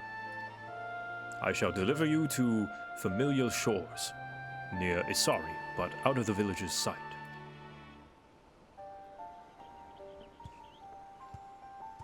Would you tell her she was a tyrant that tortured and murdered countless innocent people? Yes, I think that would be good for her to know, as to have her keep that in mind and be wary as to how she acts around people, and, you know, I think that would be good information for her to know. Maybe when to do that? I don't know. When there's a good moment for it. Questline is if your idea is punishment to heal the victims or punishment to rehabilitate the villains. Yeah, it's to explore, you know. For a moment there I was confused. I remember this wasn't voiced cutscene. Good job on the voices. Thank you. I try. Are we going to that village? They might have dango. Another time, Tsuyu. Our path takes us to a different location. No dango? We'll do well to give Asari a wide berth, for everyone's sake. Though I only know Yotsuyu by reputation, this woman could scarce seem more different. Let us make haste to the city. Lord Hien must know of this. Here is where we part ways, my friend. I pray the remainder of your journey passes uneventfully. Victor, when you are not otherwise occupied, I would speak with you about my next business venture. Don't worry, I've already done all the Kojin Beast Tribe quests. It promises to be extremely lucrative, and I do not say so lightly. After the prodigious sum spent acquiring a certain sword, it would present a fine opportunity to refill the Scion's coffers and restore the smile to Mistress Tataru's face. Oh, come along. Tataru wasn't. Come along, Tataru was overreacting. How much could a single katana possibly cost? Far more than you think, plainly. A blade like Gosetsu's is worth a fortune, enough to buy a house and furnish it, which you would know had you bothered to check the price. Well, I had no idea. This business venture of Soraban's, you will give it a fair hearing, I trust. He's been good to us after all. As for me, I think I shall look into drawing upon my personal funds.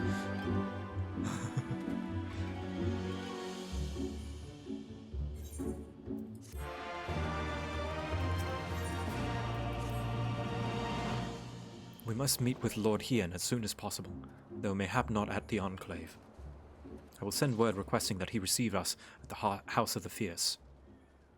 All right.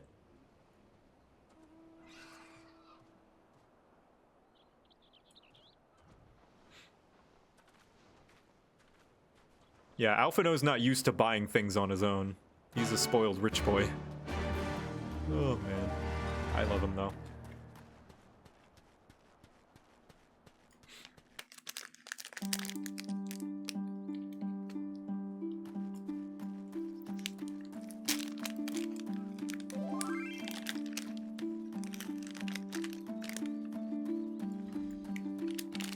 Pardon the plastic sounds.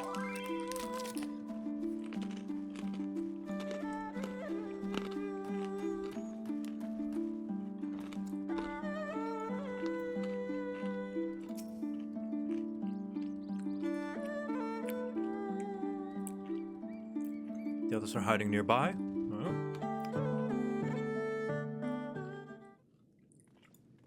Cookies? No, it's a granola bar.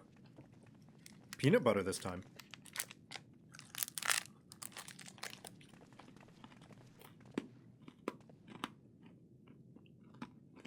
My lord Ian, I am returned.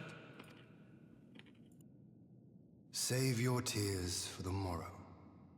For we who yet walk the path should not think too much on the destination. When the hour arrives, we shall welcome what comes with open arms. And welcome it you did, even as the keep fell down around us.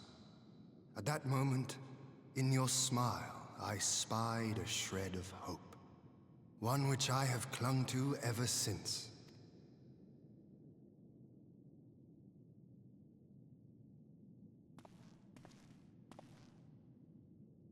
Gosetsu! Full glad am I to see you alive and well.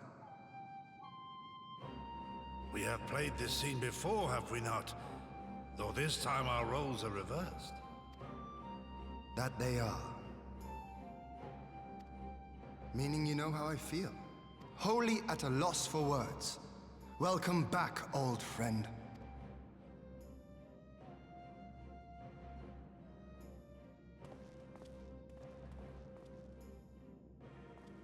Now then, though we rejoice at your return, it seems you have brought with you certain complications.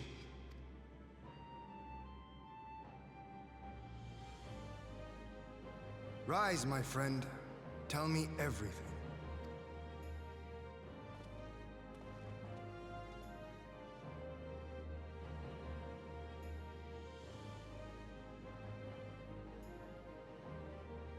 The Empire is bold indeed to send a token force to engage the Confederacy.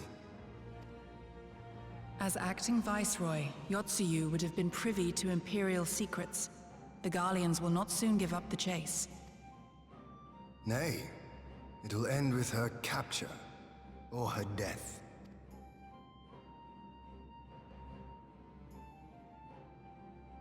Are you a friend, too? She claims to have lost her memory, though I know not if she speaks true. I brought her here that you might decide her fate. I don't think Yotsuyu is that good of an actor.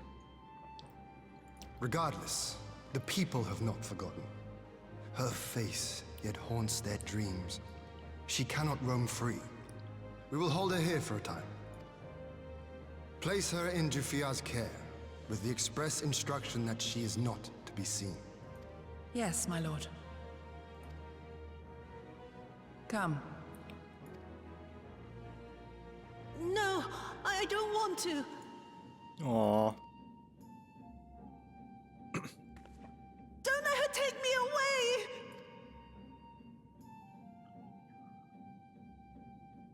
It's all right, Tsuyu.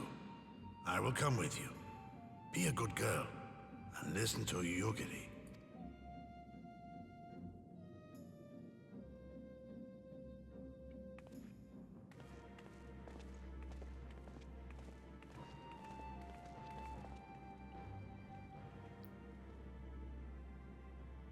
From a hound at his throat to a puppy at his heel.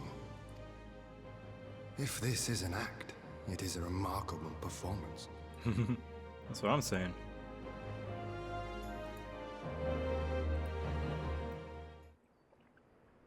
You can feel this woman's trauma and PTSD. Well, that's the thing. It's not there anymore. She has amnesia. Maybe it's deep-seated and maybe there's like instinctual, like anxiety, but for the most part, this is a completely different person, essentially. No, I can't use the Tyrant song anymore. It's not her. Thanks for delivering Gosetsu back to us in one piece. We are lucky indeed to have friends who have journeyed on the other side of the world to help us, and repeatedly at that.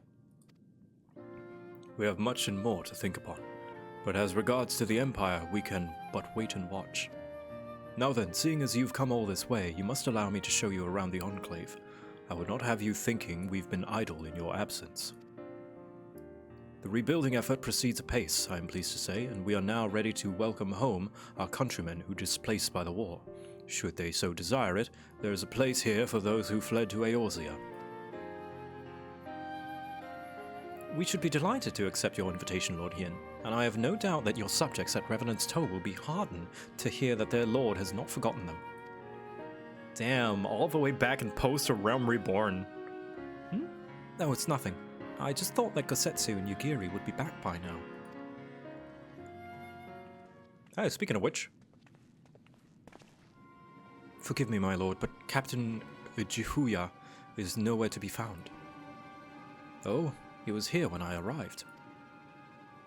For now, we have taken Yotsuyu to a private chamber and assigned another to watch over her, my lord. But I find it passing strange that the captain would leave his post with nary a word. That does seem most unusual. If you mean to look for the man, we would be happy to assist you. Hope I'm doing well. I am doing well. I had a great day. We should be glad to help. While I search without, mayhap you could ask the soldiers here if they know anything. I will join you. With respect, my lord, you should remain here. Should the Empire move against us, you would be better able to coordinate our response. And there I was thinking I was in charge. But you have the right of it. Go on then. I will mind the house.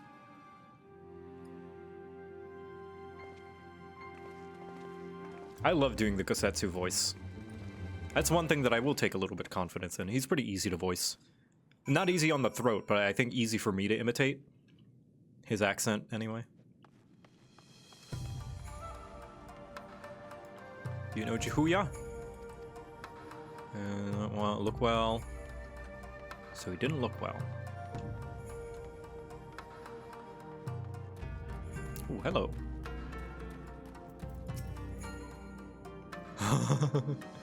Captain Jihuya, he was headed north. Okay. Much to Mr. Salazar.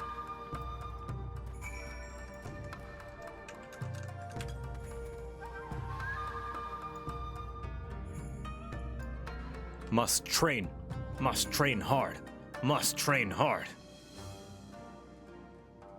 Training, training, training, training.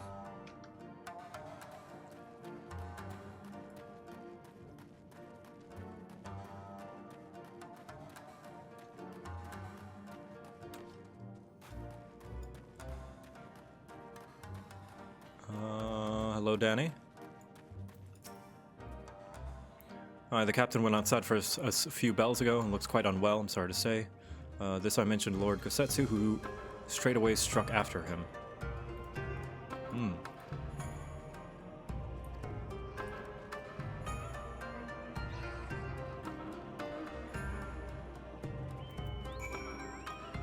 Search for Jihuya in Yangsha. Alright.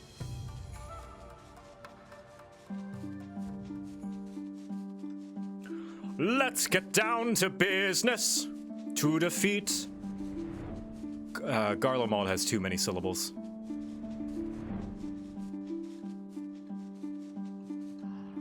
Oh, there you are.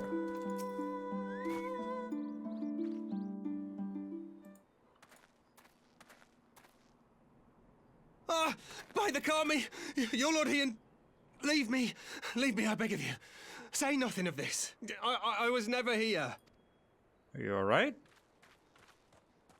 There you are.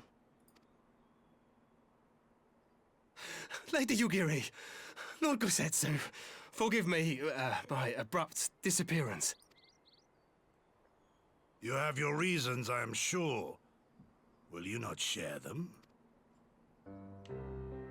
I was her master when she was yet a courtesan. Oh. By the Kami. She worked in my establishment. Her father was a regular client of mine. One day, quite without preamble, he offered to sell her to me. She may be no maiden, he said, but she has some use left in her. Oh. Fuck that dad. Oh my god. He sold her short. When I first beheld her, I was struck by her beauty. And yet, behind her eyes there was an emptiness. It was as if she had given up on life. She seemed more a doll than a woman. It was no profession for her. But I knew she would be popular. And so it proved. Men flocked to drown themselves in that cold, bottomless gaze. The rest you know. She became an Imperial informant, and for her loyal service won the office of acting Viceroy. While you came to serve the Liberation Front. 'Tis said that the atrocities Yotsuyu committed were driven by vengeance. If so, I bear part of the blame for creating the monster she became. Well, at least you acknowledge it. Joining the front was meant to be my atonement. I mean, good on you, man. But the truth is, I am a coward, whose only thought was to escape her wrath. Then as now. Well, all you can do is continue to atone, my friend. That's all you can do. I see. Then I shall recommend that you be assigned to a new post. I trust you have no objections, Yulgiri? None. It would not do to leave Yotsuyu in his care. I also like the grayness that Stormblood adds. I mean, like, 14 does it. Actually, 14 as a whole has a lot of gray. Where this guy, who's supposed to be on the quote-unquote good guy side, has a shifty past, and he's done some shit that he's not proud of and is not good. And he's supposed to be on our side. The fact that we've got this guy that, you know, is fighting with us. I like that gray.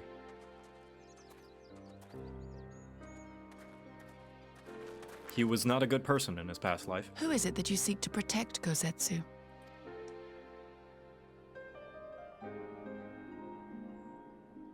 Idle musings. Pray, pay me no mind.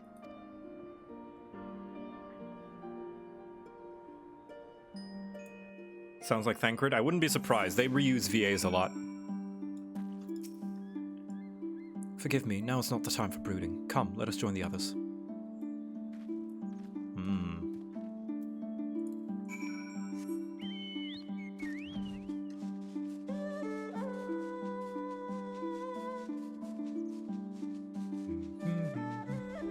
I don't know why Stormblood gets so much flack. I think some of the flack is deserved. Stormblood is messy at parts. That's not to say that it's not good. I think, actually, in fact, I would say the defendants of Stormblood take some of the flack a little bit too far and into believing. I don't think 14's community believes Stormblood to be bad. I don't think anybody will say Stormblood is bad.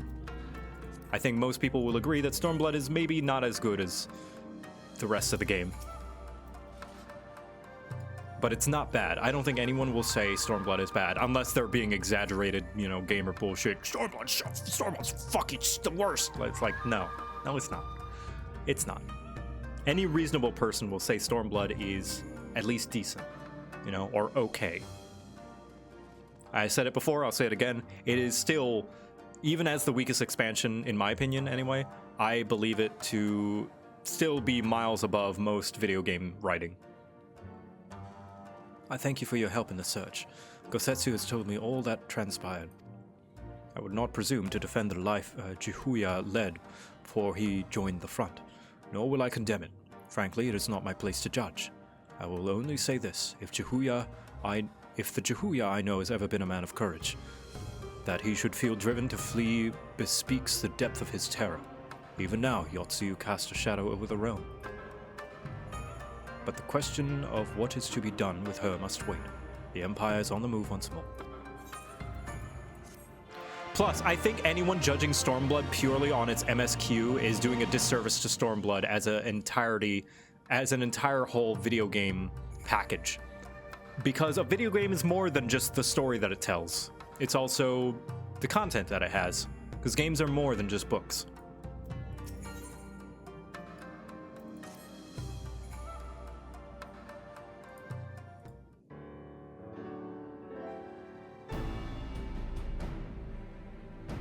While you were out searching for Chihuya, I received word from our shinobi allies an Imperial airship has been sighted over Doman soil. Whew. Our visitor's objective remains unclear. It may be another attempt to recover Yotsuyu, or a prelude to invasion. Either way, the craft reported advances at speed, and appears bound to Castrum Fulminus. I mean to go there and ascertain their intent. If we ride out in force, it will only end one way. So, we shall keep our numbers to a minimum. Yugiri, Victor, can I count on you? Yes, my lord. Alize and I would fain play our part as well. We will not stand idly by while a common foe threatens the land of our friends and allies. We would be glad of the help. You are acquainted with Hakuro, I believe. Then I bid you seek him out and assist in maintaining order in the Enclave. When our people see an Imperial airship, they are liable to panic. I would have you reassure them and, should it come to it, aid in the evacuation. Very well, we shall depart at once.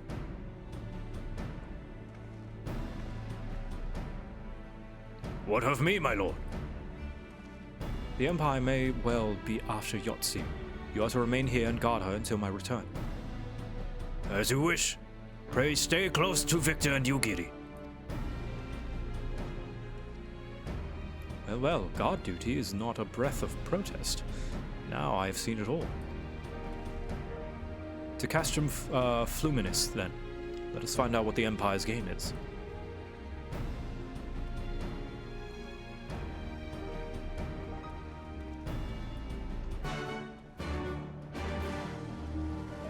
Stormblood MSQ better than actual other MSQs, probably sitting here with an unpopular opinion. That is an unpopular opinion, but is an opinion that some people do share.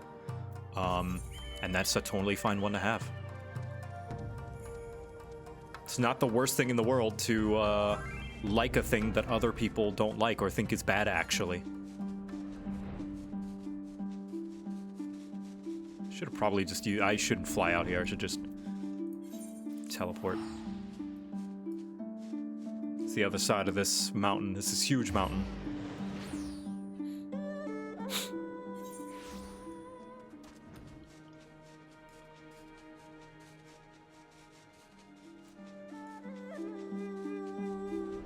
What made you decide to go back and do New Game Plus? You get a refresher on the story to prep myself for Endwalker.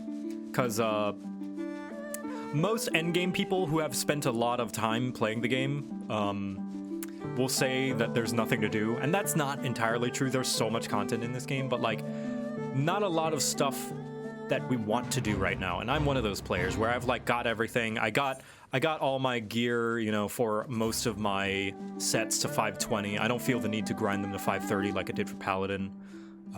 Leveling some other things, but I don't have a lot of things to do, so might as well recap the story for myself. Yeah, Bracky took time to finish Eureka. Some people are trying out a bunch of different content that they've never done before. And I wanted to refresh myself on the MSQ.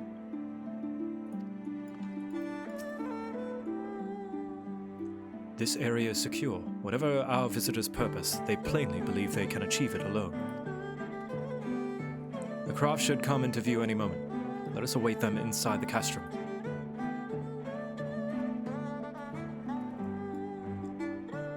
Yeah, I didn't bother grinding the field reports of Baja. I have no interest in them out.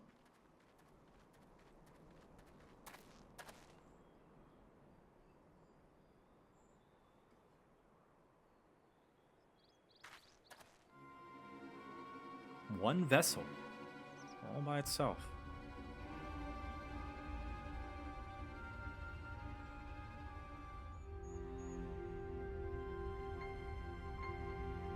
And a smoke signal.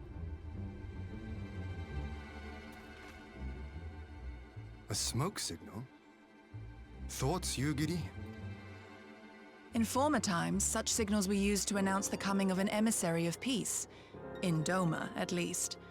But could that truly be their intent? Who can say?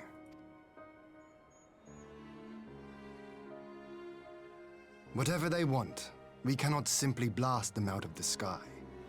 Not when they were so gracious as to honor one of our cherished traditions. I would not have it said that we Domans want for propriety.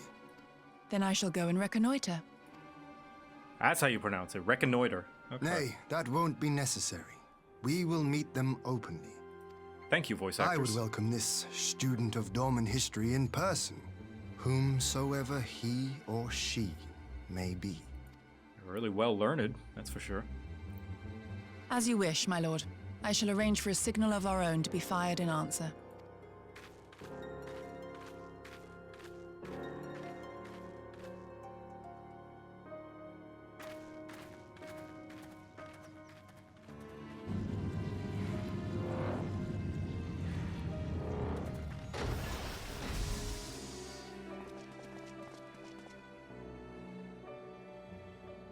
Hello.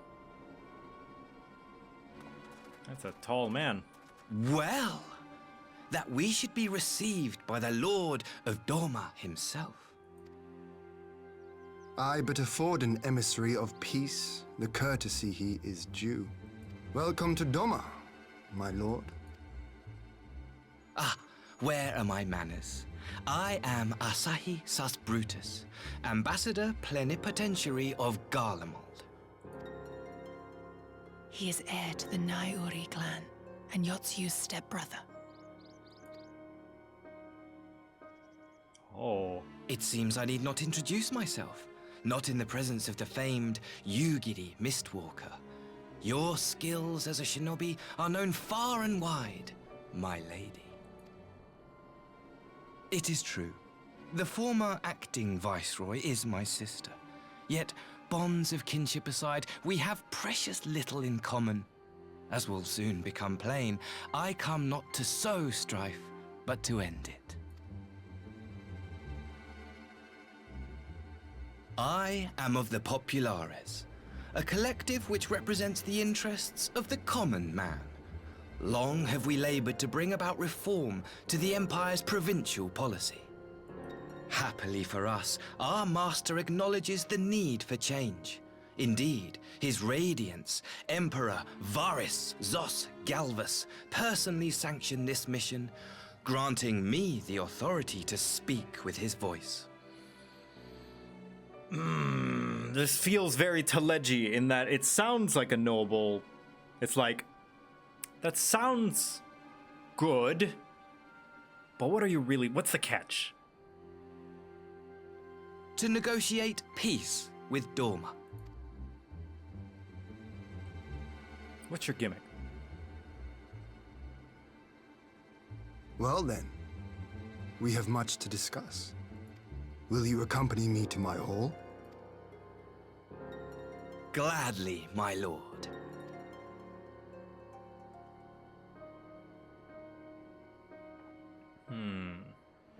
Apparently Asahi is a brand of beer. Pretty interesting. Usually the Garleans... Oh, we shall escort our guests across the river to the Enclave.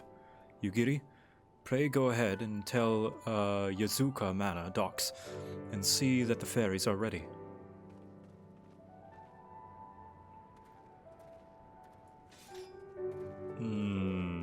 Danny? No.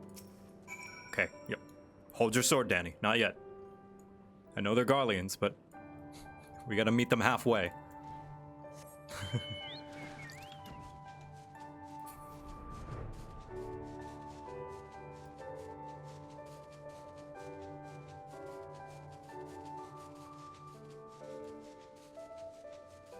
Let Danny run wild? No, Danny has too much power. He can never use it all at once.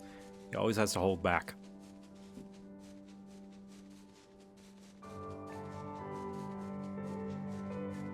What race is Gilga Greg? Greg is... Greg.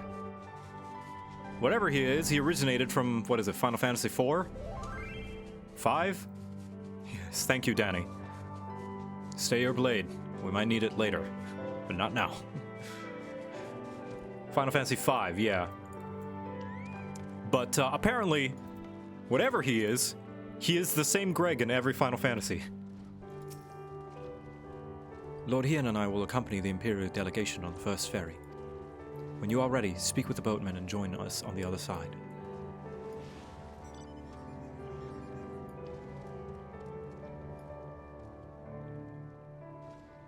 I should talk to Asahi, see what he thinks about stuff.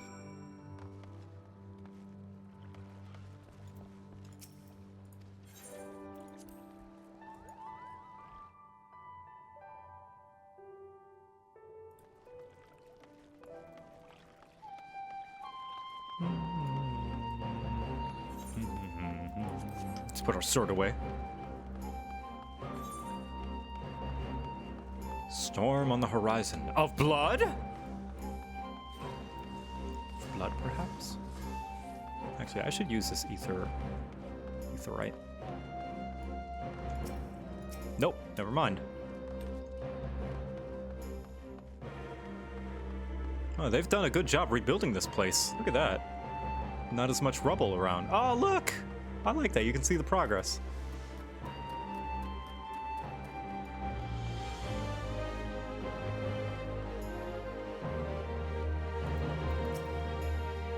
Lord Hien has requested that Master Alphino and Mistress Alize also be present in the negotiation. There you are, Victor. So, first things first. What do you think of the Enclave? I must say, I am quite proud of what my countrymen have accomplished in the time. We have even an etherite now, courtesy of Oni Shishu. Be sure to attune to it, would you? Once the Warrior of Light's seal of approval, people might actually start using the thing. But on to the matter at hand.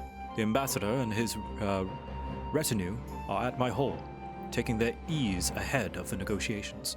I want you there when the talking starts. It will serve to send a message to the Empire that Eorzea and Doma stand united. I am not normally one for hollow posturing, but in this game of nations, such gestures can carry weight. Oh, and should you feel uneasy and speaking for the Scions, Alphino and Alize will also be there. You need only eat, drink, and look imposing. Say you're welcome. Say you'll come. Yeah. Absolutely, I'm the muscle.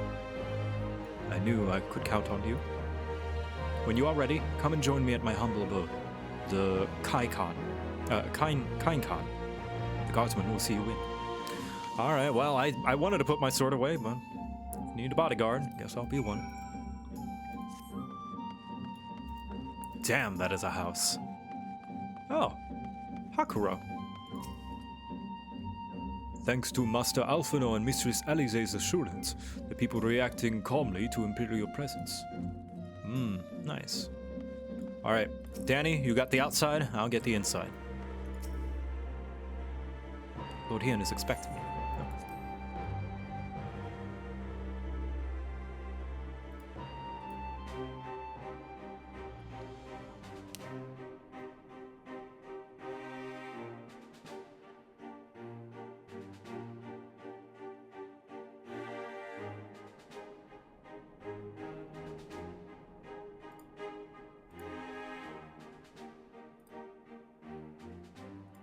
On behalf of my delegation, I offer you my humblest thanks. Never did I imagine that I would meet the gallant and noble Lord of Doma himself, nor be welcomed into his magnificent hall. Enough with the dressing, just get to the point.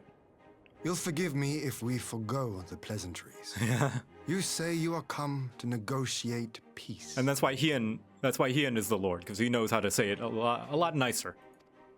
Unless I am mistaken, such negotiations are typically conducted between sovereign nations. I was not aware that the Emperor had recognized Doma's sovereignty. His Radiance has yet to do so, that much is true. Know, however, that he has expressed willingness to cede Doma to her ancestral masters and treat with her as a friend. Now that he finally realizes that they can't be controlled, you mean?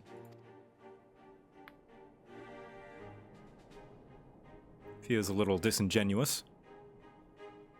Since the days of Emperor Solus, the Empire has aggressively expanded its territory. While you may not agree with our founding father's policy of expansion, I believe there is room for discussion on the matter of his lifelong goal, to rid the world of icons. I mean, yeah, that is the same one that we are trying to do. Icons are a blight upon this star. They cannot be suffered to exist. This you know as well as we. In his wisdom, Emperor Varus wishes to explore the possibility of an alliance to combat this common threat. It's... The words you use matter. And it makes it sound as though that you want to strike them down, like, where they happen, rather than try and make it to where the beast tribes are content enough to not feel the need to summon them in the first place, like the Scions are trying to do. On the condition that Doma renounces summoning and pledges to police the Korgin's practice of it, his radiance would extend the hand of friendship. You're not seeing it as what it is. It's a symptom. It's not an enemy. It is a symptom of a bigger problem. Doma has never shown any appetite for summoning, and it should go without saying that we will address any threat to our people, icon or otherwise. With regard to the Korjin, I must stress that they only resorted to summoning under extreme provocation. Yeah. When the Ruby Sea was at peace and their sacred relics safe, they looked not to their kami for protection. Yet even now there are certain parties who would destabilize the region with ill-conceived military forays. Unless they alter their course, we cannot hope to be rid of icons. Quite. I can but apologize. Yeah, because it sounds like policing them might actually cause more summonings, which I'm willing to bet is exactly what you want. In seeking to eliminate icons, the Empire creates them. 'Tis an irony among ironies, one with which the people of Eorzea are well acquainted, I am told. So you do know. Okay, that's good. Indeed. Many summonings are the result of persecution, the weak being driven to call upon the divine for deliverance from the strong. So it was in Alamigo, the bitter fruit of Garlean oppression. A tragic state of affairs. If we are to put an end to summoning once and for all, it shall not be through might, but harmony. Yet we continue to repeat our mistakes, oblivious to the lessons of history. I don't like how self-aware you are. I don't... Oh, that is extremely sus. If you realize this, why do you keep doing it? I would change all that. We, Populares, have campaigned long and hard for a shift in Imperial policy. And at last, the Emperor has seen fit to lend us an ear. Yeah, he's sus as fuck. Are you just saying, like... Are you just saying this because you think this is what we want to hear? Yeah, the condescending tone. You are not doing a good job of convincing us you are genuine, good sir. Alas, there is a faction within Garlemald that would obstruct our every attempt at reform. A collection of pure-blooded Garleans who seek to consolidate their own supremacy. The Optimates. Ah, of course. What's that? Lest you wonder, theirs was the hand that loosed our forces on the Confederacy. 'Twas a regrettable incident, one that flies in the face of everything we believe. And I swear to do all in my power to prevent a reoccurrence. That would be most welcome. But if I may speak plain, if the Empire itself is not of one mind, how can we be certain that any peace we negotiate will be honored? I cannot blame you for doubting us. Indeed, I should find it strange if you did not. And so, in the name of building trust, I would like to make a proposal. A prisoner exchange.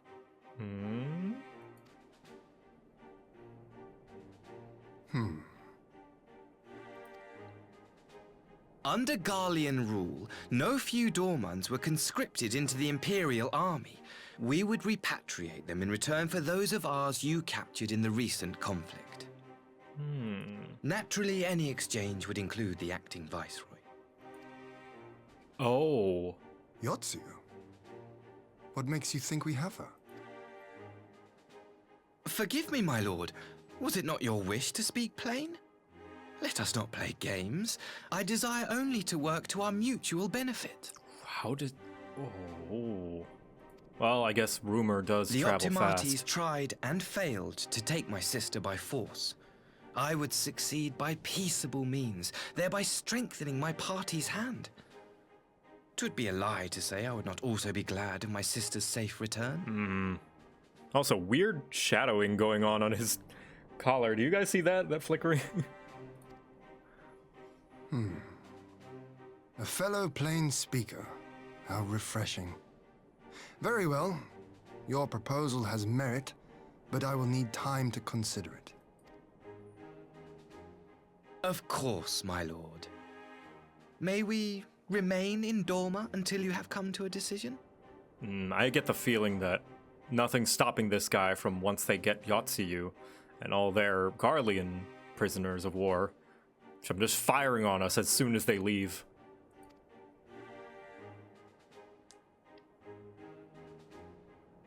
You shall be our honored guests.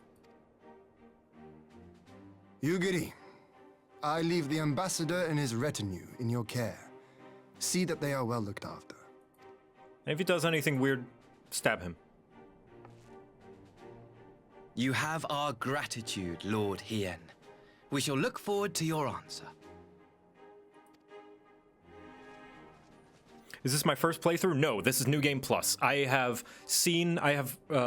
watched all the Stormblood cutscenes to kind of like prep myself way back when. But I'm playing through it because I've never played through Stormblood. I skipped it and watched the cutscenes in the inn. Also, you get nothing for New Game Plus. No anything besides quest rewards, as in like if you get like equipment. Like glamour for glamour and stuff, but you don't get any XP or gold or gear. Well, that was unexpected. You can say that again. I still don't know quite what to make of it all. But on the surface, a prisoner exchange does seem a good way to begin. The question is, can they be trusted? They had naught to gain by divulging the details of their internal divisions. As it stands, we have no reason to doubt them. But the ambassador's mentions of Yotsuyu left me ill at ease. It made his grand talk of peace seem uncannily like a lengthy preamble. You think this might all be a ruse to facilitate her retrieval? Perhaps, though I cannot fathom why they would go to such lengths. Yotsuyu may have been the acting viceroy, but she is not Garlean, nor even highborn. Her value must presumably lie in what she knows. Which brings us to the little matter of her memory loss. In her present condition, she would not yield any worthwhile intelligence, nor is she worth much as a bargaining piece. Alphino, you are well acquainted with the Empire's methods. I would have your thoughts on this matter. My knowledge is at your disposal, Lord Hien. While the Ambassador's proposal is appealing in principle, it would be remiss of us not to give it due scrutiny. Indeed, though it seems to me I have little choice but to accept regardless. With so many of our brothers and sisters languishing in Imperial camps, I cannot well turn my back on a chance to secure their repatriation. Only the Kami know when I will be afforded another.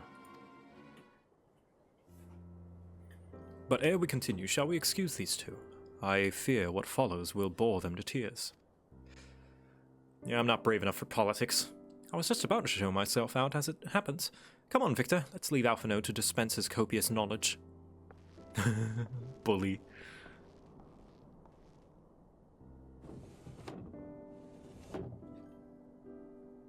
Someone is still sore from being made to watch Sasazuki.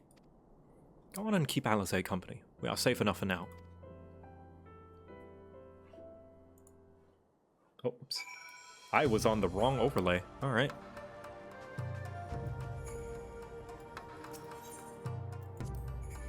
Repatriation. Noun. The act of process of returning a person or things to the country of origin. Nice. All is well and good out here? Nothing to report, I hope? Seems so. Right where I left you. Awesome. Chance to relax at last. I know when I'm out of my depth, Victor. Though no weapons are drawn, a negotiation is no less a battle, and the stakes can be every bit as high. One misplaced word and people could die. Take someone with a cool head. So we're left with the eternal question, what do we do while they prattle on? You gonna play Triple Triad?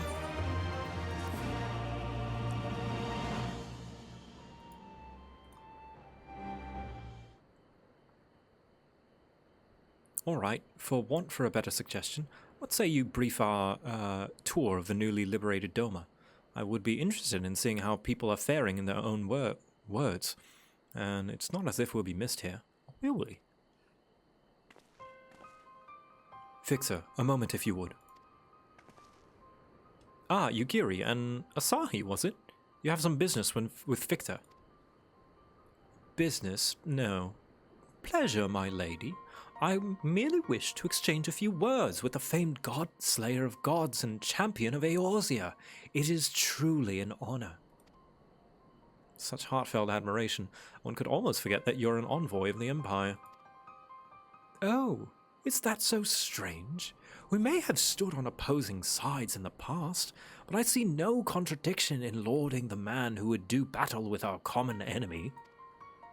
And lest you forget, this is my homeland. It would be remiss of me not to at least thank him for containing the threat posed by the Korjin's vile icon. Now, if I may continue as we speak, Lord Hien deliberates over my proposal, and I would take this time to see the land I once called home. Though Lady Yugiri is certain to be a jovial escort, the excursion wouldn't be the more enjoyable to your company, and safer besides.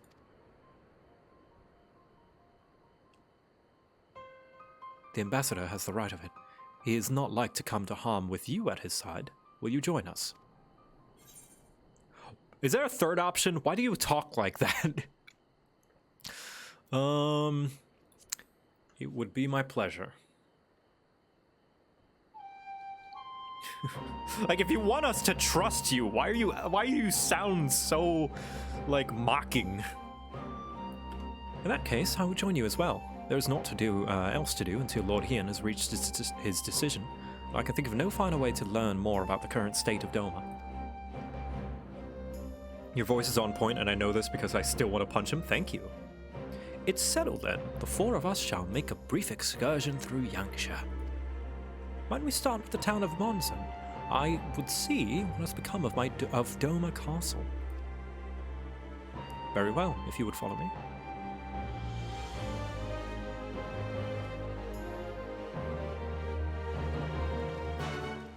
This guy reminds me a lot of ARR Alfie with how he talks. Yeah, just like every single syllable drips with condescension. Ooh, peacock. How do you get the peacock mount? Hold on. How'd you get that? Chat, how do I get a peacock? I'm not a mountain guy, but every now and then I see one. I'm like, ooh. Cash shop, boo.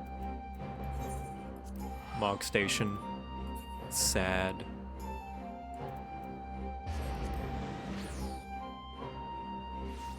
How much is it? Only $24. Yeah, no thanks.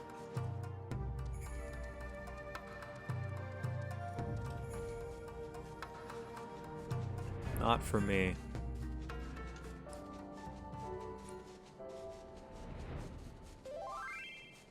A lot of mounts are on Mog Station, which includes Cruise Chaser. Yeah, I'm a little salty about Cruise Chaser. Specifically, I don't have a problem with store-exclusive mounts. I just wish if it was a model that was already in the game, I would prefer it to be earnable, you know? Especially Cruise Chaser, which is part of a raid, you know? Like, if it's part of like a serious raid or like part of a main part of the game, I feel like that should be earnable. If they want to make a wacky original mount, or like, not even wacky, if they want to make an original mount that was not part of the game's story or any of the raid or side content and stuff, like an original one like Fat Cat, by all means, totally make that Mog Station. But like, I don't know. Nay, can this truly be Monzen, home of the cream of Doma's samurai? I had heard that Yotsuyu intended to send some few of our Tonto here, but only by way of warning. I should not have come to this. Indeed, her savagery served only to incense the people and spur them to rise up in protest. It was folly to think such methods of governance could ever prove effective. The sooner we can bring to amends for this senseless destruction, the better. Securing supplies and support for the reconstruction effort should not prove difficult, once our nations are formally at peace, of course. Yes, of course. If you would have a better view, of what remains of the castle. We must proceed through the ruins. Sauce!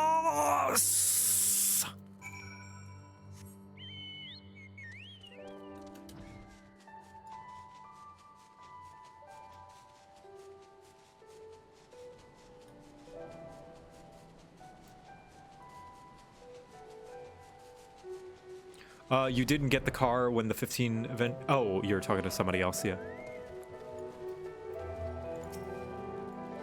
It is a travesty, a travesty. I remember the keeping so beautiful.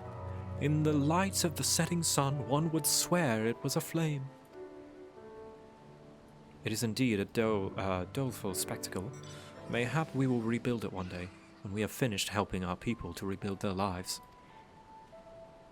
Spoken like a true popularis, the needs of the people must of course come first. Speaking of whom, would you be opposed to seeing how they live firsthand? The village of Namai is but a short journey from here, if I am not mistaken. The by river, yes, if you would follow me.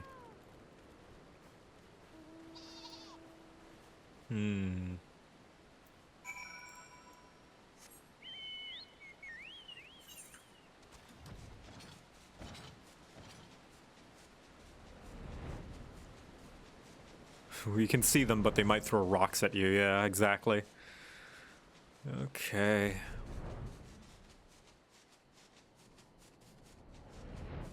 Oh, an instance.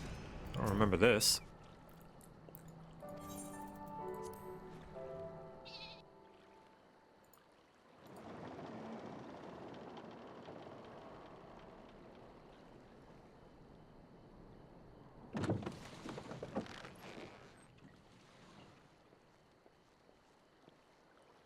Get back! I'm warning you! Ooh, before I continue with this, I'm curious, somebody gave a cookie message. I'm curious, Final Fantasy XIV is well liked, but what were people's opinions on Final Fantasy XI? Was it any good? Is it still around? I think people's opinions on 11 was generally positive. It was one of the first 3D MMOs. It was around, you know, when people were still figuring out what an MMO could be. So I think people liked it. But as time went on, I think people started to realize that it's like very, very player unfriendly. Grinds took forever, travel took forever. When you die, you would lose XP and you could actually lose levels. But it's still around, and it got its last update recently, like a year ago or something like that. So it's still going strong, I'm pretty sure. Definitely not as, you know, highly, such a big name to it as 14, but people still play it. Someone's in trouble.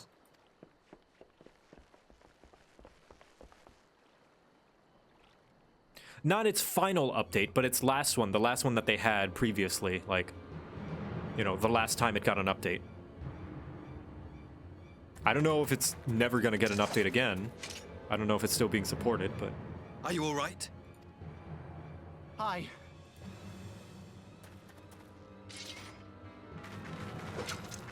What do they want with you? Yuki, and you lot too.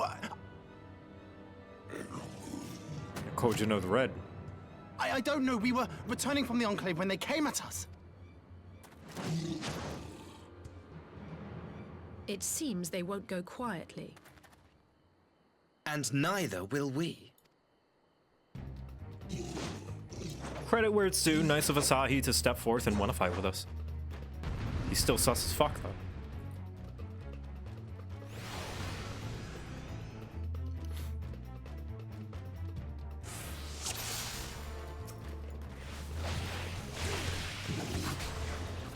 I think everything he does is performative, honestly. Away with you!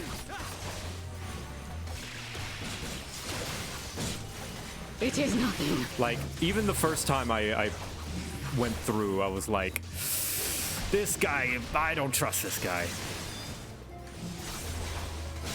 Soft shell of the red.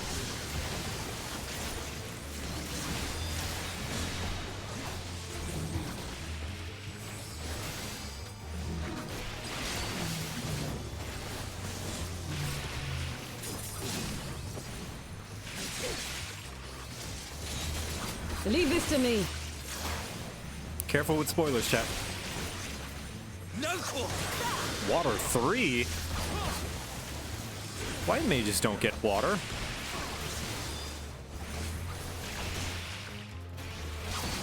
They get fluid aura, but... An opening.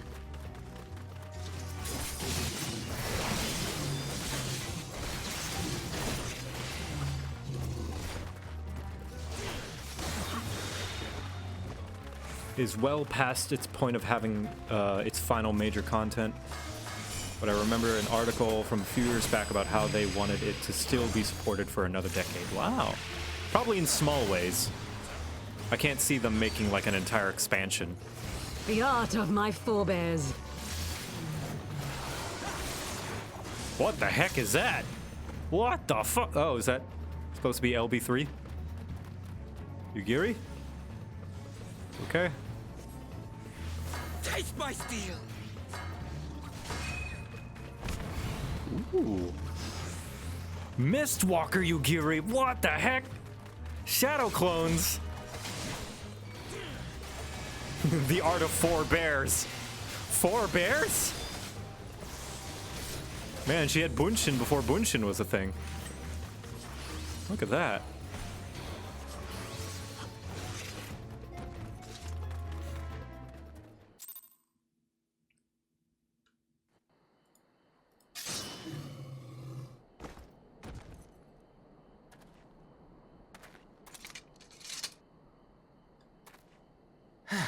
That seems to be the last of them.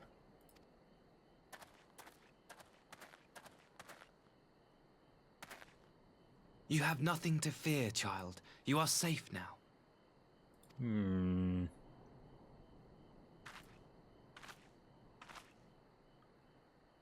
Thank you, sir.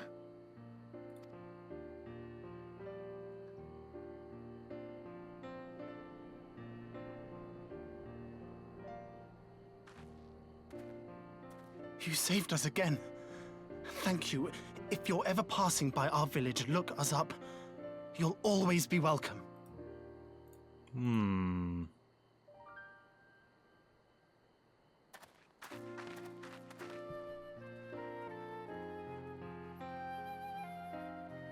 Thank goodness we arrived when we did. Indeed. But what could have prompted the Red Kojin to stray so far from the Ruby Sea? I presume these are the sellswords hired by Yotsuyu. If so, the answer is simple. Desperation. Bereft of Imperial employment, they seek other means to line their coin purses. Another sad legacy of the Empire's mismanagement. Asahi, I thought you were supposed to be a samurai, not a dragoon, because that's a hell of a jump to conclusions there. The Empire to which you have sworn allegiance. Must you always be so pointed? If we are to bring about lasting change, we must look beyond narrow allegiances. You have every right to doubt me, but in time, I hope you will come to see that we share a common goal. You and yours have fought fiercely to change the Empire from without, But if we are to end the cycle of conflict, the Empire must change from within. Am I wrong? You are the Empire! I mean... Ugh.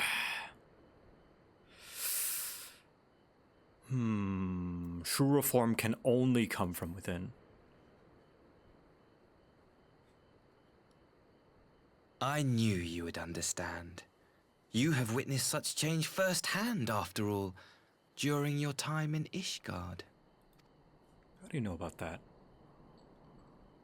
Well, I guess they did see me in Ishgard, that's true.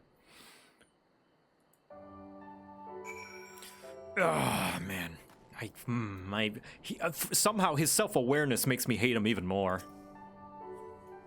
Dear me, I had hoped to convey my views on our nation's shared hopes under more peaceable circumstances.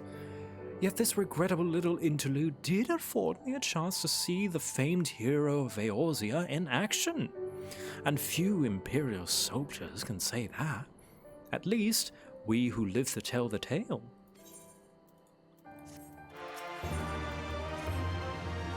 Well, after the little ordeal, I believe it may be time for us to return to the Enclave. Return, my lord. But what of the Namai? One of Namai, you seem so eager to observe the villagers going about their daily lives. To be frank, I still am, but I rather doubt the good people of Namai would take kindly to the sight of a man in Imperial uniform with blood still dripping from his blade. Even in your company, my presence would only prove a distraction. Sus as fuck! Fret not, however. Thanks to the three of you, I have seen a great deal more than I otherwise would. And with any luck, Lord Hien will have finished considering my proposal by the time we return. Sudden change of mind, huh, Asahi? What are you playing at? What are you playing at, good sir?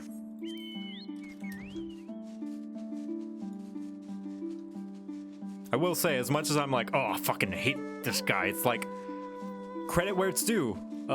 You know, the emotional part of me aside, writers did a hella good job making him just absolutely deplorable in just how we feel. He hasn't even done anything yet. All he did was talk smug. And I hate him.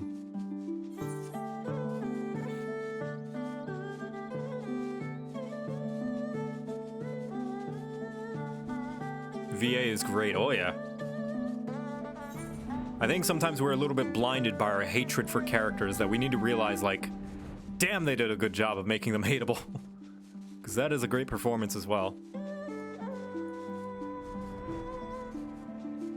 Hello, back to the Enclave, everybody. Thank you for holding the boat.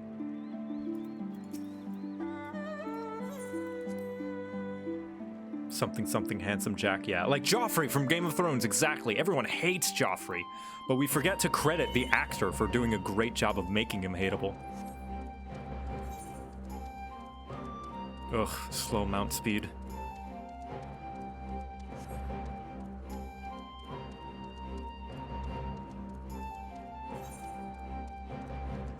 Do you intend to make us make use of trust and Shadowbringers? They do actually provide extra lore, but you go slower without friends. No, I'm gonna bring friends in instead of the trust for that very reason.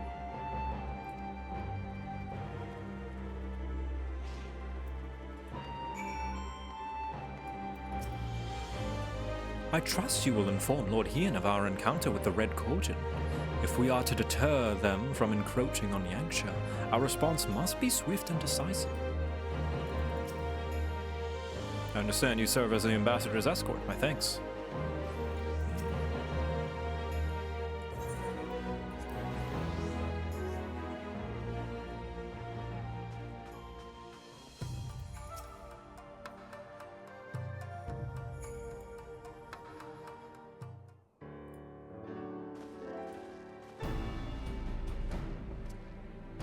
Welcome back, my friend. Yugiri tells me you accompanied her and Asahi on a tour of Yangsha. I had hoped you might take the opportunity to recover from your exertions at Sasazuki. But I gather your time was well spent. Until the ambassador forwards you, Giri, a chance to make a full report, however, I must rely on you to supply the details. So please tell us how it all unfolded. We fought Red Kojin. The Red Kojin? Here? Have there been any other such incidents since the liberation? Only one that I am aware of. If they are planning some new venture here in Yangsha, we will need to increase patrols. In any event, I am indebted to you for fighting them off. But tell me, and don't be modest, was Asahi truly the first to leap to the youngster's aid? He was. I was quick to doubt him when we first met, but his desire to save them seemed quite genuine. It's possible he truly believes what he's saying. I just wish he wouldn't say it with such a shit-eating grin. In the time I've known you, you have always been an excellent judge of character. What do you make of the ambassador?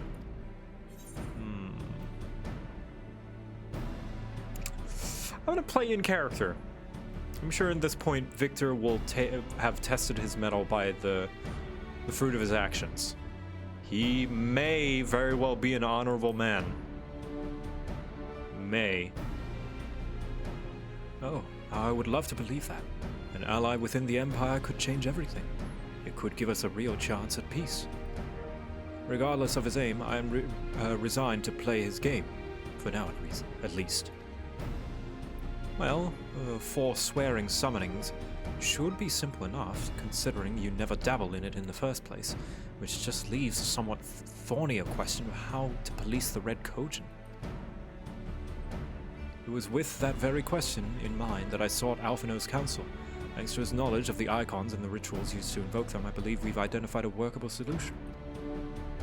As you recall, Susanoo was summoned forth using the power of the relics locked away in the Kojin's treasure vault on the Isle of Zeki. Though said relics remain there to this day, it is all but certain that the act of summoning exhausted their stores of ether, making subsequent summonings impossible. Assuming that this is the case, preventing the Primal's return rests on denying the Red Kojin the means of amassing new stores of ether, either via the acquisition of crystals or the relics they are wont to collect. For this, I plan to enlist the aid of our friends the Blue Kojin.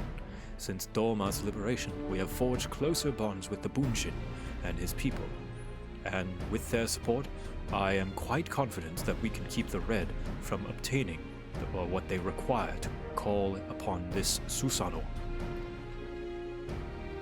And what of the prisoners? They will be exchanged as agreed, and I will give full credit to Asahi for the success of the transaction. If there is aught we can do to help the Popularis garner favor, I mean to see it done. But first, I have some unfinished business to attend to. Would you all come with me? Yes, of course, but what manner of business? A past mistake which I would see put right, one which weighs heavy on my mind.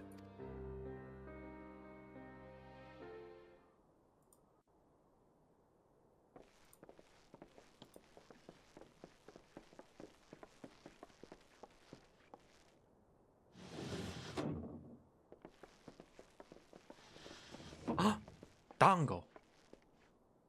Look at her munching away. Aw. She's so cute when you forget that she was a tyrannical I had her brought psychopath. here in secret while the 3 of you kept our guest company.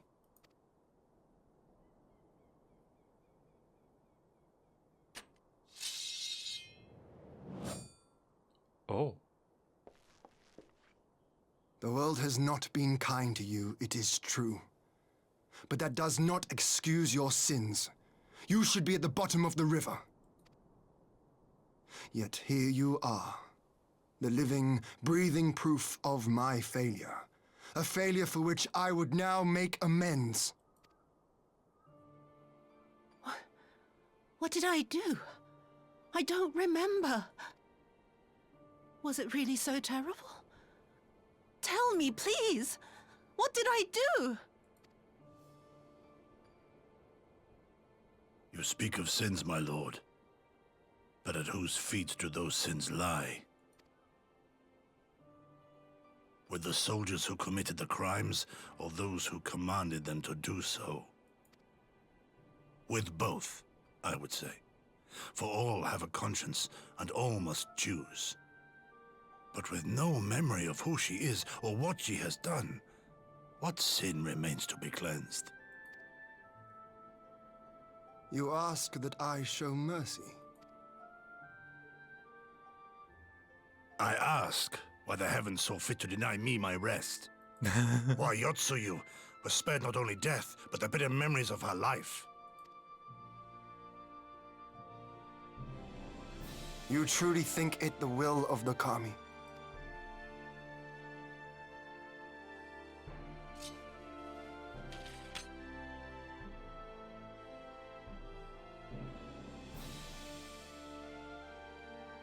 If so, her life is not mine to take. It is yours to safeguard. Come the hour of the exchange, if her memories have not returned, she may remain here in Doma to live out her days as Tsuyu. But if they do, the Guardians shall have their viceroy. Though the people will protest, they will come to accept my decision when they have been reunited with their loved ones. Wow. I don't know if Hien was really ready to just cut her down on the spot, but damn. He's willing to make the tough decisions. Thank you, my lord.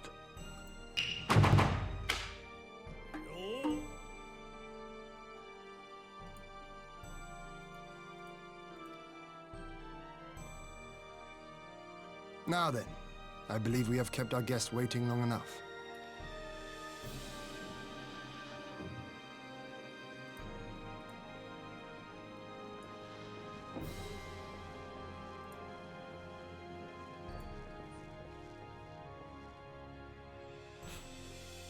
Did Gosetsu not seem strange to you? What do you mean? His sympathy for Yotsuyu apart, I mean. I know his powers of endurance only too well, but after all he has suffered, even he should not be on his feet. He puts on a brave face for our sakes, but it would not surprise me if he lacked the strength to raise his blade. Though I suppose if he and Yotsuyu are to enjoy a life of peace and quiet, he will have little use for it. It falls to us to shape that future, one in which he need never again set foot on the battlefield.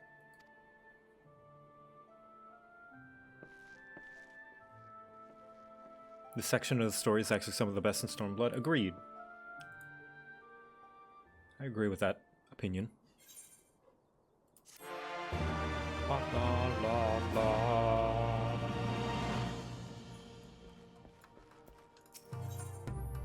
Rise of a new sun. Let me see what my progress is.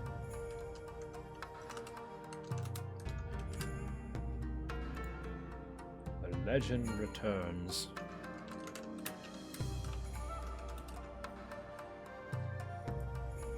Oh, this is 4.2. This is the end of 4.2. Nice. With Yotsuyu safely in Gosetsu's care, all that remains is to answer Asahi's proposal. I realize the other matters demand your attention, but I would ask that you stay a while longer to see this business through.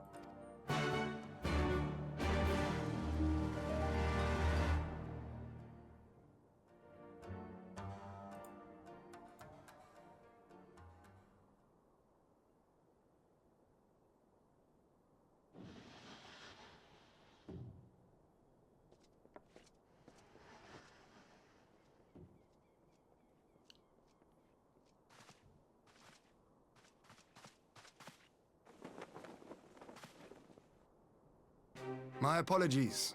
Our deliberations took longer than expected. Think nothing of it. The time afforded me the opportunity to go on a rather rousing excursion through Yansha. You have reached a decision then? We are willing to cooperate with you in combating the Icon threat, and also in the exchange of prisoners. As you know, your sister is in our care. Due to certain complications, however, we are hesitant to release her into your custody. Complications?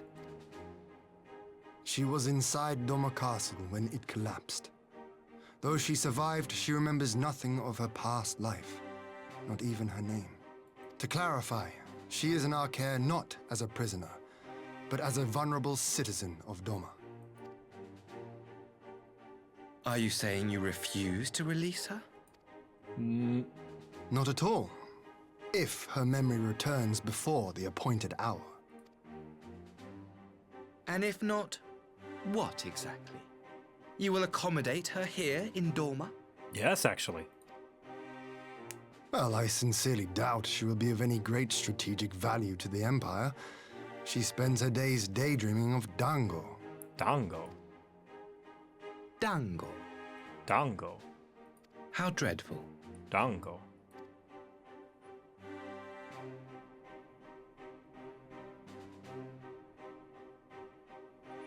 Very well. In light of our recent misstep in Sakazuki, it seems only fair that I show you the same understanding you have shown us. Though I do have one small request. Regardless of Yotsuyu's value to the Empire, she is yet my sister. Before I leave, might you permit me to speak with her in private? Of course. Perhaps you could even bring her a plate of dango. Dango? She would be most pleased. Yugiri will see you to her chambers. Can I have a stick?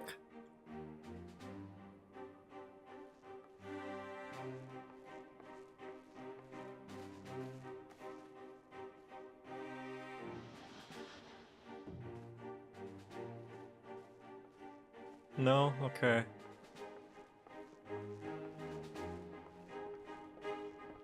I've always wanted to try dango. It's delicious. One of my favorite Eastern candies. Forgive me, my lord, but has he not been gone over long? Perhaps I should... Calm yourself, Gosetsu. I understand your concern, but we have to wait. He deserves that much.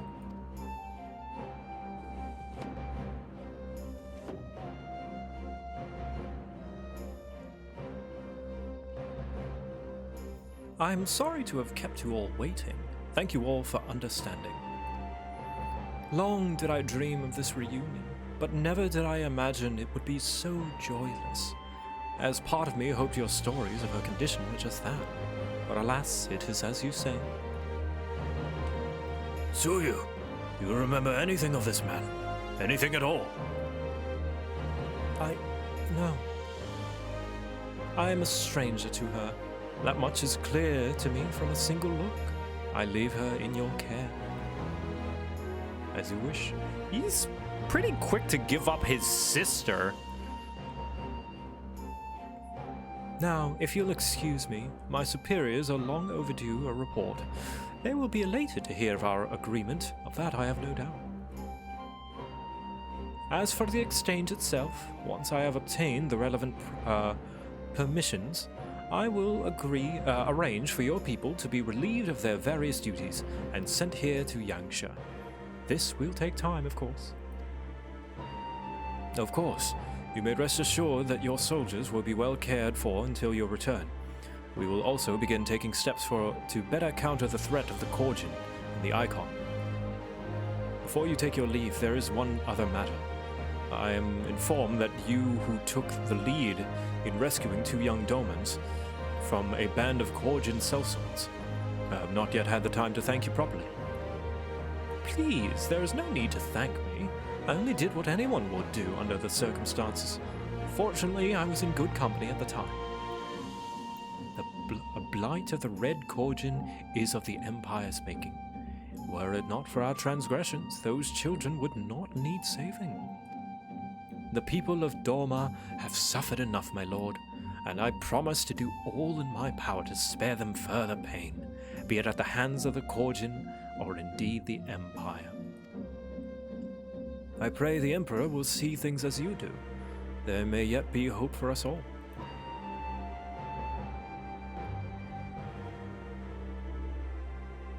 Stop being so nice. Until we meet again.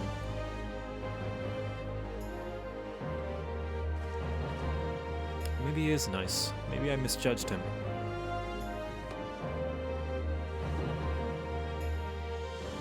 He just suffers from resting sus voice. Gosetsu, as before, I leave Yotsuyu to you.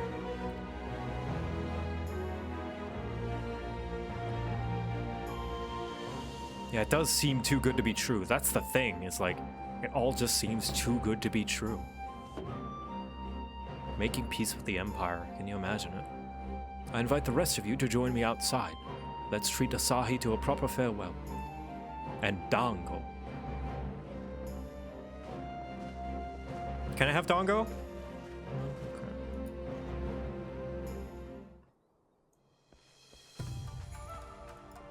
God, I need to look up a Dango recipe. I really do.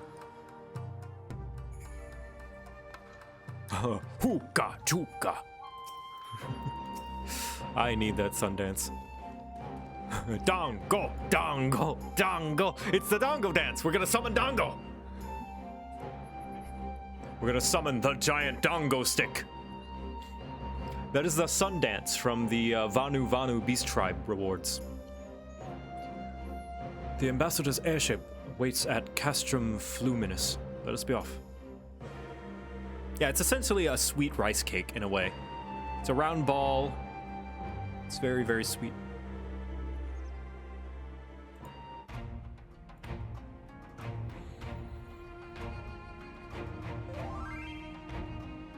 Oh, who said what? I wish you a safe journey. Summon Primal Dango. This has been a most enjoyable visit. I look forward to our next meeting. Stop talking like that. If you want us to trust you, stop talking like that. Maxima, would you take the others and see that all is ready for our departure?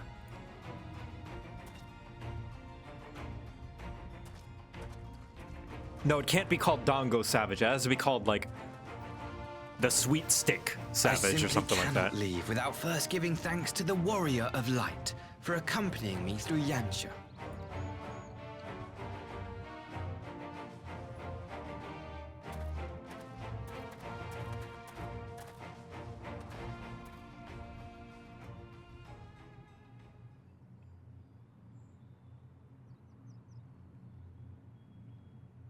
Mark me, savior of the savages.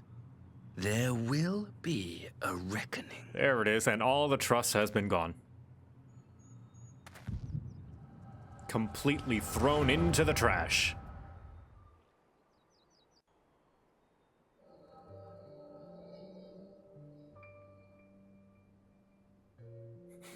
And no one was surprised.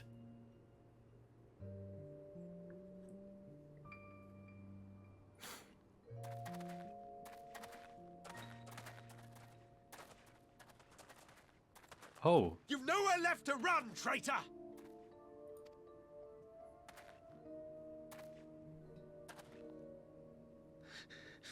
Ignorant savages! Killing us will avail you naught. For every Imperial you cut down, 1,000 more will come. Abandon this foolish endeavor and surrender. You may yet serve our righteous cause.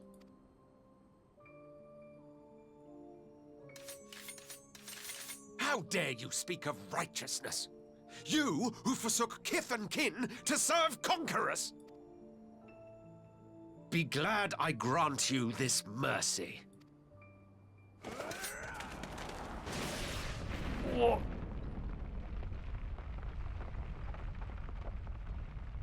Bathing in the Kool-Aid? Oh yeah, he's Doman of birth. But he believes in the Empire, apparently. What in the...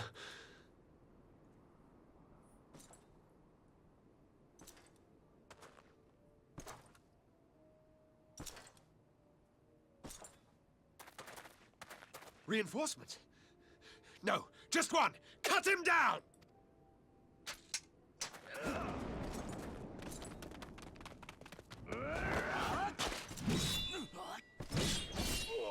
Jesus.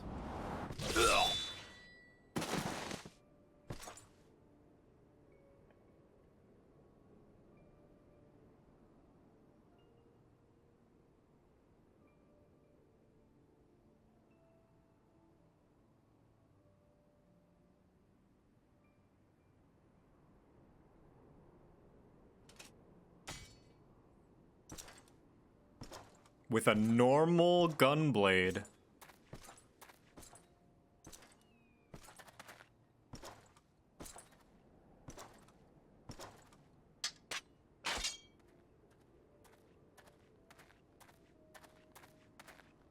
Thank you. Thank you, sir.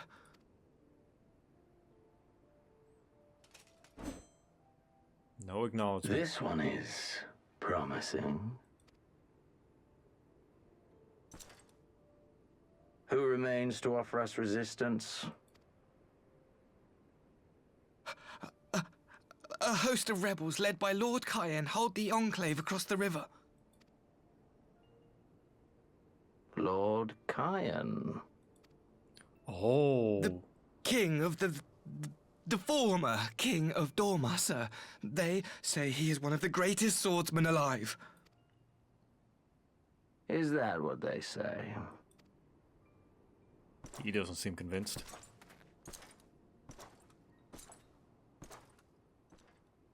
Who was that?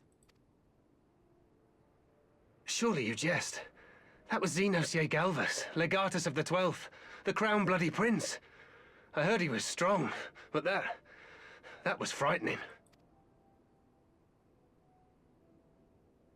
That was Lord Zenos.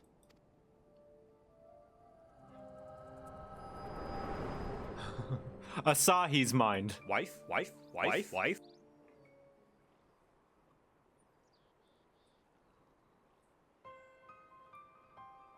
Everything you are, your power, even your face, it vexes me.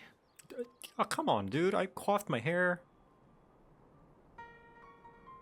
Clipped my eyebrows. Go on. Lash out like the beast you are at an emissary and jeopardize the newfound peace between Doma and the Empire. What is your goal here? My lord was destined to lead us unto a glorious new age. Your light is nothing to his radiance.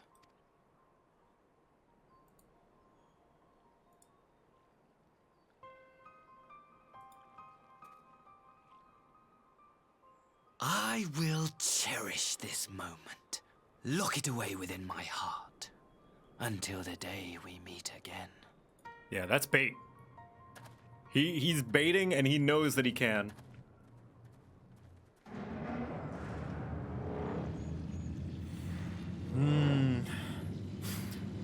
Now, if Zenos...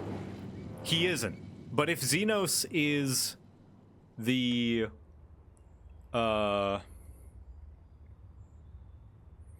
If Zenos is the Voldemort, and he isn't, but he's supposed to be like the main villain, then Asahi is the Umbridge. He is someone that people hate on a personal level. And they did a good job of making him an absolute shit.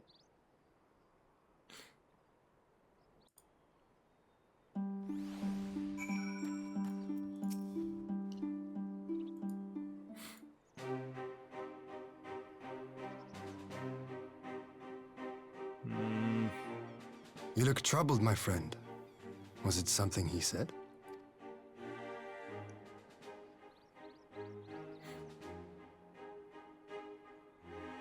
This is my biggest problem with Stormblood. He says all of this to you and nothing happens about it. Well, because, like, it's part of his plan. Like, credit to him. All the memories to witness. He knows that there's nothing we can do about it. That's why he does it. What are we gonna do? I mean, he's kind of got us under his thumb now. Negotiations for peace. No? I had my doubts about him, but I would never have guessed he was a disciple of Zenos. My lord. Calm yourself, Yugiri. I set no store by him or his enlightened brethren. And to be fair, even if he's being a shit and awful to us, and we know, like, that doesn't really change things. We are still trying to make peace. But if by treating with them Diplomatic there is immunity, even yeah. the faintest hope, we might secure the return of our conscripted brothers and sisters. That too. I must play this game. That as well. We're trying to free Doman prisoners. After the way I risked their lives in the rebellion, I owe them that much. My lord, you bear no blame for their fate. If not blame, then responsibility. They were prisoners, and still I chose to fight, knowing they could be executed in retaliation. But now we have a chance to bring them home. If it means bargaining with a monster, so be it. Yep. Hien put it plain, yeah. My lord. He's got the right of it. Besides, I think he likes me, which is more than some can say. Everybody likes you, Hien.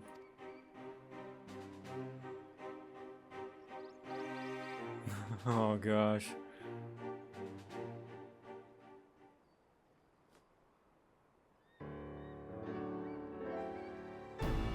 It makes no sense. Why would he bother keeping up the pretense for so long, only to drop it right before the very end? Perhaps he no longer thought it necessary, having secured Doma's cooperation in the prisoner exchange. If he truly is a disciple of Zenos, 'tis possible emotion simply got the better of him. Remaining calm around a man who slew his lord will have taken its toll. Whatever the explanation, now is not the time for hasty reprisals. We shall proceed as planned. The Red Cordian must be placed under surveillance and the Garlean prisoners made ready for the exchange, but you need not concern yourself with the details. Leave the affairs of Doma to us. Where the hour of exchange draws near, we will call for you. I should certainly hope so. Whatever the Empire's true intent, we would be on hand to play our part, either to defend Doma or to help usher in a lasting peace. I thought we might use this time to return to Eorzea, but given the validity of the situation, mayhap it would be best if we remained in Kugane. Agreed. Between Yotsuyu's amnesia and Asahi's dubious agenda, I'd say we have an ample reason to remain in the neighborhood.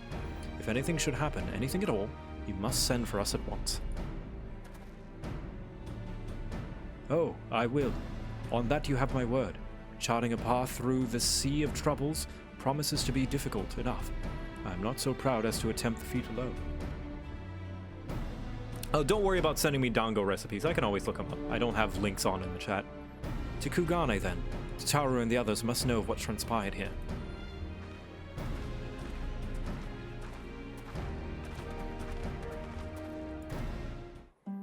Alright, back to Kugane.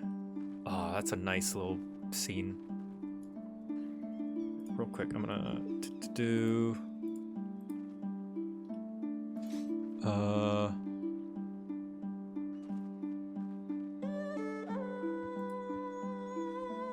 in... Cat 6, right? My D&D session's coming up, so I might have to call it after this quest. I wanted to finish all of post-Stormblood, or rather the part before the setup for Shadowbringers, but this might have to do.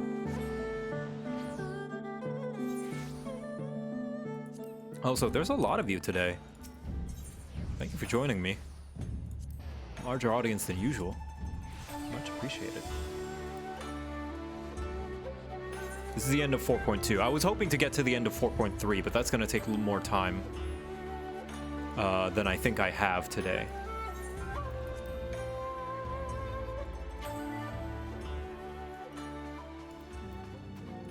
Tataru!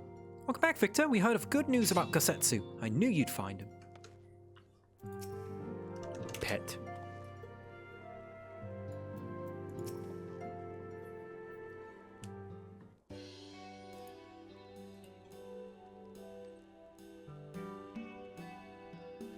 My, it seems you're all in quite the predicament.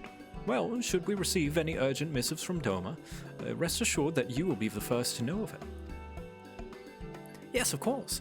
We're pursuing a number of ventures to replenish our coffers, but I can't. I suppose that all can wait. If any urgent news should come through this office.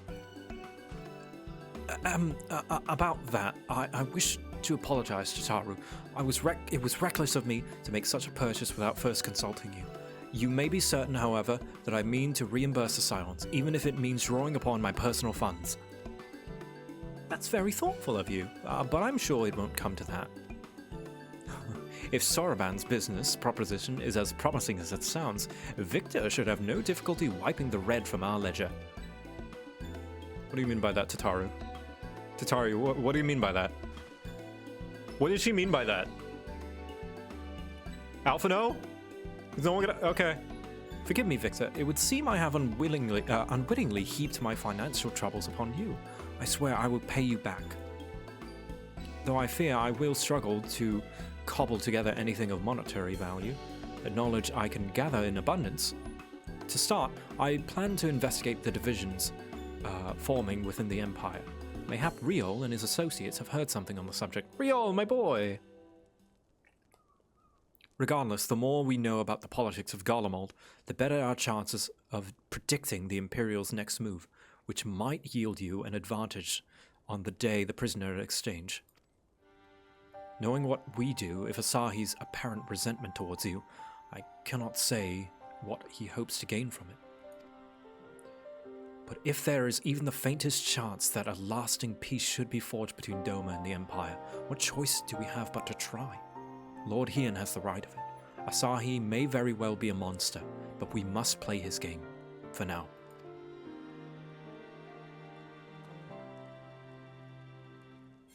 And that is the end of 4.2.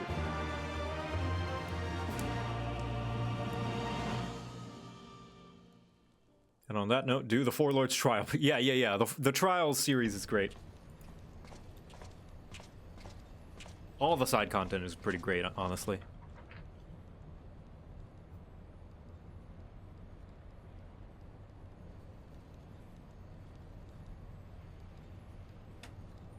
Arranging the prisoner exchange proved easier than I thought. Yes, my lord will be most pleased. Everything is going according to plan. I don't like when things are going according to plan. 4.3 is pretty long. Yeah, that's true.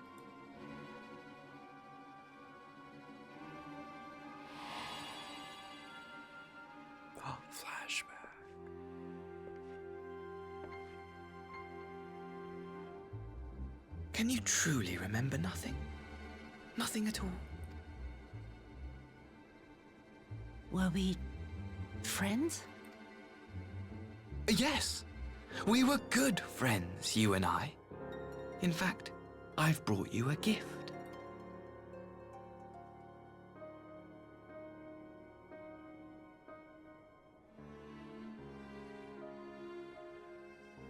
I pray that one day soon, as you gaze into that mirror, you will remember the woman staring back at you.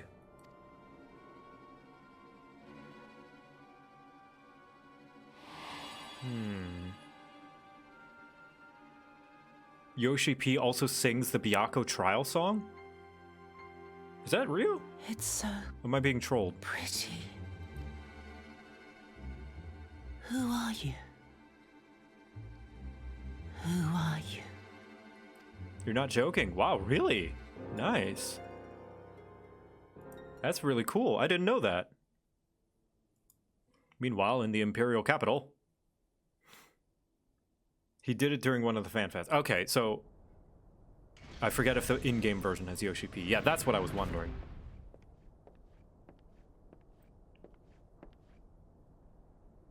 How are you feeling, my lord? This fucking guy. Now leave me. How many times do we have to teach you this lesson, old man?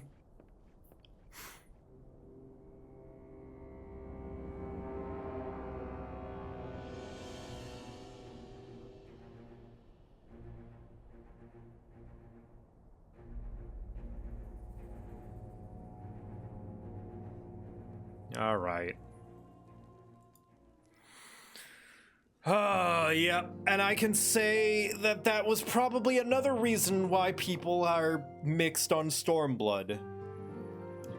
never feels good to have a character have such a seemingly important death, only for them to come back to life. But it is what it is. But, yeah, I can see a lot of people getting pissed, especially considering Zenos is not a lot of people's favorite character. Yeah. Stormblood had like 7 different death fake-outs, yeah. When there's so many, it's like... Gosetsu, okay, and Yotsuyu, okay, sure. But like, Zenos seemed like he had a definitive end. And yet, we see him come back. Anyway, we're gonna see more of this Friday. So for now, I'm gonna leave it here. I'm gonna call it a stream. Thank you guys for joining me. Thank you for joining me for the Slay the Spire as well. That definitely makes me want to stream more of it, especially once I'm done catching up on MSQ. I'm gonna probably be streaming 14 fewer times a week, probably just like Fridays, Final Fantasy Fridays. But I definitely want to do more of that Slay the Spire, because that was lots of fun, and I can't believe chat's deck allowed me to beat the heart. But yeah, let's see. Who do we raid? Let's go with...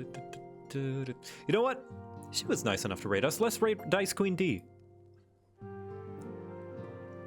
Cool VTuber extraordinaire. Cute witch. I think she did everything herself with the model. I'm not so sure. I don't know what she's doing. Super Robot Wars 30. I don't know what that is, but yeah, we'll raid her.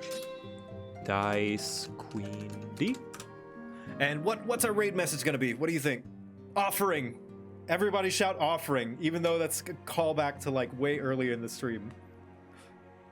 I play offering, which allows me to draw 3 cards and gain 2. Wait, no. Yeah, it allows me to draw 3 cards and gain 2 energy. I'll write it. I play offering, which allows me to draw 3 cards and gain 2 energy. We'll use that copy pasta. All right. Thank you, everybody, for joining me. Thank you for helping me beat the heart. And thank you for joining me for MSQ. We're going to finish all of Post Stormblood Friday. Bye.